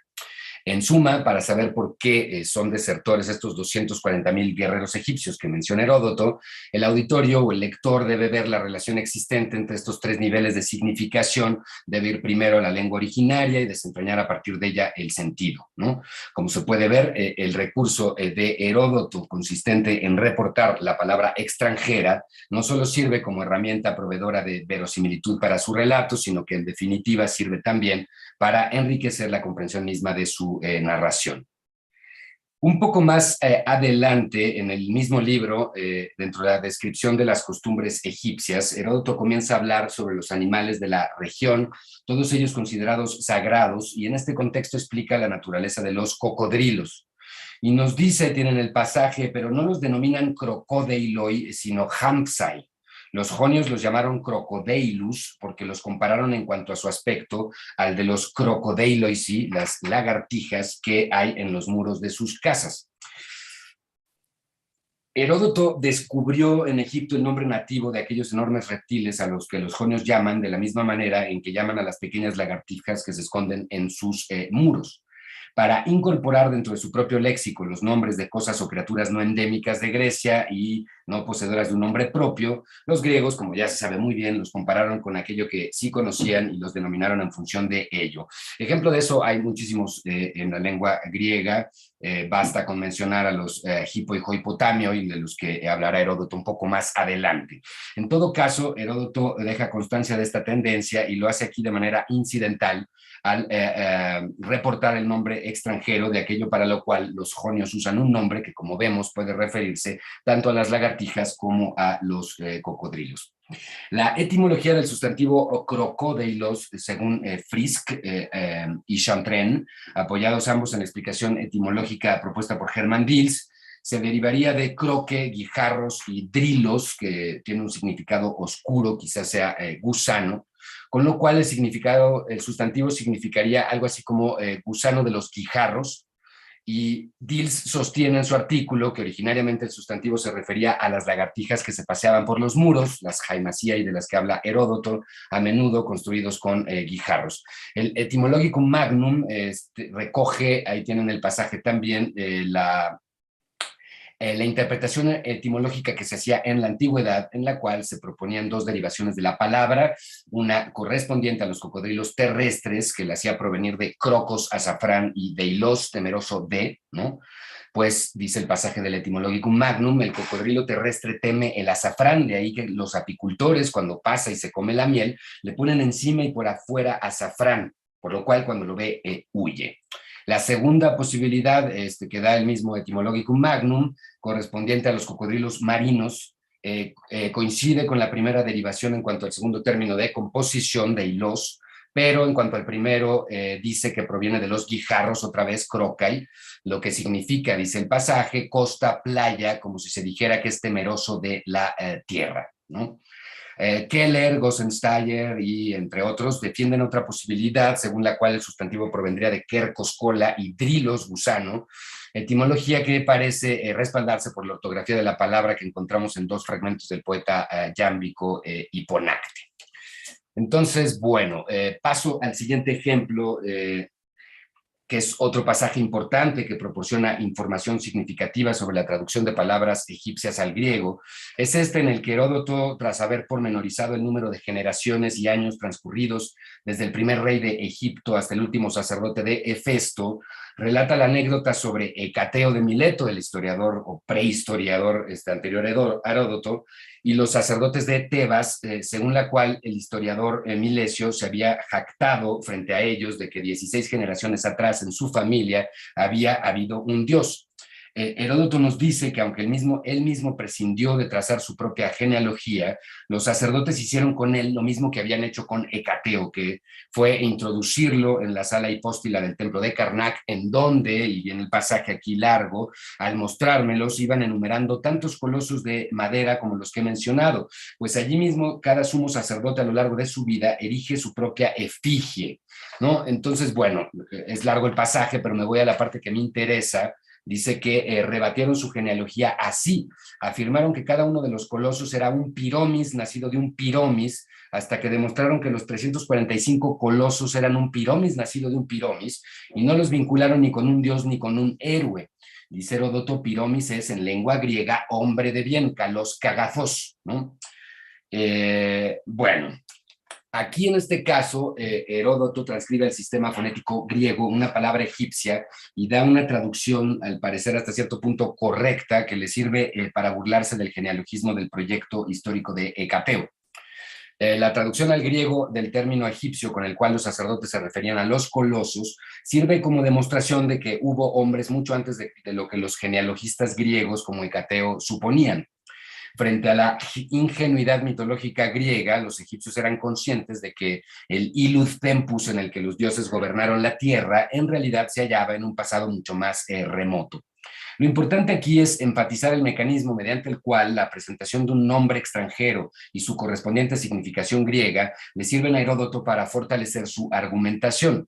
La desavenencia cronológica entre las genealogías griegas y las egipcias se dirime o se neutraliza mediante el recurso a un nombre egipcio y a su traducción griega. Se puede ver entonces que el conocimiento lingüístico permite contribuir a una cuestión de una envergadura histórica literalmente colosal, a saber, la reconstrucción cronológica del pasado humano, con lo cual las competencias lingüísticas perfilan aquí su importancia capital para la actividad del historiador. Paso al siguiente ejemplo. Comentaré este pasaje en que, tras narrar la expedición de los persas contra los etíopes, en el contexto general de la exposición del reinado de Cambises, Heródoto habla sobre la expedición persa contra los amonios y nos dice, aquí está el pasaje: llegaron las tropas, como es evidente, a la ciudad de Oasis, la cual habitan unos samios que se dice que son de la raza escrionia y que están alejados de Tebas por 7 días de camino en el desierto. Esta región es llamada en la lengua griega la isla de los bienaventurados. Tenemos otro caso de traducción aquí del egipcio al griego. Los comentaristas han discutido sobre cuál es el oasis al que Heródoto se refiere aquí y han llegado casi con unanimidad a postular como el candidato más verosímil el oasis de Karga, conocido como el Gran Oasis. Heródoto parece reflejar que para él la palabra oasis, que por lo demás es de origen egipcio, es un nombre propio. No hace falta, creo yo, aquí hablar con demasiado detalle sobre las famosas islas de los bienaventurados, a las que muchos autores griegos hicieron referencia, pero sí cabe tal vez enfatizar el hecho de que Heródoto haya identificado este locus amoenus de la tradición helénica con un oasis egipcio y que dicha identificación la haya hecho a partir de una equivalencia lingüística, ya que por lo que parece la palabra egipcia originaria para oasis no significaba, como vimos, isla de los bienaventurados. Sabemos por 2 pasajes de Estrabón una de las posibles razones por las que Heródoto pudo haber hecho esta inusitada traducción. En el libro segundo de su geografía leemos lo siguiente, dice: Libia es semejante a la piel del leopardo, pues está moteada con moradas rodeadas de tierra desierta y seca. A estas moradas los egipcios las llaman aguaseis, ¿no? Tenemos aquí la idea de que los oasis son obviamente las islas como islas en medio del desierto. Más adelante el propio Estrabón hace la equiparación explícita entre oasis e isla de manera muy clara, ¿no? Y ahí está el pasaje: aguaseis llaman los egipcios a las regiones habitadas que rodean en círculo los grandes desiertos como si fueran islas del mar. Hace ya tiempo, bastante, un renombrado egiptólogo constató, ¿no?, que es posible que en este caso Heródoto esté traduciendo el nombre egipcio del oasis de Karga. Al parecer, los oasis eran concebidos por los egipcios como lugares que acogían a los muertos, con lo cual habría una correspondencia con el imaginario griego sobre las islas de los bienaventurados. Tenemos pues en este pasaje un suceso translatológico de relevancia, ya que aquí no solo tenemos la presentación del significado griego de una palabra egipcia, sino que tenemos además la equivalencia de un topos mitológico griego con uno egipcio. Al conocer el nombre propio de un lugar y su significado en la lengua griega, Heródoto es capaz de acceder a un nivel en el cual se pueden establecer relaciones ya no solo lingüísticas, sino también culturales y religiosas. Paso al siguiente caso, que es muy, muy famoso, ¿no? En el libro segundo de su obra, Heródoto, al dedicarse a examinar las costumbres y leyes de los egipcios, hace esta importante digresión sobre el origen onomástico de los dioses griegos. Y dice, los nombres de casi todos los dioses han llegado a Grecia desde Egipto, puesto que por una parte, tras haberme informado, encuentro que así es, a saber que proceden de los bárbaros, y por la otra, porque creo que de hecho entraron principalmente a Grecia a partir de Egipto. Pues en verdad, excepto el nombre de Posidón y los dioscuros, como también se ha dicho, y excepto los de Hera, Hestia, Temis, las Cárites y las Nereidas, los nombres de los otros dioses desde siempre los han tenido los egipcios en su región. Digo las cosas que dicen los mismos egipcios, pero los nombres de los dioses que dicen no conocer, estos me parece fueron nombrados por los pelasgos, excepto el de Posidón. A este dios lo conocieron por los libios. Pues desde el principio nadie más que los libios, quienes siempre han honrado a este dios, han poseído el nombre de Poseidón, ¿no? Aquí Heródoto traza esta genealogía de los dioses griegos, en la cual llaman la atención muchas cosas, y podría dedicarme un rato a este pasaje, que no lo voy a hacer, ¿no? En primer lugar, la atribución de una preeminencia al mundo bárbaro en lo que respecta a la conformación de los dioses, ¿no? Los dioses griegos no son producto de un intacto y particular de la cultura griega, sino que han sufrido un largo recorrido transcultural, digámoslo así, hasta llegar a su forma helénica. Este larguísimo proceso transcultural que supuso la inserción de las divinidades egipcias a Grecia tuvo como mediadores a los pelasgos, ¿no? Y bueno, hay otro pasaje ahí muy largo que creo que no voy a leer ahorita porque ya vamos cortos de tiempo, ¿sí? Pero bueno, es interesante el pasaje sobre los pelasgos también, porque Heródoto rastrea, digamos, 3 etapas sucesivas en la formación de los nombres de los dioses, ¿no? Entonces, la idea de Hesiodo, la idea hesiódico-teogónica de que los dioses fueron capaces de una génesis, se ve enriquecida por la idea de que en esta génesis está implicado de manera determinante el factor de la cultura, ¿no? Entonces, importante también es señalar que de lo que está predicando Heródoto, el origen bárbaro, no son precisamente los dioses, sino sus nombres. Entonces, podríamos preguntarnos qué quiere decir la afirmación de que los nombres de los dioses llegaron a Grecia desde Egipto. Para una concepción moderna, habituada a las teorías evolucionistas del lenguaje, que explican la pluralidad lingüística a partir de las diversas transformaciones de una misma lengua madre, esta afirmación de Heródoto, que por lo demás está enmarcada por una fuerte certidumbre, parece preludiar de manera clara la existencia de posibles relaciones genéticas entre palabras de distintas lenguas. Sin embargo, pues bueno, se ha discutido mucho en la literatura especializada qué es lo que Heródoto habría entendido por el sustantivo únoma, ya que parece un tanto contradictorio que acepte Heródoto que los nombres de Apolo o de Dioniso provienen de Egipto, a la vez que sostenga que Apolo es el nombre griego de Horus, Dioniso el nombre griego de Osiris. Aquí están estos pasajes, ¿no? Dice Heródoto que el último rey de Egipto fue Horus, el hijo de Osiris, al que los griegos llaman Apolo, habiendo derrocado a Tifón, fue el último rey de Egipto. Asimismo, Osiris es Dioniso en la lengua griega, ¿no? Y luego viene esto de que Amón es Zeus, el macho cabrío y Pan se llaman en egipcio Mendes, y Bubastis en la lengua griega es Artemis, ¿no? Entonces, esta contradicción ha hecho concluir algunos que únoma, nombre, aquí quiere decir algo más que nombre, que debe referirse a algo más general a la práctica y al hábito de dar nombres a los dioses. Y pues obviamente aquí en el polo opuesto de la polémica se defiende la literalidad del pasaje, a saber que los nombres que los griegos utilizan para nombrar a sus divinidades en realidad son egipcios, aunque en la lengua de estos últimos ya no se utilicen, ¿no? Creemos, ¿no? Que el problema puede abordarse a partir del hecho de que Heródoto mismo parece estar consciente de que las lenguas cambian diacrónicamente. Igual es un anacronismo brutal atribuirle eso a Heródoto, pero bueno, me atrevo a hacerlo ahora, ¿no? Heródoto concibió que los nombres de los dioses provenientes de Egipto llegaron a Grecia en una forma distinta a la que él y sus contemporáneos conocían, con lo cual tendríamos aquí manifestado uno de los antecedentes más remotos de los principios de la lingüística histórica, ¿no? Entonces, bueno, hasta aquí este recuento de pasajes sobre la lengua egipcia. En realidad hay muchos más. Solamente para terminar, quisiera hablar de uno de los pueblos libios mencionados por Heródoto, los famosos trogloditas, ¿no?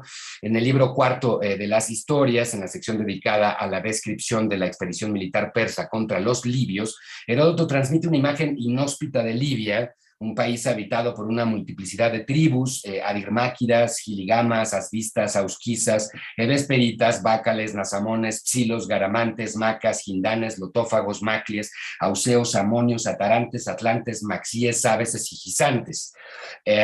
Ejemplos de costumbres libias hay muchos a lo largo del libro cuarto, las mujeres que muerden y escupen los piojos que llevan, los nasamones que cuando se casan sus mujeres deben pasar por las manos de los invitados y entregarse a ellos, los atlantes que no sueñan, las casas construidas de bloques de sal, los animales extraños que habitan Libia, serpientes gigantes, leones, elefantes, osos, seres con cabeza de perro y seres sin cabeza que tienen los ojos en el pecho, las doncellas de la tribu de los auseos, por ejemplo, que luchan entre sí con piedras y garrotes, los hombres de la tribu garamante que no se casan con las mujeres y que se aparean como bestias, los bueyes que pasan marchando hacia atrás en reversa, y finalmente los etíopes trogloditas, quienes, y ahí está el pasaje, comen serpientes, lagartos y tales tipos de reptiles y hacen uso de una lengua que no se parece a ninguna otra, pues chillan como los murciélagos.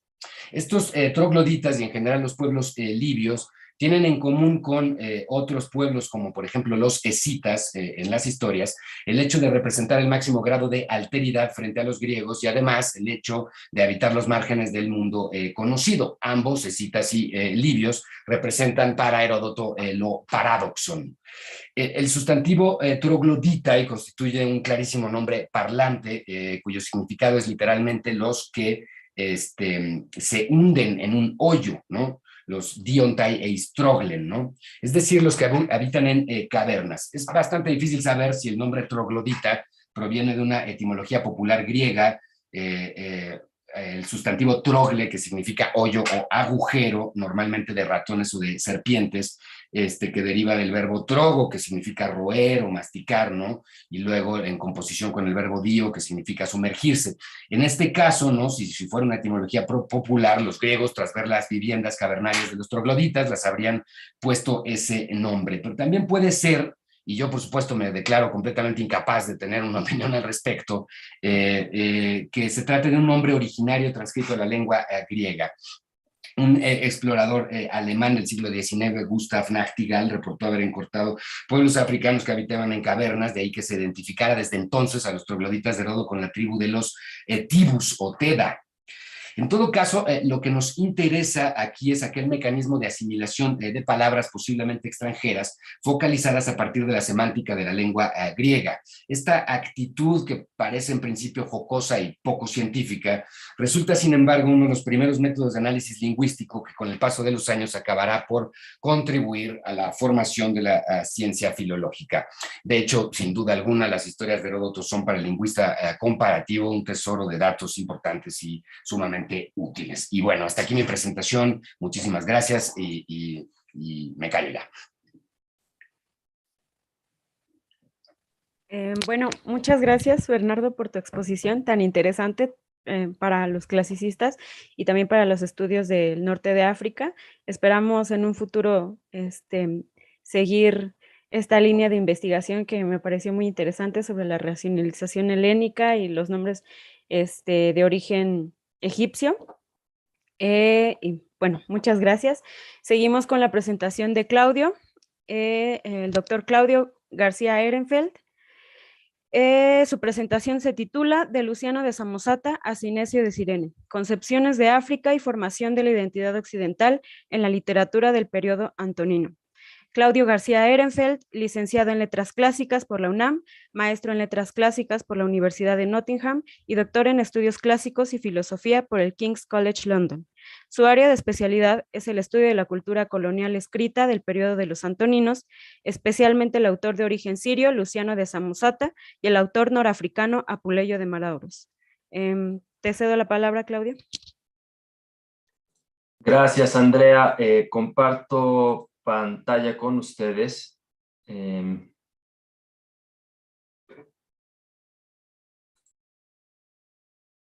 Creo que pueden ver ya mi PowerPoint, ¿verdad? Sí, ya. Bueno, buenas tardes, Andrea. Muchas gracias por tu presentación. Y buenas tardes, Bernardo. Muchas gracias por tu estupendo trabajo sobre Heródoto, el cual cumple perfectamente con uno de los objetivos de este seminario y de este coloquio internacional, que es redireccionar los esfuerzos de los clasicistas para comprender mejor lo que nos informan las fuentes en griego y también las fuentes en latín, como se verá en la siguiente sesión, sobre los pueblos de África del Norte y sobre fenómenos sociales de más envergadura, para así también poder comprender mejor dichas fuentes cuando las estudiamos por otras razones que ya no sean los clásicos cuaclásicos. En este sentido, mi presentación no es enteramente diferente de la tuya y encontrará algunos paralelos quien nos escuche. Bueno, entonces, como lo sugiere el título de mi ponencia, el día de hoy hablaré de la influencia de Luciano de Samosata, un autor del siglo II de nuestra era, en Cinesio de Cirene, un autor de finales del siglo IV y principios del siglo V, alumno de la filósofa neoplatónica Hipatia de Alejandría, y que en algún momento se convirtió en obispo de la Pentápolis. En efecto, una buena parte del interés de los estudiosos académicos en Cinesio se centra en su neoplatonismo y en aspectos religiosos de su obra, como en el caso de Bergman, Schmidt y Cameron, entre otros.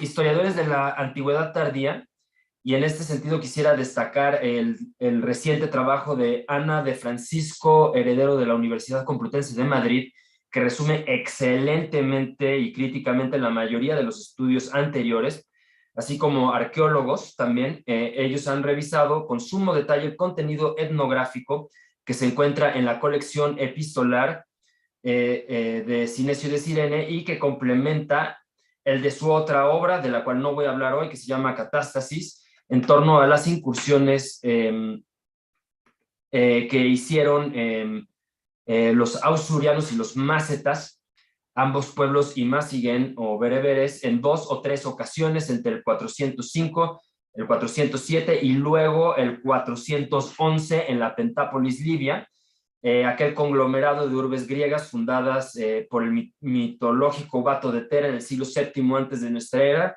y de cuyo linaje Cinesio pues se siente parte o cercano a, puesto que Cinesio dice ser descendiente de los compañeros de Heracles.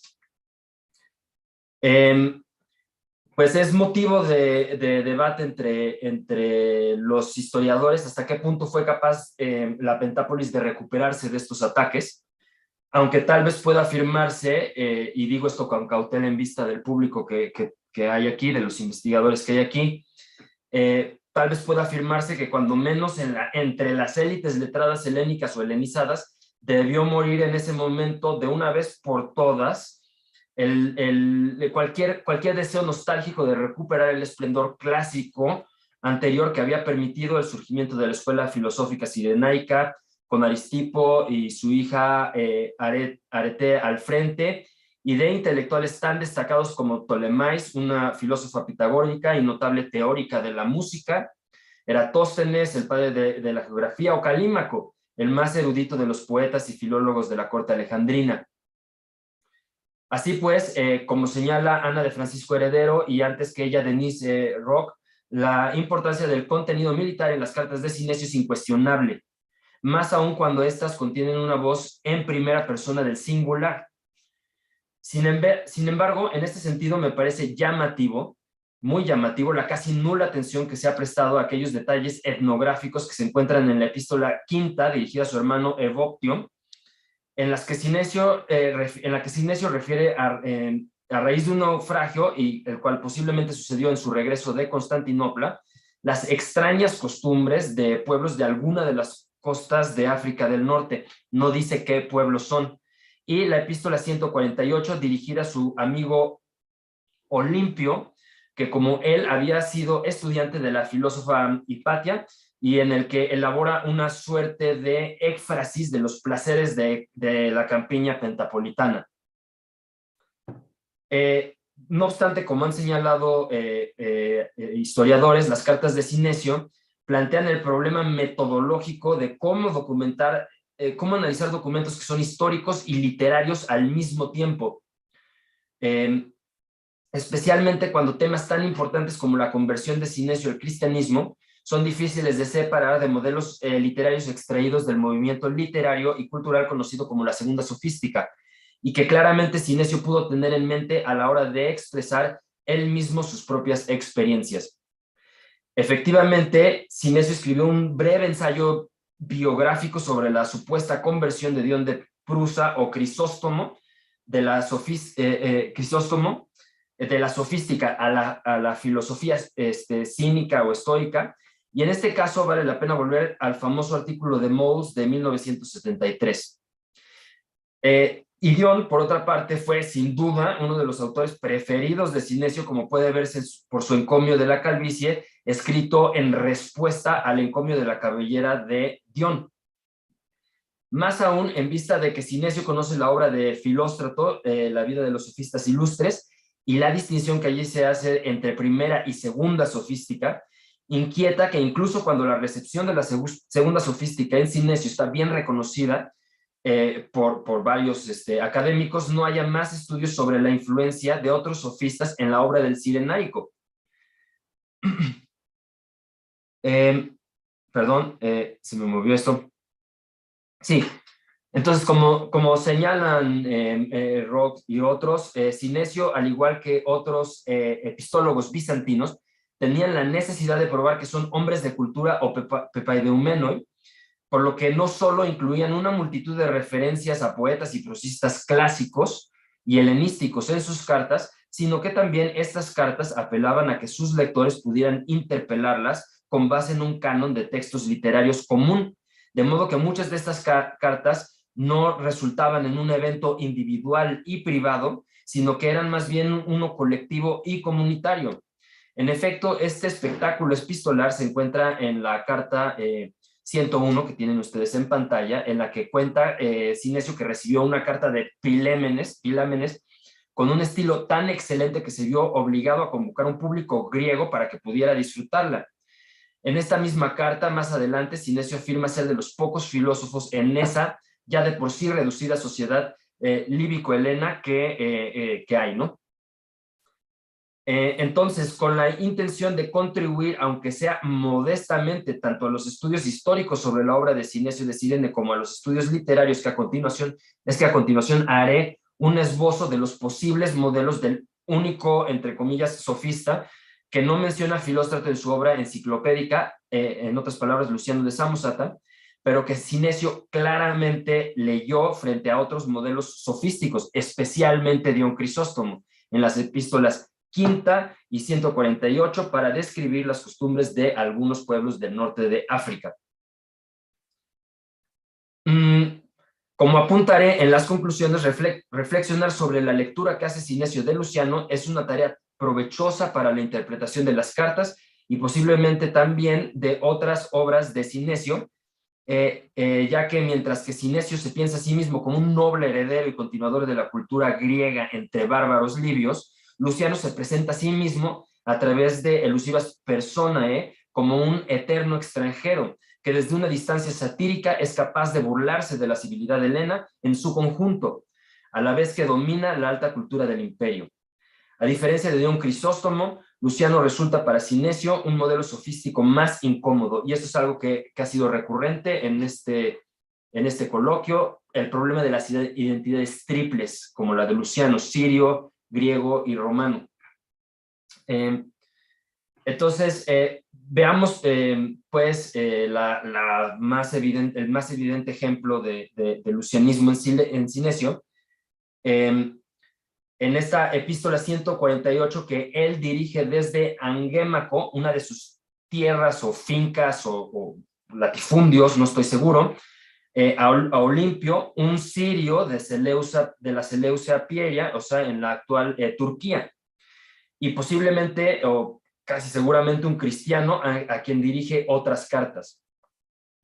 Esta carta está dividida en dos secciones. En la primera de ellas, pretendiendo que se encuentra en deuda con Olimpio, Sinesio describe la incredulidad de los pobladores de Angémaco con respecto a todo lo referente al mar.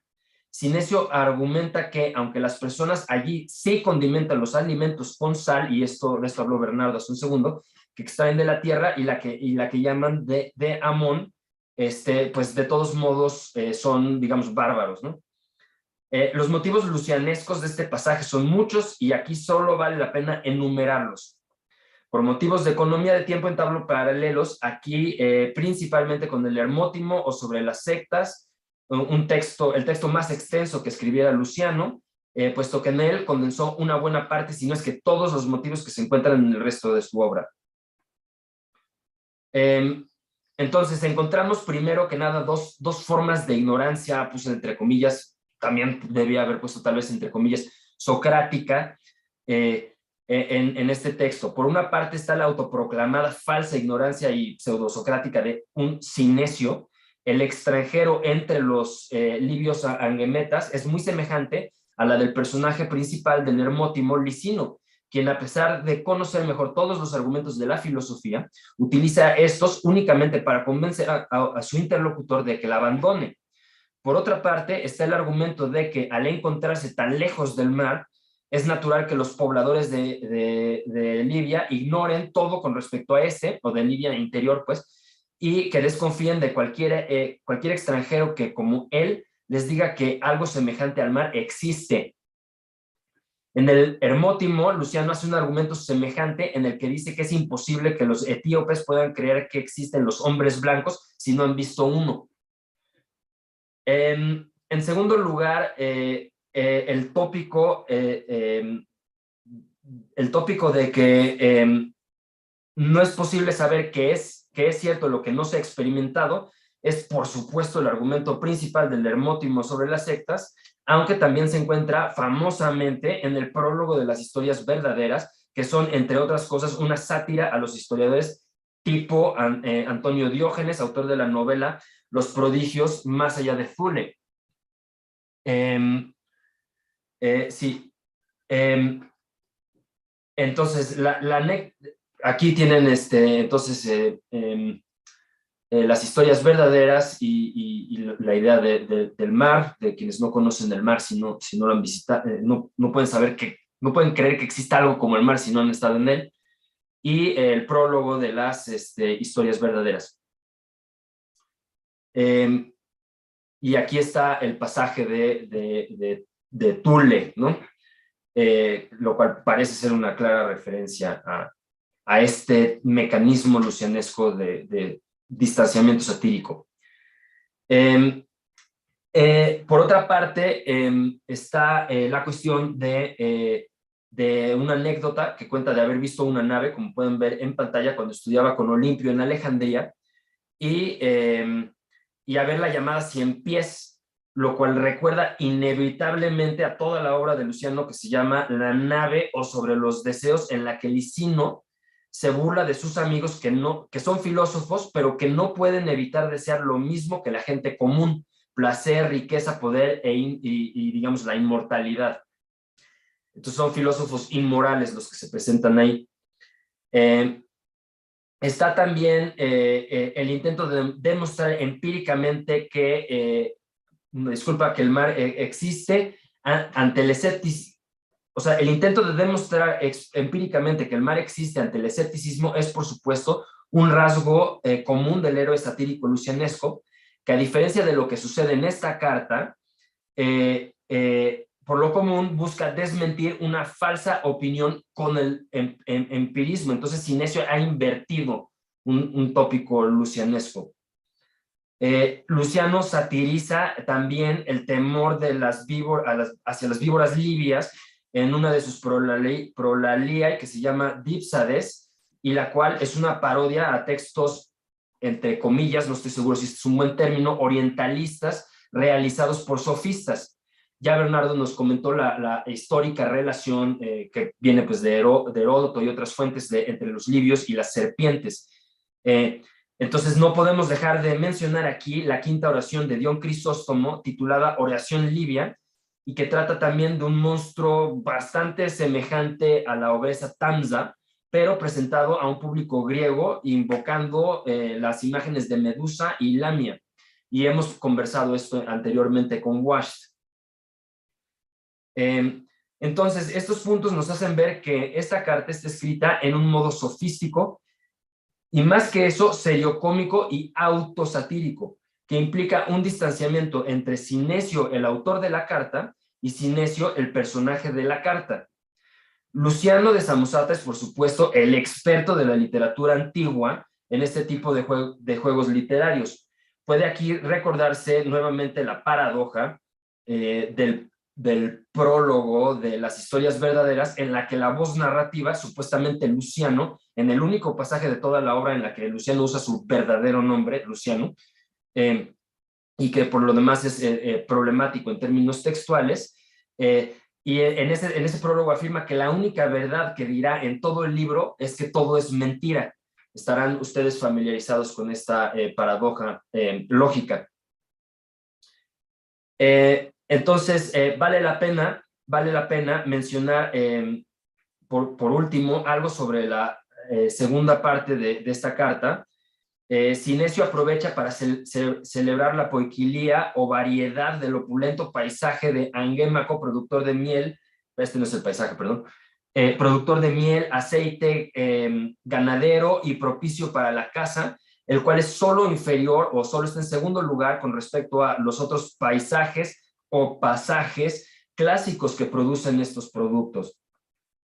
La última parte de esta segunda sección es un impresionante pasaje que describe la música de los libios del interior, y la cual se produce con una lira que sería, cito, útil para educar a los niños de la ciudad de Platón, y que acompaña a cantos que existen, cito, entre nosotros y que son patrimonio de la gente pobre, sobre carneros sementales o perros dignos de elogio que no le temen a las hienas, animales típicamente africanos en el imaginario griego, o a los lobos, o también a cazadores y a ovejas que son capaces de parir 2 crías y de tener una capacidad reproductiva extraordinaria.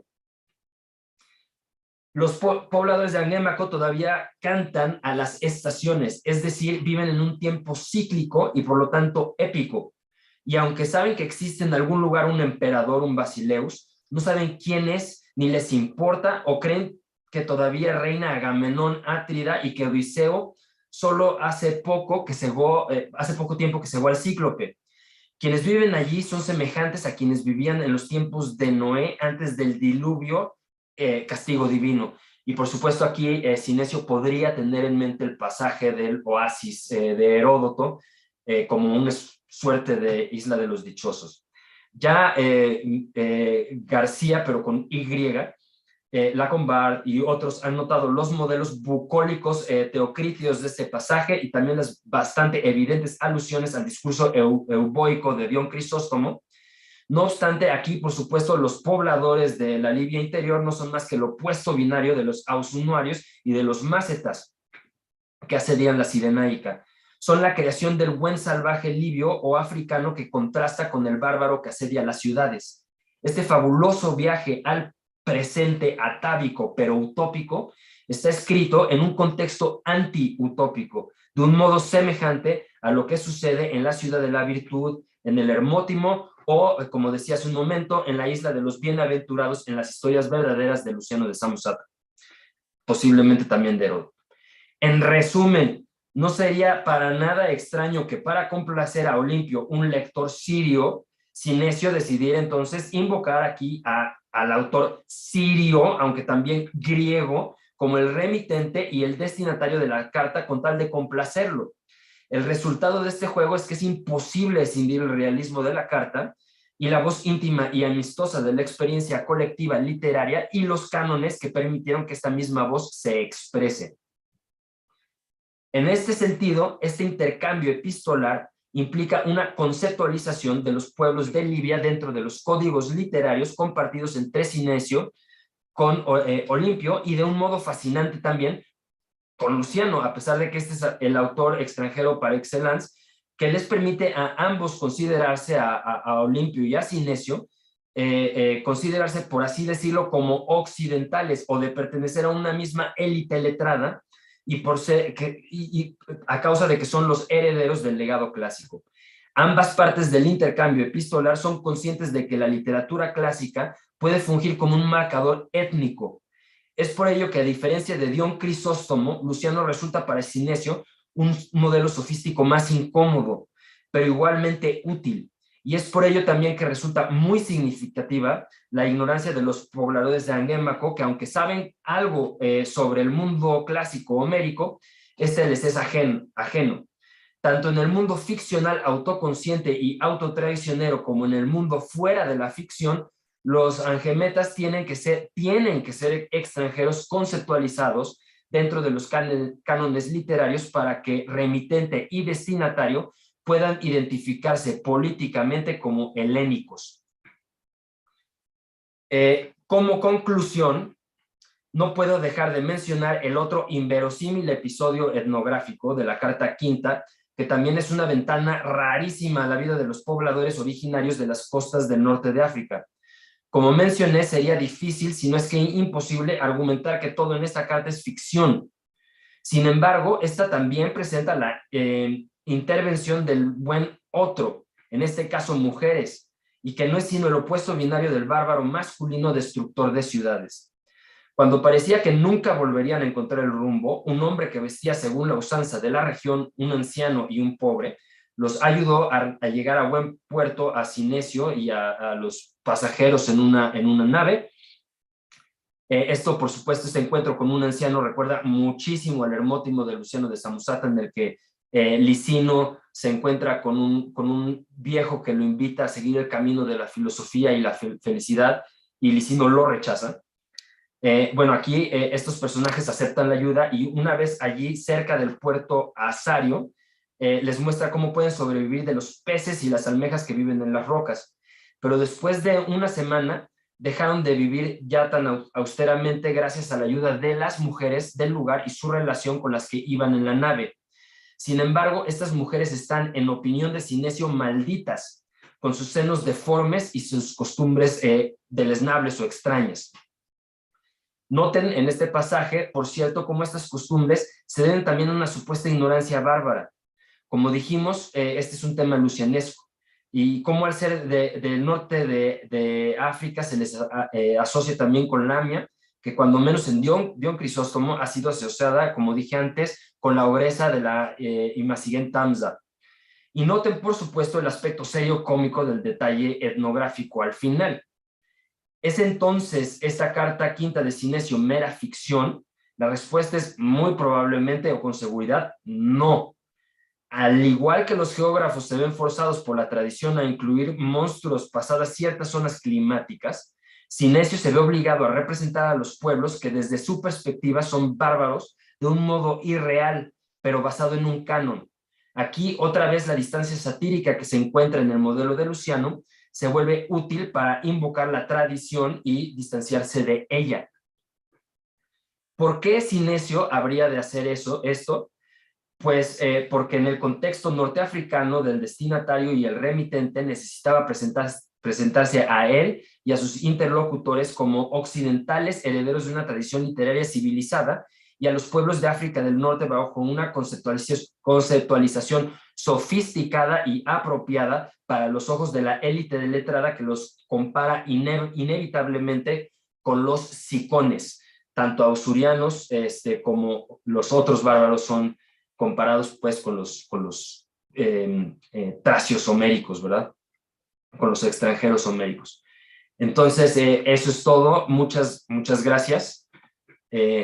Ahí está la bibliografía que copié y pegué, honestamente con algunos errores a causa de falta de tiempo, pero muchas gracias, espero que haya sido de su interés. Bueno, muchas gracias por tu presentación, muy interesante para mí en lo particular por esta visión de Luciano tan característicamente satírica. Bueno, pasamos a las preguntas. El primero es Carles Murcia. Por favor, adelante. Hola, muchas gracias a los dos por ambas presentaciones. Yo tenía una pregunta para Bernardo a propósito del pasaje del libro cuarto de las historias de Heródoto. No vi todo el contexto, parece que se refiere pero no estoy seguro, confírmamelo, que es en el pasaje en que refiere Heródoto que los garamantes cazan trogloditas mediante cuadrigas y luego dice que lo hacen así porque los etíopes trogloditas son los hombres más rápidos y luego habla de su lengua, ¿no? que parece que chillen como los murciélagos.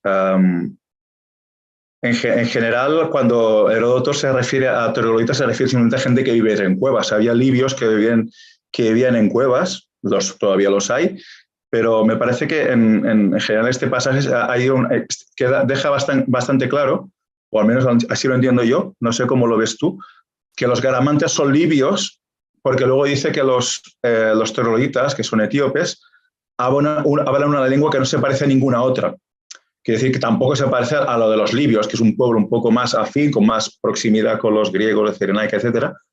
Con lo cual es como si dijera, aunque a lo mejor ya estoy interpretando demasiado, que la lengua de los libios no les parecía tan exótica o tan extraña, pero en cambio la de estos etíopes trogloditas sí que le parecía como más extraña por sus chillidos, etc. No sé cómo lo interpretas tú. Muchas gracias por la intervención. Moltíssimes gràcies, Carles, per la teva pregunta. Te contesto en español para que fluya más. No, tu castellano tu catalán es perfecto, ¿eh? Se entiende perfectamente. Puedes continuar tranquilamente. Més aviat perquè la gent ens entengui tots plegats. Doncs, bueno, creo que tienes absoluta razón, Carlas, en lo que estás diciendo y de hecho muchas gracias por tu pregunta y por tu comentario porque yo no lo había enfocado de esa manera y me parece que es totalmente así. Sí es el pasaje, el contexto del pasaje es ese que tú indicas y la lengua de los libios yo creo que sí para Heródoto en general y para este pasaje en particular sí es menos extraña que la de los etíopes. De hecho, creo que de las consideraciones que hace Heródoto, que obviamente no las tengo todas muy frescas porque es una enciclopedia este texto, las consideraciones sobre lenguas del norte de África que hace Heródoto, ese pasaje en particular es en el que pues, se concentra con mayor claridad esta alteridad absoluta de esta lengua y esa incomprensibilidad absoluta, porque todavía en el caso de los vocablos egipcios, él da el vocablo, da la equivalencia al griego, ¿no? Y tiene su propia manera, ¿no? de narratológicamente referirse a ese vocablo. En cambio, en el caso de los etíopes, ni siquiera nos dice la palabra correspondiente, ¿no? Entonces creo que tienes total razón, Carlas, y te agradezco muchísimo por la pregunta y por el comentario. Bien, Alberto. Alberto, ¿tienes una duda, pregunta, comentario? Adelante. Yo tengo una pregunta para Bernardo. En algunos geógrafos, sobre todo latinos, pero creo que también en Estrabón, aparecía una idea curiosa de que en la división del mundo, África formaba parte de Europa. Por ejemplo, recuerdo que Salustio dice, en la división del mundo, algunos colocan a África en tercer lugar, otros pocos reconocen solo Asia y Europa y dicen que África está en Europa. Y esto tenía que ver, era una idea un poco contradictoria porque al mismo tiempo se explicaba la pobreza de África con respecto a la lejanía de Europa. Entonces, después hay otra cita de Estrabón en donde él dice, la vida de los etíopes en su mayor parte pobre debido a la extrema pobreza de la tierra y la distancia que los separa de nosotros. Entonces, no sé si en Heródoto aparece alguna de estas dos ideas o las dos en convivencia paradójica o ninguna, o qué pensaba él como de la unión entre África y Europa, si es que pensaba algo. Creo que es una gran pregunta, Alberto, te la agradezco mucho. Tendría que pensármelo mejor y repasar con mayor cuidado si es que hay pasajes pertinentes y que yo supongo que sí al respecto. Una cosa interesante que es la tesis antigua de de Jacobi, ¿no? En su famosa entrada de la Real Enciclopedia de Altertumswissenschaft, la Pauli Visova, la entrada de Heródoto, que un poco la idea de Jacobi es que la historia es como una especie de apéndice de la geografía, y entonces que los historiadores comenzaron haciendo periodo y guess, ¿no? Viajes alrededor de la Tierra, y a partir de esos viajes fueron determinando como un mapa, y luego, digamos, a la hora de profundizar más en la información para elaborar estos mapas, comenzaron a hacer historia, digámoslo así, que la historia viene de la geografía, ¿no? Y en ese sentido, no recuerdo ahora, pero lo voy a buscar, y te agradezco la pregunta para ponerme a buscarlo, si Heródoto dice que Egipto está en Europa. Según yo, no. Lo que sí dice claramente es Asia, ¿no? Que es el concepto que todo el tiempo saca desde el proemio de las historias, ¿no?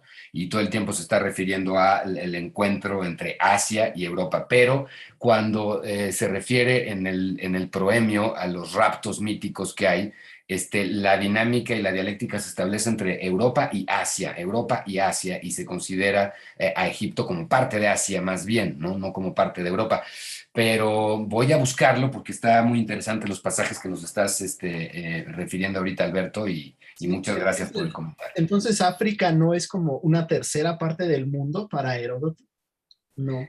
No, más bien no. Ya sabe, bueno, no lo iba a mencionar, ¿verdad? Pero a este respecto es muy interesante la obra de Martin Bernal, ¿no? De la Black Athena, que creo que valdría la pena discutirla con muchísimo más detalle, pero no, hasta donde yo recuerdo no, Alberto. Obviamente la obra de Heródoto, siempre tengo bastantes reservas a la hora de decir, en Heródoto esto no pasa o esto sí pasa, porque es tan monstruosa la obra que es muy difícil luego hacer aseveraciones como totalitarias, y yo no recuerdo realmente que eso pase, pero lo voy a buscar de todos modos, Alberto. Gracias. Gracias a ti. Bien, se nos está agotando el tiempo, pero Wash, por favor. Sí, buenas tardes. Bueno, muchas felicidades a ambos y muy interesantes charlas las dos. Y bueno, un comentario rapidísimo para Bernardo. Y escuché una palabra que mencionaste hace rato y es asmaj, si me acuerdo, es asmaj. Creo que quiere decir la mano derecha de rey o algo así. Bueno, esta palabra se me suena muy amazir. Hay una palabra, se pronuncia asmaj, es con la goma al final, no con la j. Es asmaj, y bueno, y significan esclavo. No sé si hay una relación entre esas dos palabras o no, nada más quiero comentar eso. Muchísimas gracias, Wash. Es muy interesante esto. Evidentemente no podría yo darte una respuesta al respecto, pero me parece muy interesante para investigarlo. Asmaj era más bien el lado izquierdo, no el derecho. Entonces, sí, es muy interesante. Muchas gracias, Wash. Gracias. Claudio, ¿querías comentar algo? Sí, yo nada más quería decir que la persona indicada para preguntarle esta evolución de 2 continentes a 3 es Tonali, porque ella justamente estudió, digamos, toda esta evolución y nos va a hablar próximamente de eso, o se le puede preguntar de eso. Ella tiene esta historia muy clara, muy fresca, pero si recuerdo bien es Hecateo el primero que mete la discusión de si en realidad hay 3 continentes. Ok, bueno, pues ya damos fin a esta sesión, que estuvo muy interesante. Muchas gracias a ambos, a Bernardo y a Claudio. Y va a haber un pequeño receso a las 3:30, ya menos de 15 minutos. Sigue la sesión 6. Gracias. Gracias a todos. Gracias a todos.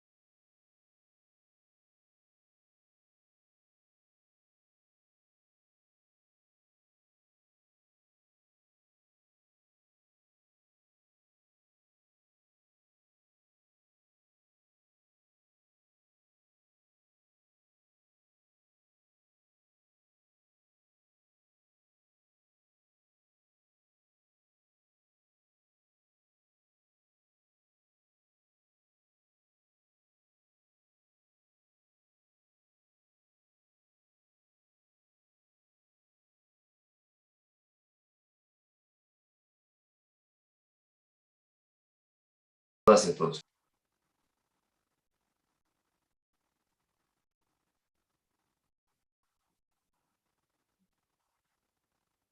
Buenas tardes a todos. Con esta sesión, que es la sexta sesión, empezamos la última del día. Está dedicada al estudio filológico de fuentes latinas y será presentada primero por el maestro Daniel Cefami Paz, y maestro en Letras Clásicas por la UNAM. Ha realizado también estancias de investigación en la Universidad Complutense de Madrid y nos va a presentar el tema un problema de interpretación en la escena del citarista Jopas. Y en segundo lugar estará Claudio Camacho Rodríguez, que es egresado de Letras Clásicas, egresado del doctorado de Letras Clásicas en la UNAM por el Instituto de Investigaciones Filológicas, e hizo su doctorado sobre la epístola 13 de Séneca. Hoy nos va a presentar Imperialismo, Estoicismo, Geografía, Mito y Literatura, el caso de África en Séneca. Le cedo la palabra al maestro Daniel. Muchas gracias, Yared. Y bueno, antes de comenzar, a reserva de que la mayoría de las personas ya estaban aquí en la sesión anterior y a riesgo de ser repetitivo, pero evidentemente me gustaría empezar agradeciendo la invitación a Claudio y a todas las personas que han organizado este coloquio, que estaba yo escuchando ayer la presentación en la mañana y coincido con las palabras que muchas de las personas organizadoras decían, que es verdaderamente notable que se haga un esfuerzo de esta índole para reunir miradas y voces tan plurales y tan diversas de latitudes, además distintas, reunidas, si bien con Apuleyo ahí metido, con un común denominador, un interés común, que es el norte de África, pero que esas miradas plurales, múltiples y diversas permiten desde luego un prisma que matiza de muchas formas y contribuye de muchas formas, y sobre todo que me parece es un esfuerzo, como subrayaban, colaborativo, importantísimo, y que tendríamos que seguir como modelo para hacer más de este tipo de congresos y de coloquios. Además, también una palabra que me da mucho gusto compartir la mesa, aunque sea aquí virtual, ¿no? Yo estoy en mi casa, pero con Claudio Camacho, que es un colega, pero además es un amigo con quien he compartido muchas horas de biblioteca, pero también conversaciones informales y cerveza, y me da mucho gusto estar con él en la mesa. Antes de comenzar, pensando precisamente en la pluralidad de voces, también creo que es importante pensar en la pluralidad de oídos, y que este coloquio está formado por gente de filología clásica, pero también por gente de lingüística, como por antropólogas, arqueólogas, pero también poetas, escritores, activistas, ¿no? Entonces, yo voy a hacer una presentación medianamente tradicional desde los estudios clásicos, pero atendiendo a esta diversidad, creo que es importante, aunque parezca una absoluta perogrullada, una obviedad, contextualizar mínimamente el pasaje que voy a tratar, que es de la Eneida, hablando 5 minutos, menos de 5 minutos, traigo mi cronómetro, de la Eneida en general, ¿no? Es decir, lo obvio no radica, no es una condición de la cosa, del objeto, ¿verdad? Es en realidad una relación con el sujeto, ¿no? Y puede ser obvio para muchas personas, pero no para otras. Entonces, me gustaría, antes de presentar, contextualizar mínimamente este pasaje. Es un pasaje, entonces, de la Eneida, que, insisto, perdón si parece muy obvio, un poema épico, ¿verdad? Del siglo I antes de Cristo, escrito en un momento fundamental de transición política, social, jurídica y de muchas índoles, tras las guerras civiles hacia el final de la República y el principio del Principado, que es entonces un poema de carácter heroico, desde luego, ¿no? Que cuenta la historia de Eneas, quien sale huyendo de Troya para, por orden de los dioses, fundar una nueva Troya, ¿no? Que va a ser los orígenes míticos, digamos, de Roma, y que está modelada a nivel estructural, a nivel arquitectónico, aunque tiene muchísimos modelos distintos, pero principalmente por los poemas homéricos, ¿no? La primera mitad por la Odisea y la segunda mitad por la Ilíada, ¿no? La escena que yo voy a tratar es del libro primero, que es, digamos, de la parte odiseica, ¿no? De la parte que más o menos corresponde a la Odisea. Y para contextualizar brevemente, Eneas, después de huir de Troya, ¿no? Bajo aviso de Héctor, etcétera, viaja por mar para llegar a Italia, a Hesperia, ¿verdad? La tierra occidental, todavía sin saber a dónde llegar. Cuando está en Sicilia, ya a punto de llegar a Italia, una tormenta generada por Juno, hace que naufrague en Cartago, y precisamente por eso es que estamos situados aquí, ¿no? Cartago, que la ciudad todavía existe, y en la actual Túnez, ¿no? Esa es, digamos, la parte norafricana que nos sitúa, digamos, en este contexto, pero ahí es recibido por no es inmediato, pero es recibido por la reina Dido, que a su vez es la reina de Cartago, pero esto es una ciudad nueva, una fundación reciente que está en construcción, que está en levantamiento. Dido es originalmente la ciudad de Tiro, es Fenicia, digamos, del actual Líbano, y viajó huyendo de su hermano con un grupo de personas como líder absoluta, y entonces está gobernando Cartago, ¿no? Dictando leyes, repartiendo actividades sociales, haciendo que se levanten las murallas, los edificios, etcétera, etcétera. Entonces Eneas, después de estar escondido y tal, es recibido finalmente en el palacio por Dido, recibido espléndidamente con toda la hospitalidad épica tradicional, y en el palacio se hace un banquete, ¿no? Muy fastuoso, muy, muy rico, en el que digamos que Dido ya está un poco alborotada por mediación de los dioses, ¿no? Porque Venus mandó a Cupido y empieza a enamorarse de Eneas, y es en este escenario, ya en el banquete, ya en las copas posteriores al banquete, donde aparece el citarista Jopas. Ahora sí voy a presentar, a compartir la pantalla. Ok, ya se ve ahí, ¿verdad? Decía pues, ese es el contexto, ¿no? El contexto inmediato, en el contexto de la aparición de este citarista, entonces está rodeado por este ambiente también intervenido por las diosas y por los dioses, ¿no? Donde está el amor rondando, pero también por una gran fastuosidad, un lujo propiamente, todo está lleno de oro. Está precedido además por unas libaciones absolutamente solemnes, rituales, ¿no? Todo también rodeado de oro, y es finalmente que aparece, ¿no? Les pongo aquí el texto en español. También estoy usando con unas mínimas modificaciones una traducción que siempre me ha gustado mucho, las soluciones que propone Chávez Sustaeta, que propuso más bien, para que tengan ahí el texto a la mano. Está el texto latino, lo leo rápidamente. Perdón, tengo que mover la pantalla porque no alcanzo a ver el texto. Ahí está. Entonces, Jopas, de larga cabellera, alumno un día del excelso Atlante, estremece la sala con el son de su cítara dorada, y va cantando las fases de la luna, los trabajos del sol, y de dónde proviene la raza de los hombres y los brutos, y la lluvia y el fuego. Y canta a Arturo y a las pluviosas Íades, las dos osas. ¿Por qué los soles corren tanto en invierno a bañarse en el mar? ¿O qué tardanza detiene el curso de las lentas noches?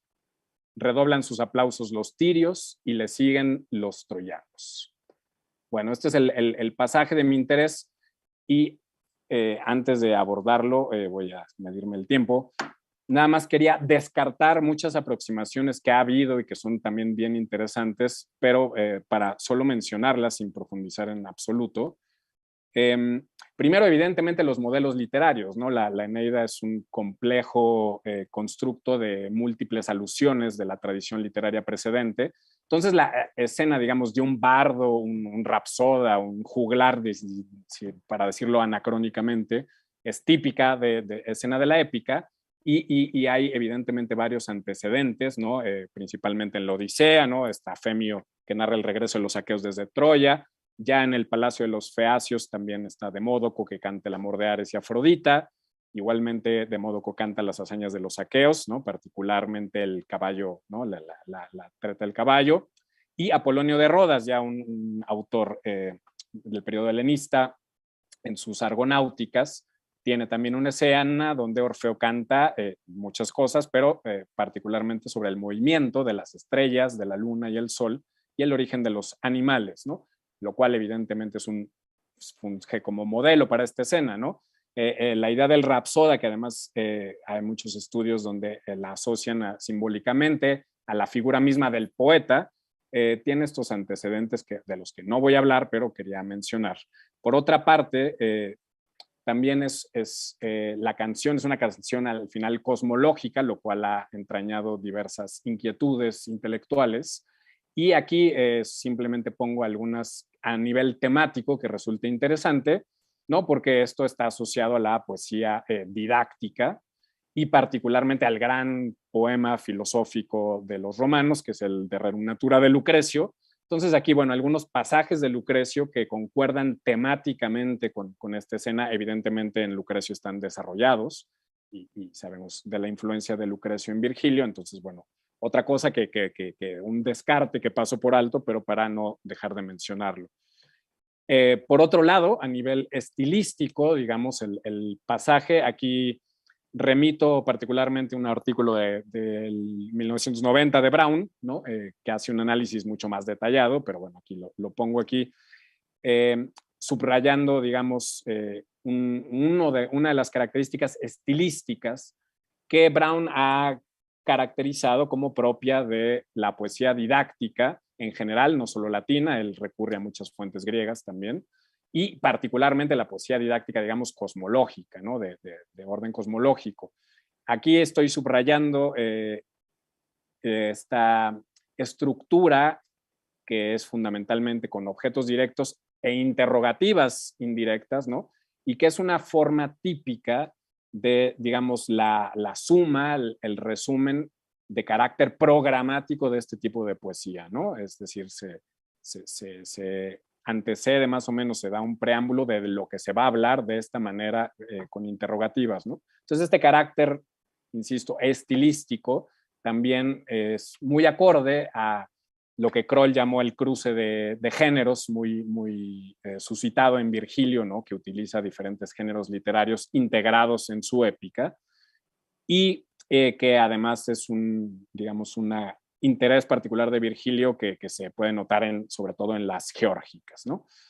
Dicho esto, y ahora sí, me gustaría a mí tratar sobre una serie de dinámicas literarias que particularmente a mí me llaman la atención y me parece que pueden funcionar para entender mejor el pasaje, que es lo que podemos llamar modernamente intratextualidad, o en este caso metaalusividad, es decir, cómo se relacionan internamente dentro de la Eneida los pasajes, y a nivel microscópico podemos encontrar expresiones de la estructura completa de la Eneida, ¿no? Muchos estudios hay al respecto, pero a mí me interesa analizar brevemente el pasaje a partir de esta dinámica literaria, porque me parece que puede echar cierta luz a la perspectiva que se tiene del personaje Jopas y la escena misma como una escena que se da al norte de África y que por ello representa de alguna manera, es una representación de la africanidad, pero es una representación absolutamente sesgada por los mecanismos literarios que priman en la Eneida, ¿no? Y eso es un poco hacia donde quiero llegar. Entre muchos otros estudiosos, en un artículo del 87, Clausen, primero, antes de hablar de la intertextualidad, hizo una notable relación, ¿no? Señaló un vínculo estrecho entre la escena del citarista Jopas y la escena que es inmediatamente posterior, que es Dido, ¿no? cómo está reaccionando, cómo está emocionalmente su estado anímico después del banquete, ¿no? Leo rápidamente el español. La infortunada Dido trataba de alargar la noche hablando de diversos temas y bebía el amor a largos tragos. Preguntaba sin cesar muchas cosas sobre Príamo y otras muchas sobre Héctor.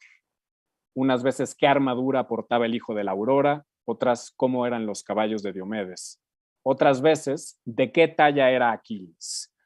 Es decir, aquí creo que es lo que es notable, lo dejé subrayado, que esquemáticamente, además de que los pasajes están inmediatamente unidos, también la estructura de interrogativas hace que tengamos que suponer una relación estrecha entre los pasajes, donde hay evidentemente una relación entre la canción de Jopas y el estado emocional de Dido, que hace preguntas azarosas, ¿no?, sobre la guerra de Troya, pero lo que quiere es alargar la noche, ¿no? Más allá de esta relación directa, hay una relación macro, que es la que me gustaría explorar a continuación, que sobre todo es un análisis más largo que esto, pero Poschl, perdón mi pronunciación, un Víctor Poschl, que es un autor que escribió un libro muy importante en el año 50, muy importante para los estudios virgilianos, sobre todo en el análisis simbólico,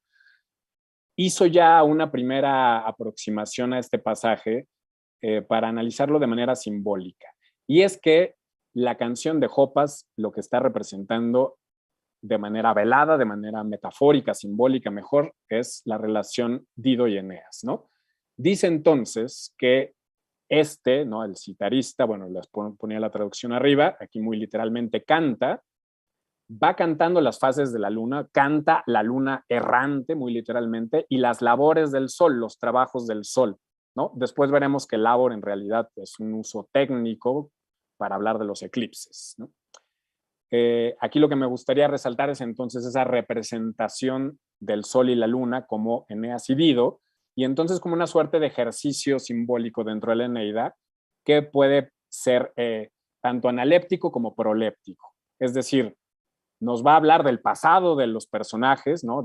Dido ha errado, ha vagado desde antes, pero también de lo que le va a ocurrir después, ¿no? Igualmente las labores de Eneas pues son esos trabajos, padecimientos, incluso sufrimientos propios del héroe épico que va a ir sufriendo, ¿no? Para especificar más esta tesis que ha sido discutida, desacreditada y aceptada diversamente por varios estudiosos, una primera aproximación a nivel simbólico que es absolutamente demostrable es, digamos, la relación que hay entre Dido y Eneas como el binomio Diana y Apolo, ¿verdad? Los gemelos, que evidentemente son dioses lunares y solar, bueno, lunar y solar respectivamente, ¿no? Es decir, representan de alguna manera a la luna y el sol. Aquí no les pongo los pasajes completos porque no daría tiempo. Sin embargo, para mí, hay muchas otras formas de mostrarlo, pero para mí particularmente un pasaje del primer libro de la Eneida que compara a Dido, ¿no?, con Diana, así como ocurre igualmente en el libro cuarto, que Eneas antes de la cacería es comparado con Apolo, son muestras clarísimas de este binomio, ¿no?, a nivel simbólico en toda la Eneida. Luego, además, hay muchísimas otras representaciones, particularmente la relación de Dido con Diana y con la luna. Aquí me lo voy a saltar, pero hay muchísimos estudios al respecto de Fratantuono, Duclos, Casali, etcétera, que han estudiado este fenómeno al respecto, ¿no? Además, habría que señalar, evidentemente, la relación siempre paralela, siempre en espejo de Dido y Eneas, porque Dido al final tiene un recorrido muy similar, nada más que más avanzado que Eneas. También huye de su ciudad, hace un periplo, navega, va liderando y construye una ciudad, ¿no? Eneas está en proceso de llegar a eso. Entonces, bajo esta misma idea de la representación, una última que me gustaría subrayar de Dido como luna es la que se da en el libro 6 de la Eneida, en el viaje al inframundo de Eneas, donde se encuentra a Dido, ya muerta, que aquí, claro, me salté en toda esta explicación y me permito hacer una mínima interpolación para decir cuál es el final de esta historia. Aquí estamos cuando Dido recibe a Eneas y está plenamente enamorándose, más bien en el proceso de enamoramiento en este banquete, y viene la canción. Lo que ocurrirá después es que Eneas se queda con Dido, se enamoran, ¿no? Hay el famoso pasaje de la cueva donde se unen, se enamoran y pasa el invierno, Eneas ahí muy contento, están enamorados, todo bien. Eneas le avisan a través de Mercurio, la orden de Júpiter, de que se tiene que ir ya a fundar la ciudad que se le había pedido, a al menos llegar a Italia. Y se va, y esto evidentemente provoca una transformación profunda en el personaje de Dido, que más o menos se enloquece hasta llegar al suicidio, ¿no? Lo cual entonces constituye una tragedia que se da en el libro cuarto, ¿no? Quería llegar a eso porque, bueno, este pasajito donde Dido es comparada con la luna se da en el inframundo cuando Eneas se le encuentra después de que ella se suicidó, ¿no? Aquí me gustaría nada más resaltar estas características que decía con respecto a la canción de Jopas, ¿no? Entre las cuales están ahí otras heroínas. Con la herida aún fresca, la fenicia Dido vagaba en un gran bosque. En cuanto el héroe troyano estuvo junto a esta y la reconoció oscura a través de las sombras, tal como quien al principio del mes ve o piensa haber visto a la luna surgir a través de las nubes, ¿no? Entonces la comparación explícita de Dido con la luna, y además una luna errante, hace, creo, más llamativa esta misma aproximación. Perdón, creo que ya voy medio mal de tiempo, me voy a apurar un poquito.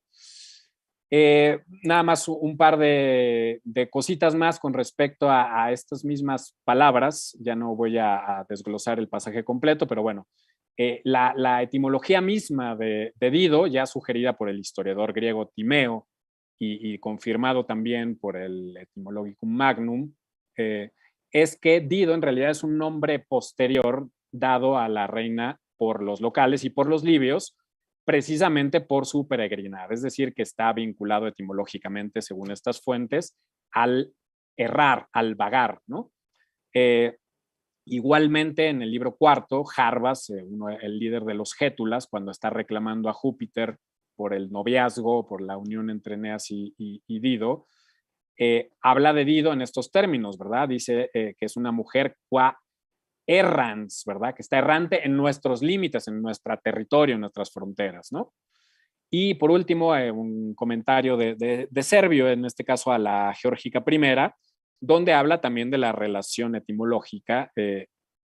Precisamente dice que no, está hablando de los planetas y tal, pero dice que viene del errare, ¿no? Error en latín, el error, ¿no? Que son llamados así los planetas a partir del planes, ¿no? Y esto significa errar. Entonces, solo para dar algunas señales más de esta misma relación. En cuanto a labor, bueno, para ir cerrando, porque veo que se me está acabando el tiempo, simplemente aquí mencionar un pasaje, hay muchísimos más que mencionar, pero bueno, este pasaje del proemio de la Eneida, que es muy famoso, donde labores se refiere precisamente a los riesgos o sufrimientos o padecimientos que tuvo que soportar Eneas para llevar a cabo su labor épica, heroica. Aunque les decía, en términos cosmológicos, labor solis o también lunae se refiere a los eclipses, ¿no? Me gustaría, no me da tiempo de profundizar demasiado en esto, hay muchos otros pasajes, incluso, por ejemplo, al hablar de las noches o que se alargan o porque el sol se retrasa en el invierno y todo esto, hay muchas asociaciones hechas también con el invierno que pasa Eneas con Dido y cómo va retrasando su viaje, etcétera, etcétera, ¿no? Creo que con este primer verso basta para constatar la relación simbólica existente entre el pasaje y a nivel macroestructural los destinos de Eneas y Dido. Rápidamente ya para cerrar, aunque no podamos, si quieren discutir después, ¿no? Algunos temas sobre Jopas, ¿no? Y ahora sí de la representación africana, ¿no? Servio quizás de manera equivocada, ¿no? Dice que Jopas es uno de los pretendientes africanos de Dido, ¿no? Que era un rey de África, que era uno de los pretendientes, que fue rechazado evidentemente por Dido, ¿no? Esto parece ser equivocado, pero lo que sí debe llamar nuestra atención es que, como veían en el pasaje, se dice que Atlas le enseñó a Jopas su canto, ¿no? Atlas que está identificado en algunas fuentes como un modelo, digamos, de ciencia astronómica, no en Plinio en particularmente, pero por otro lado, en la propia Eneida, Atlas también es representado como una parte fundamental de la geografía africana, ¿no? Es decir, propiamente la montaña o la cadena montañosa, si quieren, pero es representado de manera alegórica en la Eneida, en el libro cuarto, como una montaña. Además, durus es el adjetivo que se le impone, ¿no? Por último, hablar de la orientalización, es decir, de toda la fastuosidad, el oro que recorre el palacio, todos estos elementos, digamos, de demasiado lujo, de aparato palaciego, son una forma de representar a la africanidad orientalizada, en realidad, ¿no? Es decir, helenizada de alguna manera. Y evidentemente lo que hay detrás es, que puede constatarse viendo fuentes contemporáneas como Horacio, es la visión desde este lado, desde este punto de vista más bien peyorativa, de la corte palaciega de Cleopatra, particularmente cuando estaba Antonio con ella, ¿no? Antes de la última gran batalla con Octaviano.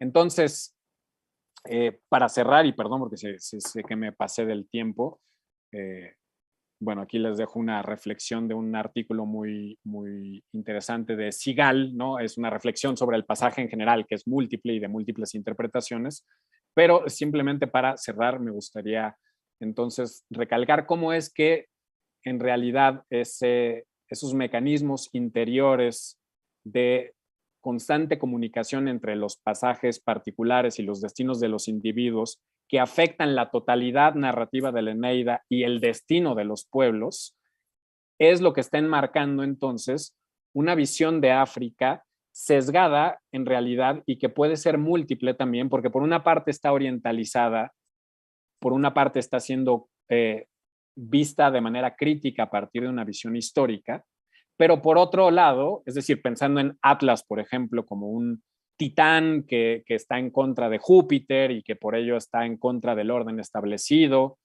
y como el orden natural de las cosas también representa el orden social de las personas, esta posible contradicción al mismo tiempo, insisto, está sesgada por las necesidades narrativas de la Eneida y porque fundamentalmente pues, este encuentro tiene que terminar mal porque es la etiología de la rivalidad histórica entre Cartago y Roma, ¿no?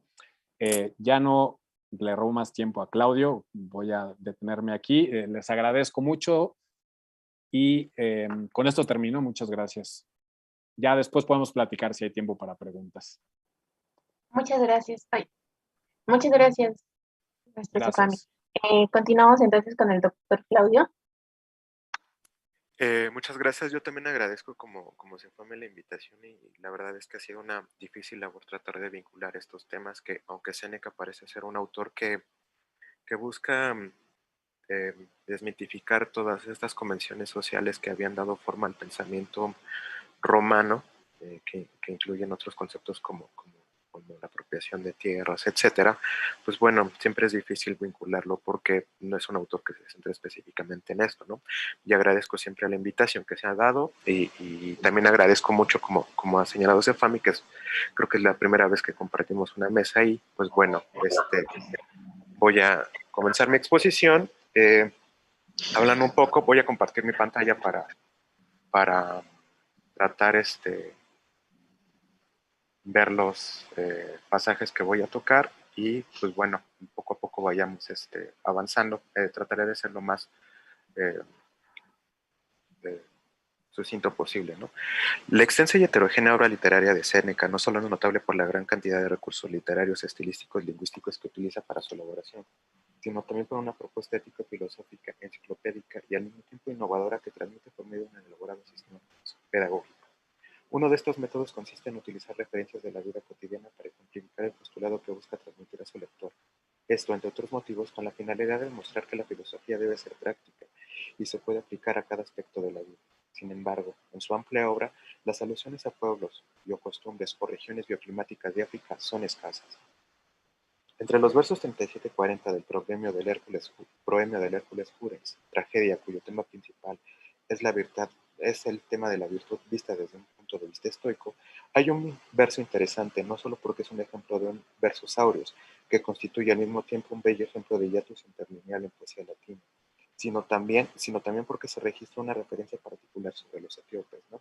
Y es esto, aquí pongo el pasaje del Hércules y pongo una traducción al español, que pues bueno, toda traducción, salvo una que voy a presentar, son mías y pues bueno, cualquier error de interpretación también yo me lo atribuyo, ¿no? Bueno, la presente exposición tiene como finalidad estudiar algunas de las referencias a pueblos africanos, en específico las referencias a los etíopes, en la obra de Séneca, para demostrar que éstas se originan en una tradición literaria y no en un conocimiento de primera fuente de dichos pueblos o regiones. Para ello parto de la figura del héroe, Heracles, al cual hacen referencia estos versos para demostrar cómo la mirada que se aprecia en la literatura ha influido en la manera en cómo Séneca observa el mundo no grecolatino, para retomar después los versos y demostrar cómo Séneca configura sus alusiones a partir de esta tradición literaria y las convenciones sociales de las que no se puede vincular, ¿no? Y finalmente, si me da un poco de tiempo, revisaré un pasaje que trata sobre una referencia un poco vaga de África, pero que también nos permite ver un poco de las situaciones que acontecían en esa época, ¿no? Bueno, entonces comienzo con la referencia a los etíopes. La referencia se escribe en un grupo de versos en los que Jano, diosa cuya personalidad conocemos solamente por las alusiones que ella realiza sobre sí misma, acepta que es incapaz de atacar de la forma más cruel a Heracles, héroe cuyo indómita virtud, dice por medio de una metáfora, es reconocida en todo el mundo. En este punto es necesario conocer cómo se ha entendido la figura del héroe en la tradición grecolatina. Menciono de manera resumida las posturas que busco destacar, ¿no? Ya los primeros testimonios registrados en los albores de la literatura griega que recogen el mito de Heracles dan cuenta de un héroe ambivalente. En un pasaje de la Ilíada, del libro 5, versos 392-404, Homero lo describe como un personaje de carácter violento y furibundo, que incluso es capaz de herir y lastimar a los dioses inmortales, ¿no? Una de las más preciadas instituciones griegas, ¿no? Aquí pongo el verso, lo acompaño. En uno de los pasajes más oscuros que se encuentran en el mito, se narra que en un momento de locura, Heracles asesinó a su esposa e hijos. Sin embargo, en la naciente literatura escrita griega, en una obra atribuida a Hesíodo, denominada El Escudo de Heracles, se transmite una imagen contraria en la que se afirma que el héroe es el salvador que ha nacido para liberar a los dioses y a los hombres esforzados de las desgracias, ¿no? Estas dos percepciones de Heracles que recorren de manera paralela a la historia de la literatura grecolatina atraen a diversos escritores, desde poetas e historiadores, quienes, fascinados por las características que envuelven al personaje, se apropian del mito para reconfigurarlo sus propias convenciones político-culturales. Ejemplo de ello lo representa el episodio denominado de las 12 labores de Heracles, un pasaje en el que, según una de las tradiciones, se narra los incidentes del héroe que comete al ponerse bajo las órdenes de Euristeo, por recomendación del oráculo de Delfos, con la finalidad de expiar su culpa después de haber asesinado a esposa e hijos, ¿no? Las 12 labores son un compendio de aventuras en las que se puede apreciar en no pocos pasajes a un héroe que enfrenta situaciones adversas de manera violenta, tal como se le había caracterizado en el pasaje homérico. Sin embargo, un importante número de escritores y poetas observan esto desde una perspectiva diferente. Para ellos, el héroe encarna los más altos valores helénicos. Los elementos que constituyen el mito permiten formular la idea de que las labores emprendidas por el héroe tienen la idea de hacer la vida del ser humano mucho más segura. Desprendido de los aspectos negativos que forman parte de su personalidad, la imagen de Heracles adquiere nuevos matices. El hijo de Zeus deja todas las comodidades que podría disfrutar para emprender un largo periplo de sufrimientos en favor de llevar en el sentido griego de civilización a todo el mundo conocido. Bueno, un ejemplo de ello se aprecia en una oda coral del fragmento de la Heráclide de Esquilo, tragedia en la que el autor justifica el asesinato de los pastores de Gerión en una de las 12 labores emprendidas por el héroe, al señalar que aquellos personajes estaban provistos de cualidades negativas, como la injusticia, ¿no? Y aquí cito el pasaje, es Esquilo, y dice, asesina a los pastores injustos de Gerión. Las 12 labores entonces consolidan la imagen de Heracles como un soter, un salvador, que viene a liberar a los seres humanos de los males que muchas veces se representan por medio de situaciones o sociedades que son lo extranjero, ¿no? Lo diferente para los griegos, y después también va a ser para los latinos. En la tragedia que consagra al héroe, Eurípides propone una imagen del héroe que viene justamente, como lo señala aquí, viene a liberar a la tierra de las bestias salvajes, ¿no? Como digo, esta siempre es una mirada griega, al menos estos dos autores del siglo V a.C., ¿no? Entre no pocos griegos, las labores de Heracles son la manifestación de la voluntad divina, que se enuncia en su forma más humana para salvar a la precaria humanidad y ayudarle a encontrar justicia en un entorno natural adverso. El mismo mito configura el destino de Heracles. La muerte representa la apoteosis del héroe que se desprende de su forma humana para dar paso a su existencia divina. El héroe es canonizado. El culto que se le rinde en la literatura y en representaciones iconográficas adquiere un aspecto fuertemente religioso. Sus labores son el ejemplo del camino difícil que el ser humano debe recorrer para alcanzar la virtud, ¿no? Bueno, aquí cito rápidamente y lo pongo aquí, pero pues bueno, por cuestiones de tiempo no lo menciono todo, pero bueno, esto sería un ejemplo que podemos encontrar en Teócrito, ¿no?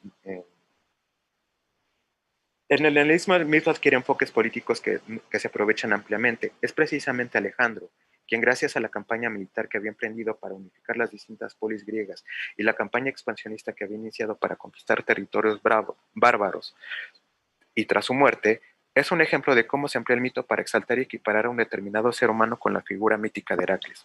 Alejandro, en todo caso, representa la figura del héroe que lleva paz y justicia a todo el mundo, tanto el habitado por seres humanos que hablan el koiné, es decir, el griego que ya habían unificado, como aquellos que no tenían no solo una lengua, sino también costumbres distintas, ¿no? Y eso también lo podemos observar aquí en Teócrito, en un pasaje que, igual en este caso, yo cito la traducción cito una traducción. Bueno, lo dejo aquí para que si quieren lo vayan observando, ¿no? El paso de los años no modifica este sentido, lo que cambia es la manera como se expresa. El elemento mítico y religioso del héroe que se emplea en sentido político encuentra entre los romanos un nuevo campo en el cual propagarse. Esto no sucede ex nihilo. En la literatura latina no son escasos los pasajes que enaltecen de manera fervorosa la fuerza política o militar que la sociedad romana había estructurado desde sus humildes inicios, misma que le había permitido convertirse de manera gradual en la potencia hegemónica que dominaba a lo largo y ancho del Mediterráneo. En los romanos comienza a florecer de manera exacerbada ese sentido de pertenencia del territorio, con el cual se justifica todo acto de expansión y por ende de conquista de regiones que habían pertenecido a diversos pueblos, que a los ojos de los romanos representaban un peligro para sus intereses, ¿no? Y bueno, aquí bueno, nos saltamos el pasaje de Enio y pongo el pasaje de Cicerón, que dice: ¿acaso no ves aquella ciudad que obligada por mí a obedecer al pueblo romano, pero no va a viejas guerras y ni puede descansar, ¿no? Refiriéndose precisamente a Cartago.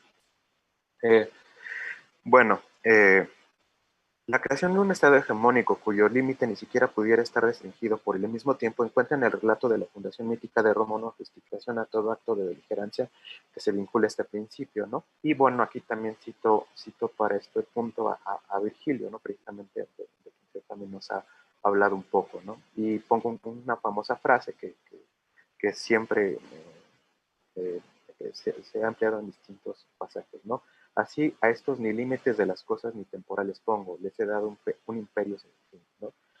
Que se podría discutir en otros aspectos, pero bueno, en este caso nos sigo avanzando en esto, ¿no?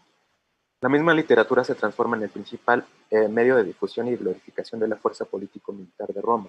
Es la voluntad divina la que los impulsa a llevar justicia y paz entre los pueblos del mundo, ¿no?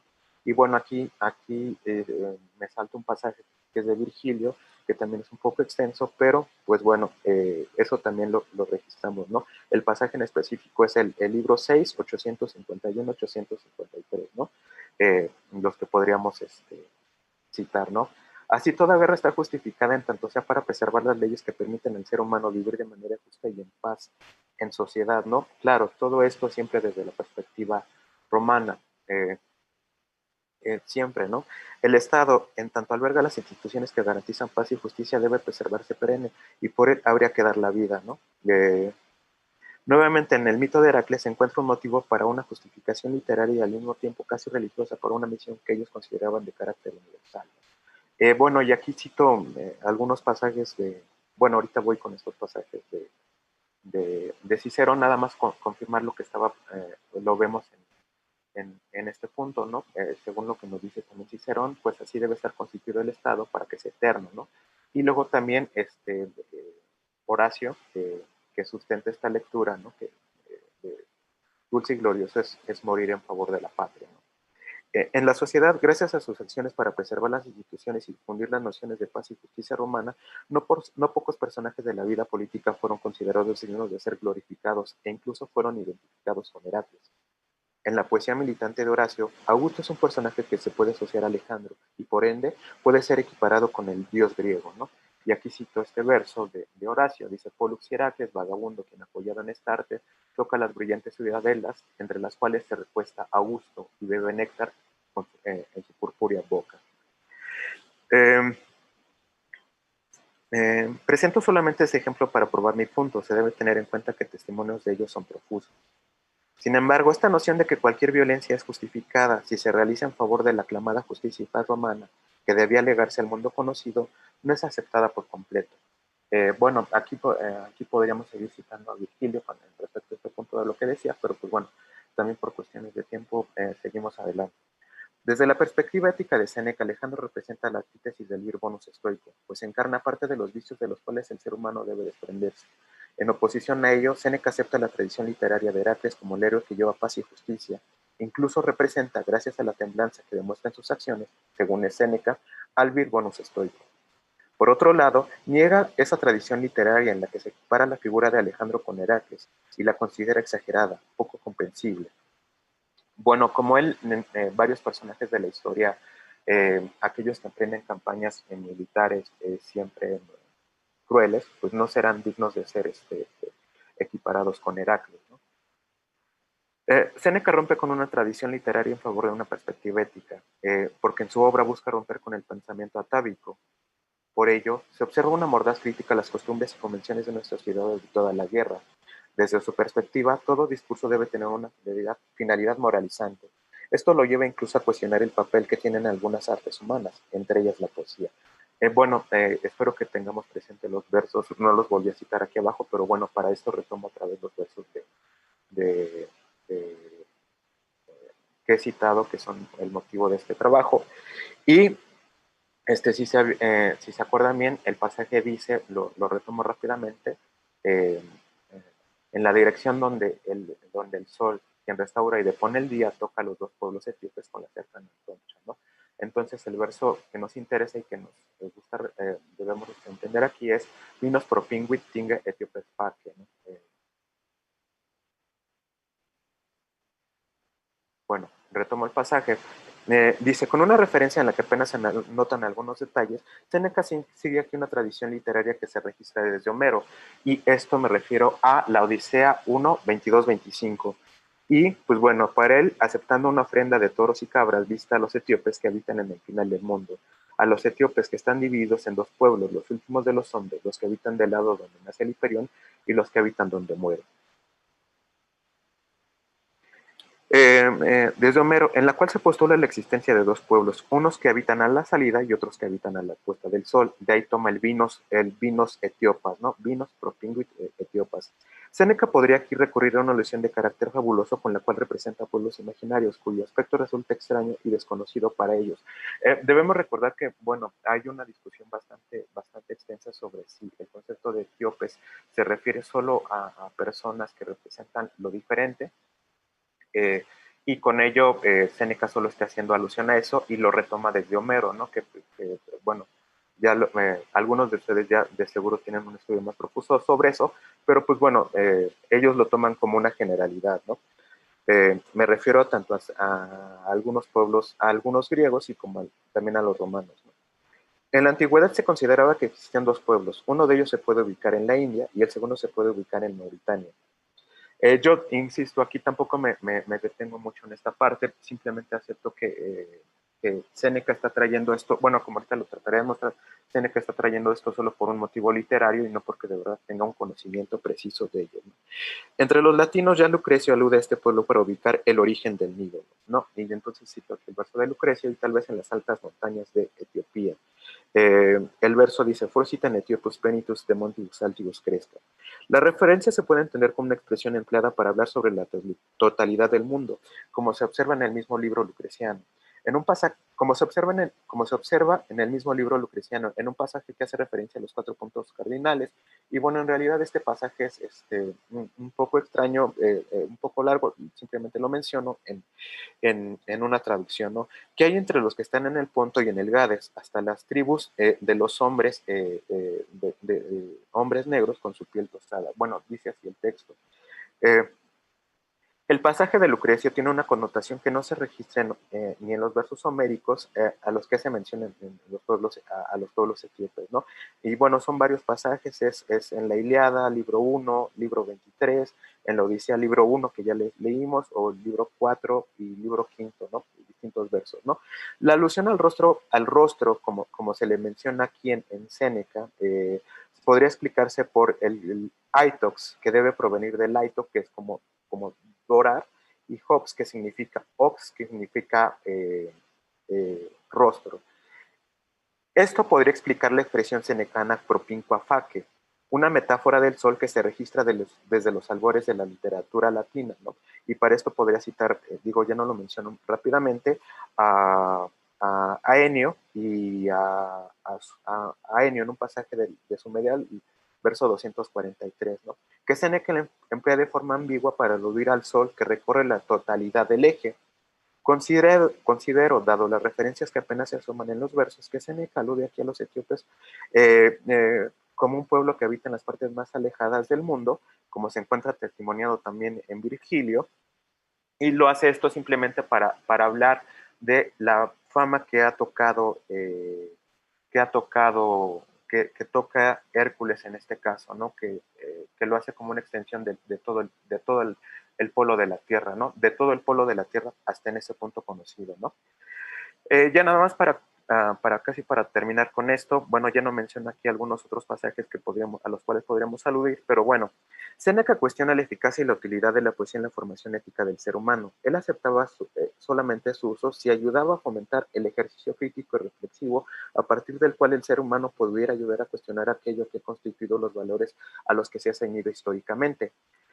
Séneca, en cambio, sigue con una tradición que lo lleva a retomar convenciones sociales, ¿no? E incluso en este punto, saber si precisamente se refiere a los etíopes como un pueblo de larga extensión, como ya se mencionaba en Heródoto, no lo hace, simplemente pienso que lo hace por traer una referencia, y él mismo lo cita en el diálogo 5.26.3, se está hablando en Deira, dice en un pasaje bastante peculiar, dice, non es etíopes intersus insignitus color, dice, no hay entre los etíopes maravillarse por su color, ¿no? Y simplemente Séneca cuestiona estas convenciones sociales, pero básicamente muchas veces él no las cuestiona en su totalidad, simplemente aquellas que atañen a las costumbres, etcétera, ¿no? Bueno, ya también se me está acabando el tiempo. Podríamos seguir insistiendo con esto, ¿no? Pero bueno, lo que trato de aquí de probar es que las referencias que pudiera tener Séneca a diferentes zonas bioclimáticas de África, como desiertos o los orígenes de los vientos, etcétera, casi todas las hace con base en la literatura. Salvo alguna referencia que hace sobre una expedición que Nerón envió para descubrir el origen del río Nilo, no tiene otro aspecto que desarrollar, salvo por ahí léxicamente tiene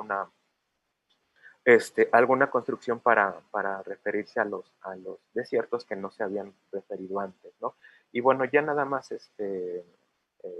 precisamente solitudines África, ¿no? Para describir a las condiciones humanas. Y ya nada más para terminar con me detengo en este verso que igual yo ahorita traduzco simplemente para tratar de sellar esta imagen que había dicho, que si bien a Séneca acepta una tradición literaria, muchas veces en cuanto al aspecto formativo que pudiera tener el mito de Heracles, el otro aspecto que muchos se les rescatan del mismo mito, él no lo sigue, ¿no? Y me detengo en este pasaje de mira nuestra, bueno, básicamente solamente para resaltar la última parte, ¿no? Básicamente este pasaje habla sobre las cuestiones que han África, al sur de Italia, que es Sicilia y África, como las regiones donde se puede encontrar los campos de cultivo, ¿no? En general es una visión muy general sobre la agricultura en la vida griega, pero bueno, al final de esta parte, Séneca no va a seguir precisamente por completo esta cuestión de las conquistas, las tierras para satisfacer los deseos de la sociedad, etcétera. Y al final, en un pasaje de la epístola 88, dice, al cuestionarse la utilidad de las dominadas artes liberales en la formación ética del ser humano, en el apartado de los geómetras, Séneca dirige su discurso ético hacia el fenómeno de la acumulación de la riqueza y los fenómenos que acontecen en el imperio, y seguramente habían acontecido en la república, los cuales critica con vehemencia para cumplir con una afirmación contundente de carácter nómico. Negan jurisconsulti quid pan uso capi publicum, hoc potenes quotum dicis publicum est, et quid generis humanis, ¿no? Et quidem generis humanis. Básicamente lo que está diciendo esto es que aunque en esa época ya había bastantes pleitos con respecto a los territorios, él afirma que todo pertenece al ser humano, ¿no? Todo cuanto podemos ver, ¿no? Pertenece al ser humano, y bueno, básicamente con esto rompería un poco con esta visión histórico-literaria, histórica, que se defendía en la literatura de las conquistas, ¿no? De los territorios de conquista. Bueno, con esto acabo y agradezco la atención que me han presentado para esta presentación. Muchas gracias, doctor Claudio. No sé si alguien tenga preguntas antes de concluir. Hay unos minutitos para preguntas. Yo tengo una audio, Camacho. Sí, adelante. Sobre, entonces, todas las fuentes que encontraste sobre África provienen de fuentes literarias, de los trabajos literarios. Sí, me parece que sí, las fuentes que, digo, ahorita ya... Menos una. Menos una, hay una referencia también a los etíopes como Macrobie, ¿no? Que es una referencia que él retoma por completo de Heródoto. Hay otras referencias para los orígenes de los vientos que también retoma de otros aspectos literarios, y en general casi todas las referencias que yo pude registrar de África provienen, ¿no? Digo, también se entiende porque para la época en la que él vive, siglo I después de Cristo, 60-65 más o menos, que es cuando muere, si bien todavía ya hay una expansión de los territorios, todavía no hay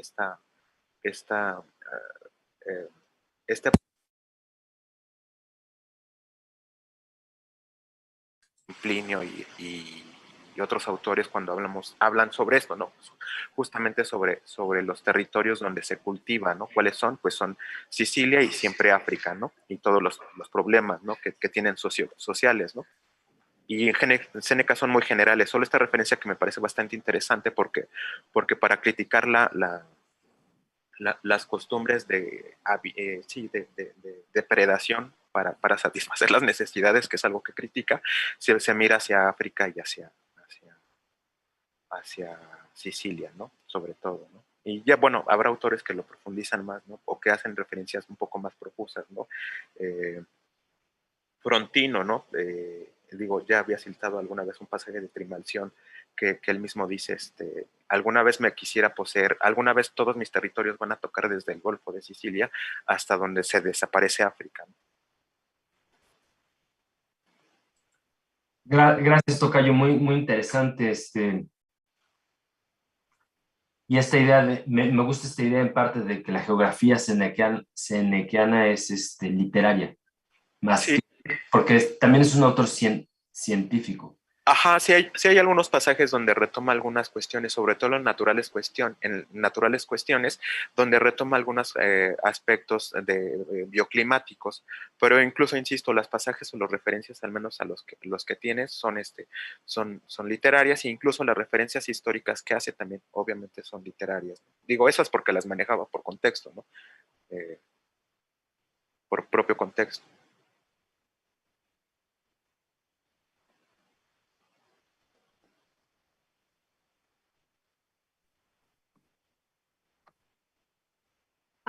¿Alguien tiene más preguntas? Yo quiero...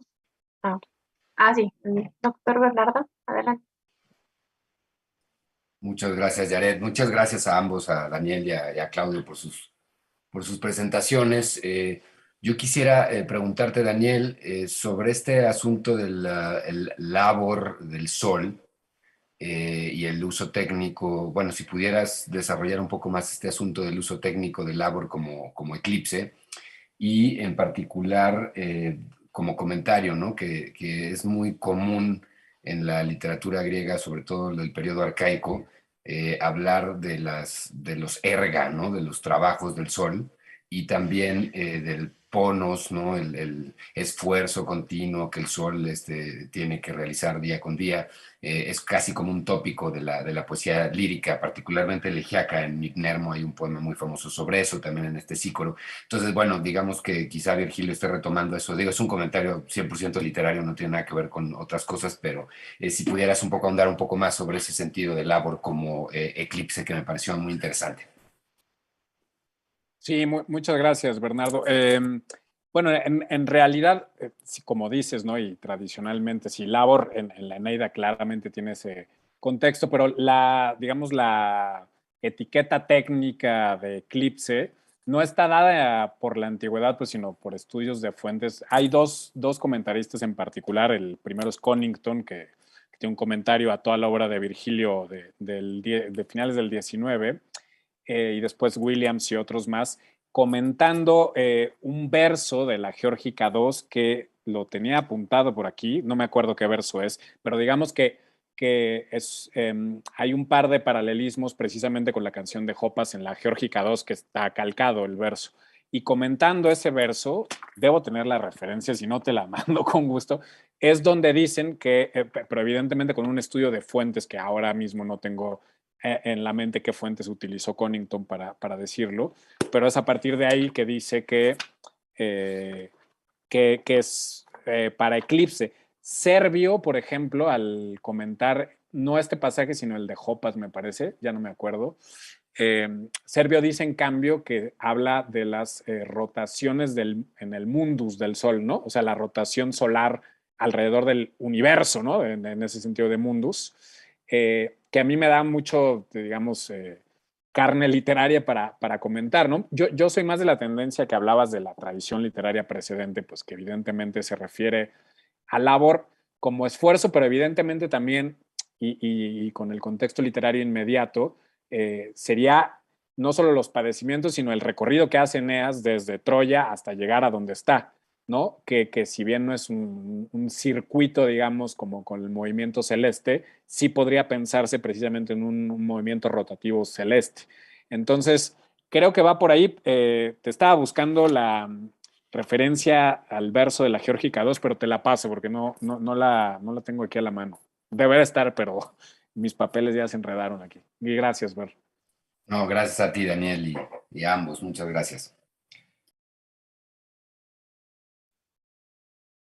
Bueno, si no hay más preguntas, damos por terminada la sesión de hoy. Los esperamos mañana en las siguientes. Muchas gracias, sobre todo al maestro Stefani y al doctor Claudio por sus participaciones.